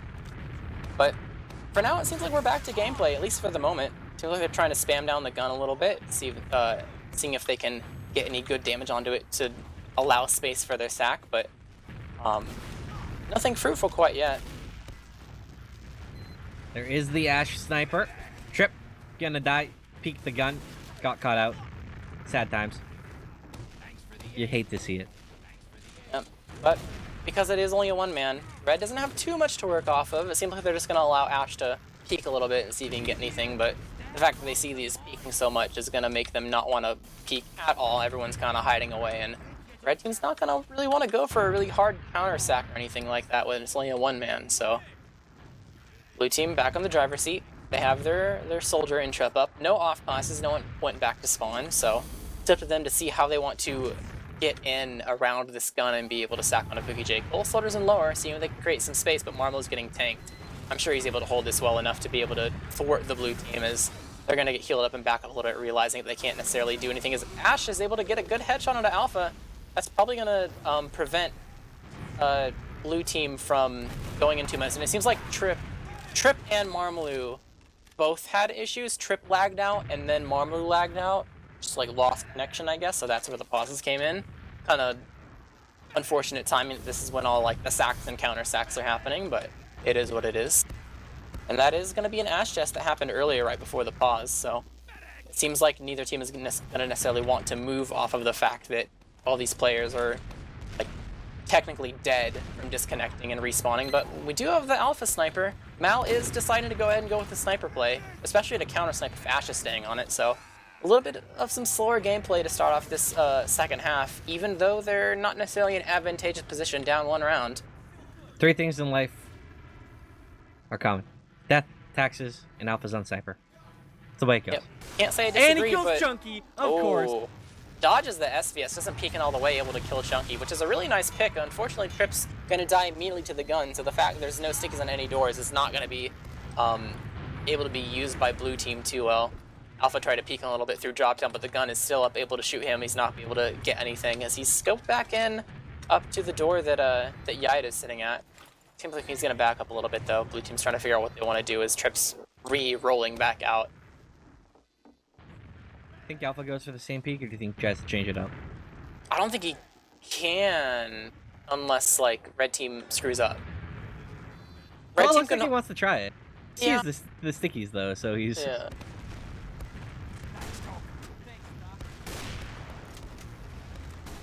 He really wants to take that peak though. He's clearing the stickies for it. We'll see though. Looking lower now. Not really much he's gonna see there. Oh, soldier does drop down into his face. This is back to the way it was. Just peeks from Alpha, seeing if he can find anything. Spams Yikes, out. blasted back. That was a nice lot of try. damage. Yide is very, very much in trouble. Could be Alpha's moment. Oh, but Ash is gonna get the better of him. Ooh, and Another he gets a headshot on headshot there. Yeah, that's a lot of good damage. It's gonna give Red team enough room to move in, and Yite's gonna actually commit. He notices that Trip's going lower, but he's gonna die in turn, and a lot of pressure coming out into Marmaloo and lobbies as he's chased, and his team is not necessarily in quite that deep. Ash is gonna be able to try to get some headshots off, but going to be unsuccessful. So no soldiers alive. That's not a whole lot of spam, as blue team's going to just pop straight through, go for the Uber exchange route, immediately taking out the gun. Counter Uber's going to come into play, and blue team's going to try to back up, maybe rotate around to the opposite side of lobby.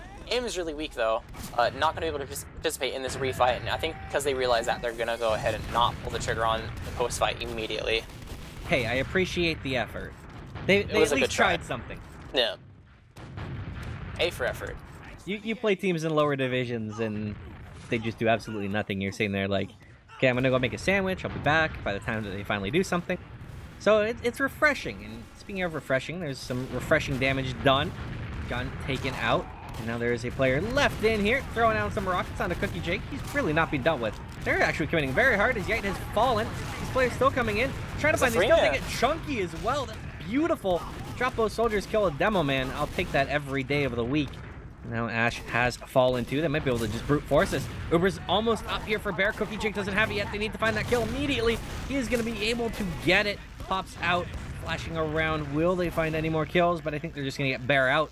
Oh, Scrappy though. Appreciate the effort. Yeah, the chaos on 3-man was really good for them, but I think that drop on Phelps really sealed the deal and being able to actually fight this post. So back to a normal scenario. They're going to build up their Ubers and get ready for another stalemate. Doesn't seem like there's going to be too many different types of off classes at least yet. No snipers yet. Gun is going to go back up, which is pretty standard. Trip's going to try to spam it down though. Brand Slam's not going to be able to set up anything, as they're trying to peek the doors a little bit, see if they can get good damage while they know that this gun is still up. Now's their best chance to try to get something while they know it's not up quite yet. If they're really aggressive in the shutter here. We have AIM coming through drop down and Alpha trying to make spaces. Yikes jumping back in to try to stuff it. But both soldiers committing onto CookieJgg. He's able to surf backwards, 50 HP. Not able to quite kill him, 24 HP. Everyone on red team is red health, but none of them are dead as a 3-man fails from the blue team as they're going to back up, probably leave 2 and go all the way back to mid. It seems like they are going to decide to not... Oh, actually, no, they maybe want to take this. They're thinking about it. There's only 3 of them, but if they can surprise the red team, they could do really well here. Good sticky on the bear, but the good sticky on the soldier launches him straight in the bear, which makes him drop. Did not expect the soldier to barrel at him at light speed, and that's going to be an immediate kill with Sai also dying. So now it's just a scrappy fight with Alpha dying and a spy in lower, maybe going to go for a play. We have AIM trying to distract, Decloak coming in. The drop happened! AIM died for Phelps' sins, as Phelps is gonna die, but he does not care. He got that medic drop, so drop for drop. CookieJgg pulls out a re in chat. I would re in his position too, believe me. But 3 dead for blue team. Not able to, oh, they're able to get 1 forward. They have 4 people alive. Probably not quite enough to push back into mid right now dry. But at least the good news is because CookieJgg died later for them, they're able to grind out this Uber as they're able to sit on the train and make sure that their ad is maintained big enough where they can push back on the mid here in a couple moments. I believe a wise man once said, normalize dropping Uber, because double drop right there. Love to see it. Hate to see it if you're a med main. Love to see it. Let's be reasonable. Now True. We'll see. With that big ad, they may elect to try and come in here. They should elect to. Not sure they realized just how big it actually has gotten, because there wasn't great building out of CookieJgg for a minute there, and now the Uber has popped out trying to get in. They will find the first kill on the Marmaloo, but they're not going to be able to get much else. This should just be an easy leapfrog. Actually, Ash going down. Should be able to get mid off of that. Yep, caught him and saw just barely. Seemed like the split from red was, they weren't necessarily on the same page and where they were backing up, so blue team's trying to use the players they have to collect more kills, and they're all bunched up in the corner. They dropped 2 players. I don't know if they quite had an Uber yet, but either way, 2 kills is 2 kills, as now red team is just Chunky and CookieJgg alive, with Marmaloo rolling out from being an early death way earlier on. So successful pressure coming in from Mal, using the kills they collected from that Uber to go into 2 and collect even more frags before CookieJgg's able to pop to save them. So now they're back onto 2 with having an Uber ad, even though it's not that big. It's only like 25%. It is slightly doable. So I guess the ball's kind of in their court. It's up to them if they really want to use it, and they're grinding out like they want to, Dream Mode. You know, earlier in this game, they probably wouldn't, but again, that time is starting to tick down. Only 20 minutes left. They are still trailing by 1. They may have to use it, and in fact they are. They're coming right into this gun, taking it out early. Great job so far, but can they find any of these kills? They haven't found anything. The Heavy is now out on the field. This is starting to fall apart. They do kill Yite, and they drop 2 players for it. Make that 3 players, but the Uber, it's forced out. CookieJgg does have to pop. So Bear, yeah, they kill 4 people, but he's hopefully going to live. The scout, though, he wants to go after him. Thinks better of it. Yep, seems like too many people were crowded around the point and unsure who was going to get the flash. So a lot of early kills on the blue team from Dorsia. So it's going to be a successful last hold, and even though it's even, Trip was a very late death, so Dorsia has an incentive to push in here. Bransam's early, Aim's going to try to go on and able to secure the kill. Marmu also going down in turn, so it's a little bit rough for the red team as they're trying to work their way in here. A lot of damage on the Yite, 40 HP going to back up. Actually killed as the scouts from blue push in, as side bombs in, is able to kill the medic Cookie Jake as he's leaving, and that's going to just leave Chunky and Ash left alive. Chunky's going to get taken down, and it's just Ash, 7 HP, going to take the pack. His only play here is to stop. But Trip knows that, so he's going to stay behind, collect that, and the failed push into mid from red team is going to send them all the way back to the last, and a round lost.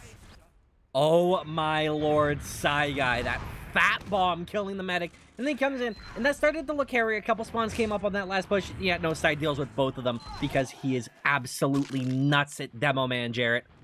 Now, we have a real game here, tied up, 18 minutes left. Take me this mid. Alright, well, not too much early damage coming into either team.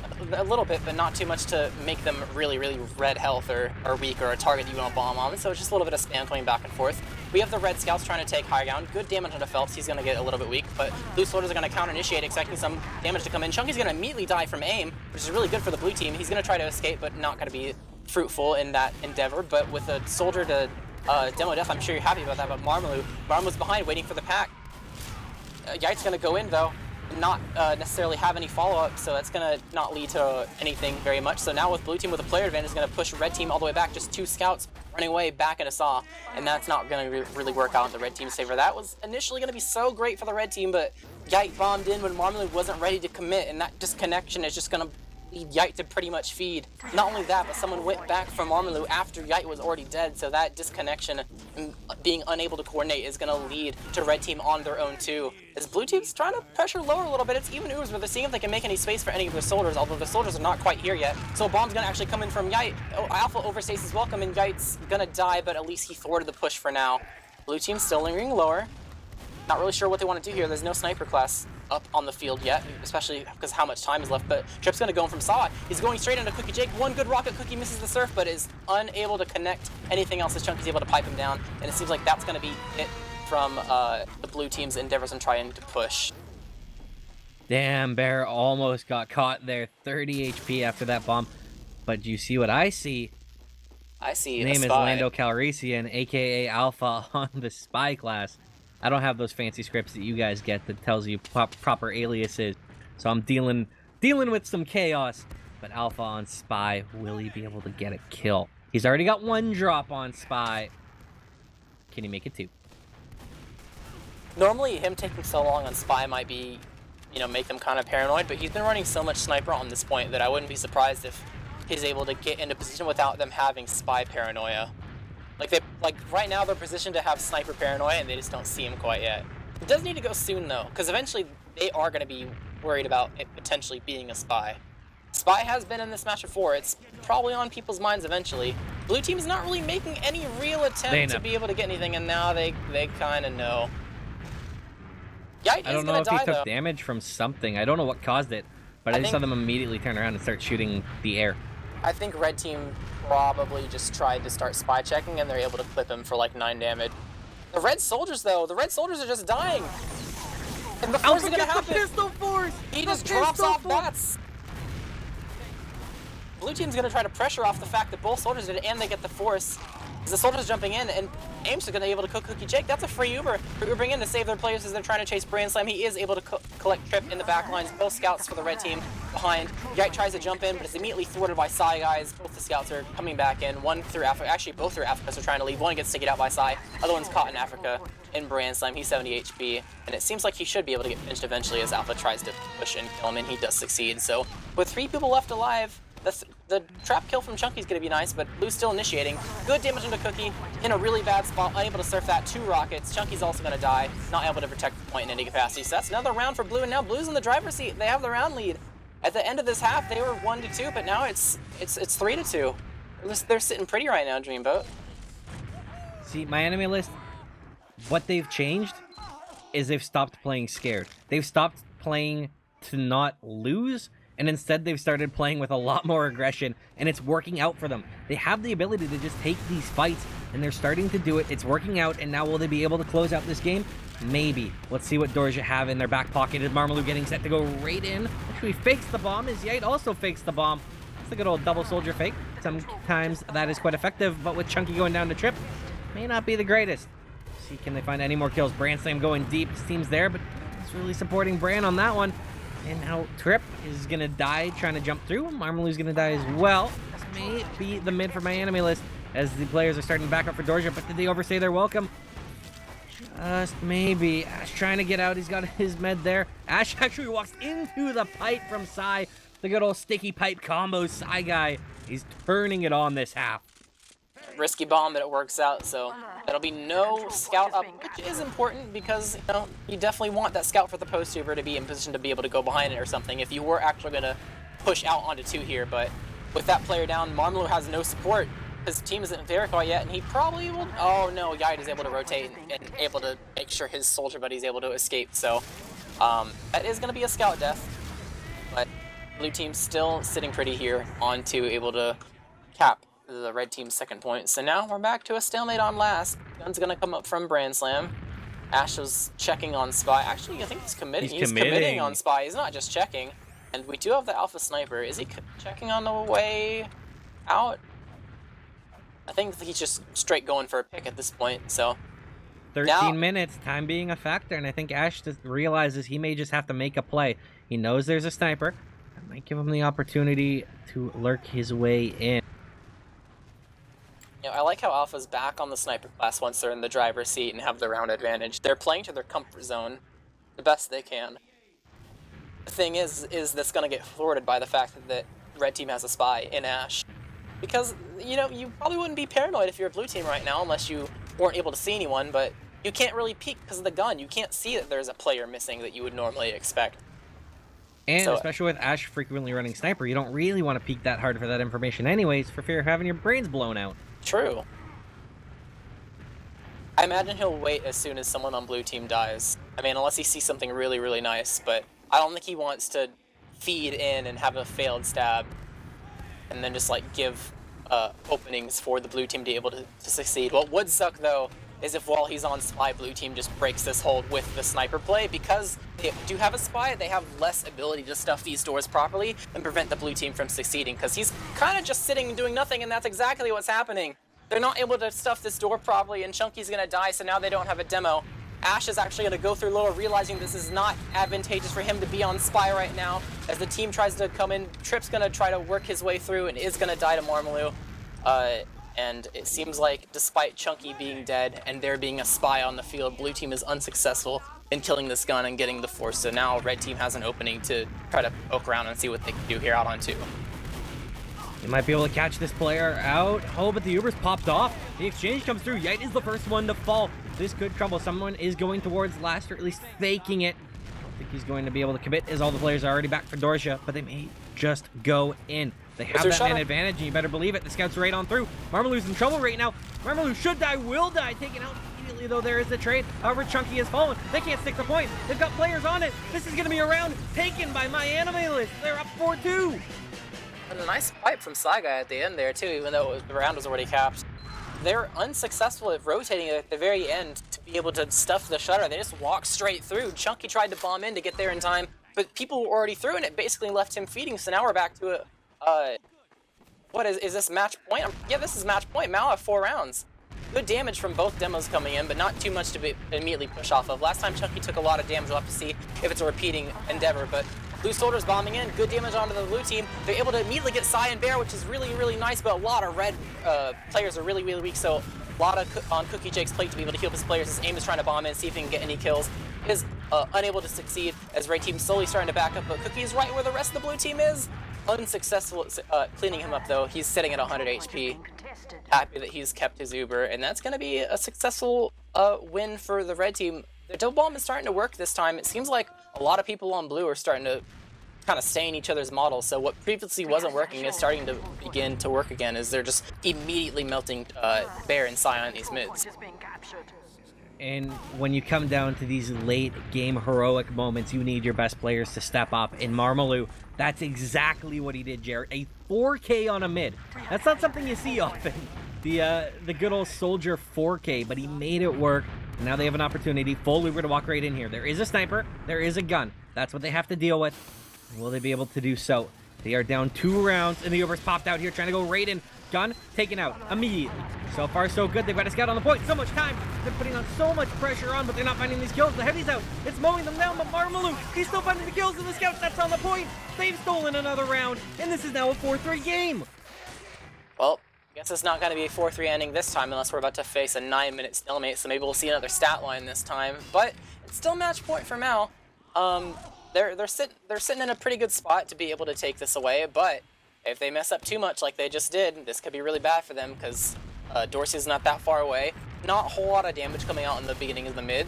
We're going to see another high bomb coming out from Marmalou, not followed up by Yite immediately. It's going to be a little bit delayed. Doesn't seem like they're able to find too much synchronized kills here. They are able to get Bear, but not without the rest of their team falling. Not as much sync this mid when it comes to making sure that you put damage on the same targets, as everyone's kind of spread out, and with both the players on red being red health, they're just going to immediately die to a double soldier bomb coming from the alive blue soldiers. Same style of mid, slightly different execution, unsure why, and the slightly different execution is going to prove unfruitful and not able to collect anything. So this is actually going to be a mid-win for Mal this time. Cookie did spawn a little bit quicker, or at least was healing a little bit faster, so he's got ever so slight add. Obviously nothing that you can actually push off of. But still noteworthy to see how they build this. If they can eke out an opportunity to try and go through, there's a window. Don't think they're going to be able to do so, though. I think they've actually lost their window. I think Bear immediately started grinding his Uber to make sure that the Cookie Jake couldn't use that. I think he recognized that Cookie maybe had like a 15 ad or something. Definitely did not want to deal with that. Immediately started grinding, so it's already back to even.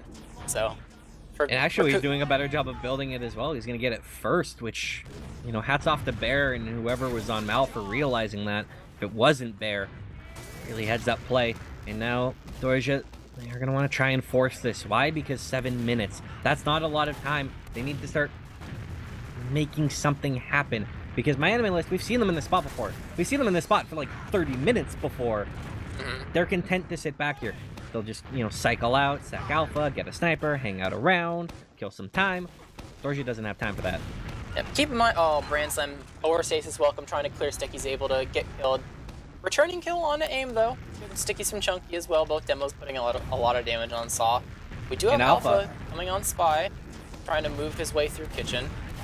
The Uber change immediately comes out, Dreamboat. A lot of good damage and flashing coming out. We have Yite trying to make space, jumping over to the catwalk as the blue team tries to chase it, kills into Saw. Cookie's going to get really and eats a nice Sticky to get cleaned up.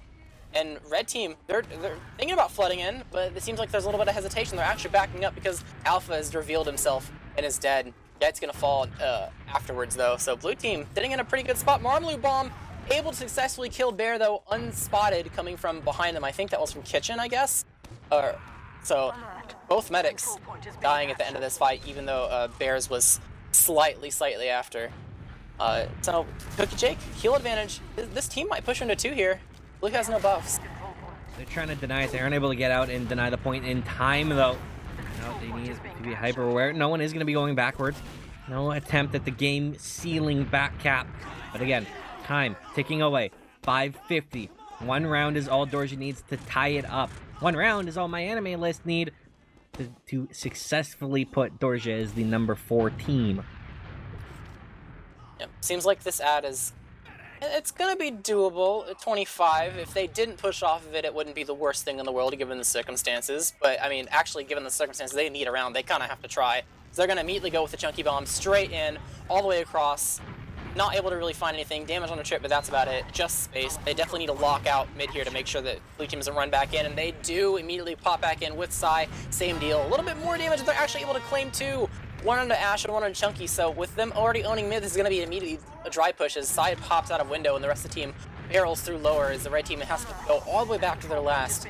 Not a position they want to be in when they need to collect around to make sure this is tied and then get some sort of golden cap scenario. Chunky's still not up. They might try and funnel this while there's still 2 players down. That's exactly what they're doing. They're trying to get right through. Yite with a nice denial. Are they going to be able to find that kill? No, it's Brand Slam that dies. Alpha gets another kill there as well. And the Yite, the chaos, it's all coming through. In the defense, there's only Ash alive. This is it. Ash needs to hang on to win this game, but he's not able to do so. And it is going to be my anime list closing this one out 5-3, making it a 2-1 win. And that will be it. Another very, very close game to close out this series in Snakewater. This series as a whole was definitely, I know you were only here for this map, but this was definitely a very, very long fight, or very late into the night, but warm congratulations to Mal for coming away victorious, and they will continue on in the bracket. Dorsia, they'll be sent home. They get their 4th place, but you know they made playoffs despite all these roster changes they went through, so hats off to them. But yeah, really good place for Mal's at the end there, able to change the pace of the game. Initially, it was a really, really slow paced, like, oh, you're only really winning by 1 round, but the end here, this second half is different than what we've seen the entire night. It was a 4-1. It was very, very dominant. Whatever they changed at that halftime definitely was working out very well for them, because it definitely was part of the reason on why they were able to turn things around so quickly and find success to win this last map. You're quite familiar with great demo score lines, so I want to rattle one off for you here. 17 kills, 4 deaths on Saigai. Definitely nothing too surprising here. Actually, looking at the overall logs, even in better stat line, 27 and 8. Doing a very, very good job at making sure that he stays alive to be a presence on mid. Even if, you know, didn't do too much damage, which can be fine sometimes, especially because how stalematy things are. You only really need to do burst damage when your team's actually trying to break into the last to make sure they have help. But there was also the pause that kind of killed the second half too. Well, that's true. I just mean in comparison to like the rest of the players in the server and stuff. But the fact that he's able to stay alive for so long is really nice, because even if you don't feel like you're doing like so much damage on demo, if you die, the damage potential that's lost is so grand, because I mean, sure, you could do like burst damage now and die, or you can just live and do damage sustained throughout a longer period of time. You look at Chunky versus Sai right now, their damage and impact is relatively the same, but the fact that Chunky is dead much more often means that blue team and Mal have an advantage to be able to be like, oh, there's no trap, so we can walk through doors here to know that we won't get stuffed, and give them more reasons to want to do dry pushes and things of that nature. So definitely a really nice stat line to have.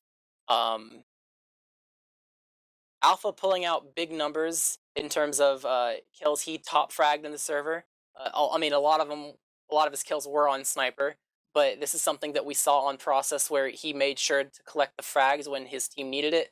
And Process, it was more of a like, oh, I'm gonna make sure that I'm, you know, protecting Bear from soldier bombs and stuff like that. But this time, a lot of his snipes were definitely on people that were counter sacking or making sure there was an opening for his team to get some sort of push going. So don't forget the 2 massive plays on Spy. One with a drop on the backstab that was pretty much the double drop immediately after Bear got dropped, but also the big fat revolver force.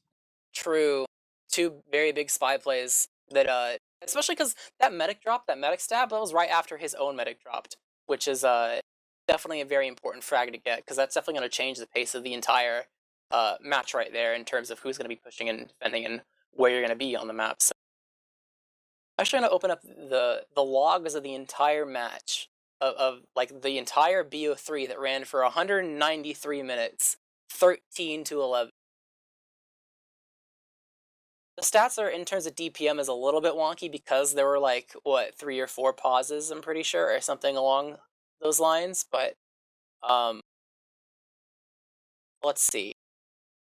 Sai continues to have really, really great stats, like we were saying before, in terms of making sure that he stayed alive. That's always something to note. Brand Slam continued to slam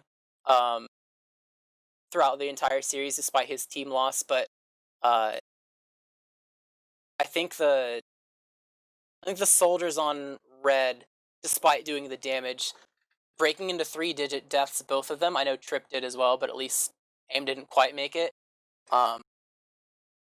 Definitely hurts them a little bit in some areas of the map. Maybe not necessarily this map, but I noticed on Process they were dying like a lot and not getting too much done besides damage, so that probably hurt them a little bit in terms of looking at the overall stats. But either way, there's not too much to really point out here in terms of someone completely going off because it was a 2-1 BO3 that lasted for so long that was close the entire time. So it's not too surprising that if you look at most of these players and you try to compare them to the other team and just like look at straight at the stats on like, oh, who had the edge, who performed a little bit better than the other, like the difference isn't that great. I think the most interesting thing to me is that there's just a little bit of a damage discrepancy for Dorsia, but they had less kills. They had more damage, less kills. We do have Sai here. What's going on, Sai? Hey, it's kind of late, man. Yeah. So well, let's go back to the beginning. Let's talk about expectations going into this match. As you boot up TF2 to go into the match server, how did you expect the match to go? Did you expect it to go to like a 3-map, extremely close, or were you really confident that you guys were going to do well, or maybe unsure about what was going to happen? How are you feeling? I was actually pretty unsure because when we played them in the cup, we actually lost to them pretty badly. Like, they had the momentum the whole time when we were playing in the cup, so I wasn't expecting a 4 a.m. like lower bracket grand final, but I was expecting to win, so that's all that matters. True. At the end, all that matters is the dub. Now, as the match went on, did your team feel any pressure going into a third map? I know sometimes players will, if things look a little bit unsure, they're not really sure about how they need to change up their playstyle or anything like that. Did your team feel the pressure? Or do you guys feel like you were relatively calm going into Snakewater?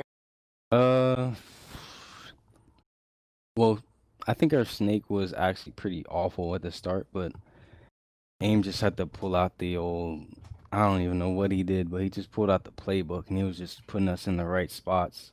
AIM was playing chess, they were playing checkers, man. That's all I can say about that one. 4 a.m. chess. All right, so now with you guys moving into the next part of the bracket, I don't think upper bracket has been played yet. Am I correct in that? I haven't really been paying attention. So you're not really sure who your next opponent is going to be? I'm not sure. Nope.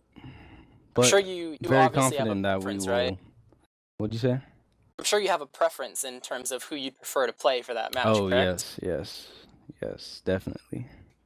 I know you can't reveal everything about what your team is going to be doing, but do you guys know for sure, like, how you're going to address the upcoming match in terms of, like, the way you're going to be playing or what maps you might pick? You don't have to reveal specifics, but do you guys kind of have a game plan yet, or do you still think that you need to set up something good for your team to get going and win the next series?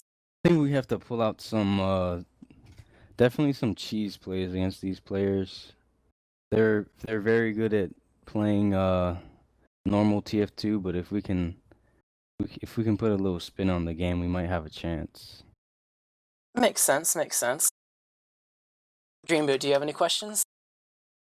Man, the thing that always amazes me whenever we see one of these Team Fortress 2 series go this late, how do you keep yourself in it? How do you stay checked in? How do you not let that fatigue get to you?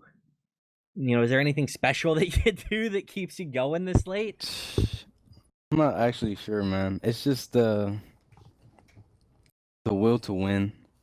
That's really it. If you want to win, you'll find a way. You know what I mean? I'm sure a little Hats spurts of off to you. adrenaline help Trust too. me, if anyone else was in our shoes, like, you can't just give up, like, oh, I'm tired or whatever. Like, it's already 2 a.m. You might as well, put whatever you have left into it. I feel that. We didn't put all this time into the season to just like give up over a 3-map best of 3. You know what I mean? Well, hats off to you for pulling out the absolute banger with some massive plays yourself. I'm always in awe whenever I get to watch you play demo. It is so crispy. So congratulations there. Jarrett, I don't have anything else I really want to ask. I don't know if you do, but I'm thinking with mainly for Dolphin's sake, with how late we've been here, we should probably move to wrapping this up. Yeah. Unless you have a question you want to ask. I think we're set here. Probably best to move on to shoutouts and wrap up the stream. I'll start first because you already mentioned it. Shout out to Dolphin because I'm pretty sure he's been at this for 9 hours straight because he went straight from that new player cup thing straight into this, which lasted much longer than anyone expected. So that's even if I'm off by an hour or two, that's quite the marathon of producing. So hats off to him. According to Twitch, RGL has been live for 9 hours and 16 minutes. Jeez. That's insane. Give some hearts in chat for Dolphin, because that's the dedication that this community needs. That's the dedication that so many people have had before. That's so good to see someone still with that level of drive, dedication, able to keep a stream up for 9 hours. I'm blown away. Sai, do you have any shoutouts? Yeah, shout out to Dolphin as well. I was about to say that, man. That's pretty dope. It's not like Jared or Dreamboat or Sandblast where you can just like talk and stuff and get excited about the plays. You actually gotta find the plays. So that's pretty dope. But also shout out to the Malcord, and shout out to SR gang, everyone out there. They know who they are. So don't count your days. It's a lifestyle. Anything from you, Dreamboat? Yeah. Big shout out to everyone from the Frantic crew. They know who they are.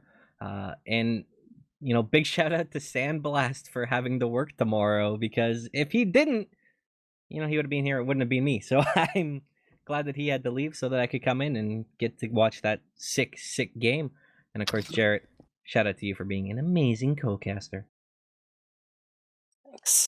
All right, well, it's best we wrap this up as quickly as possible just to let Dolphin find something to eat and sleep properly. So, once again, congrats to Sai. You guys are moving on. Appreciate it. And I think that's going to be about it from us. So, I'm Jarrett with previously Sandblast and now Dreamboat, and we'll catch you guys next time.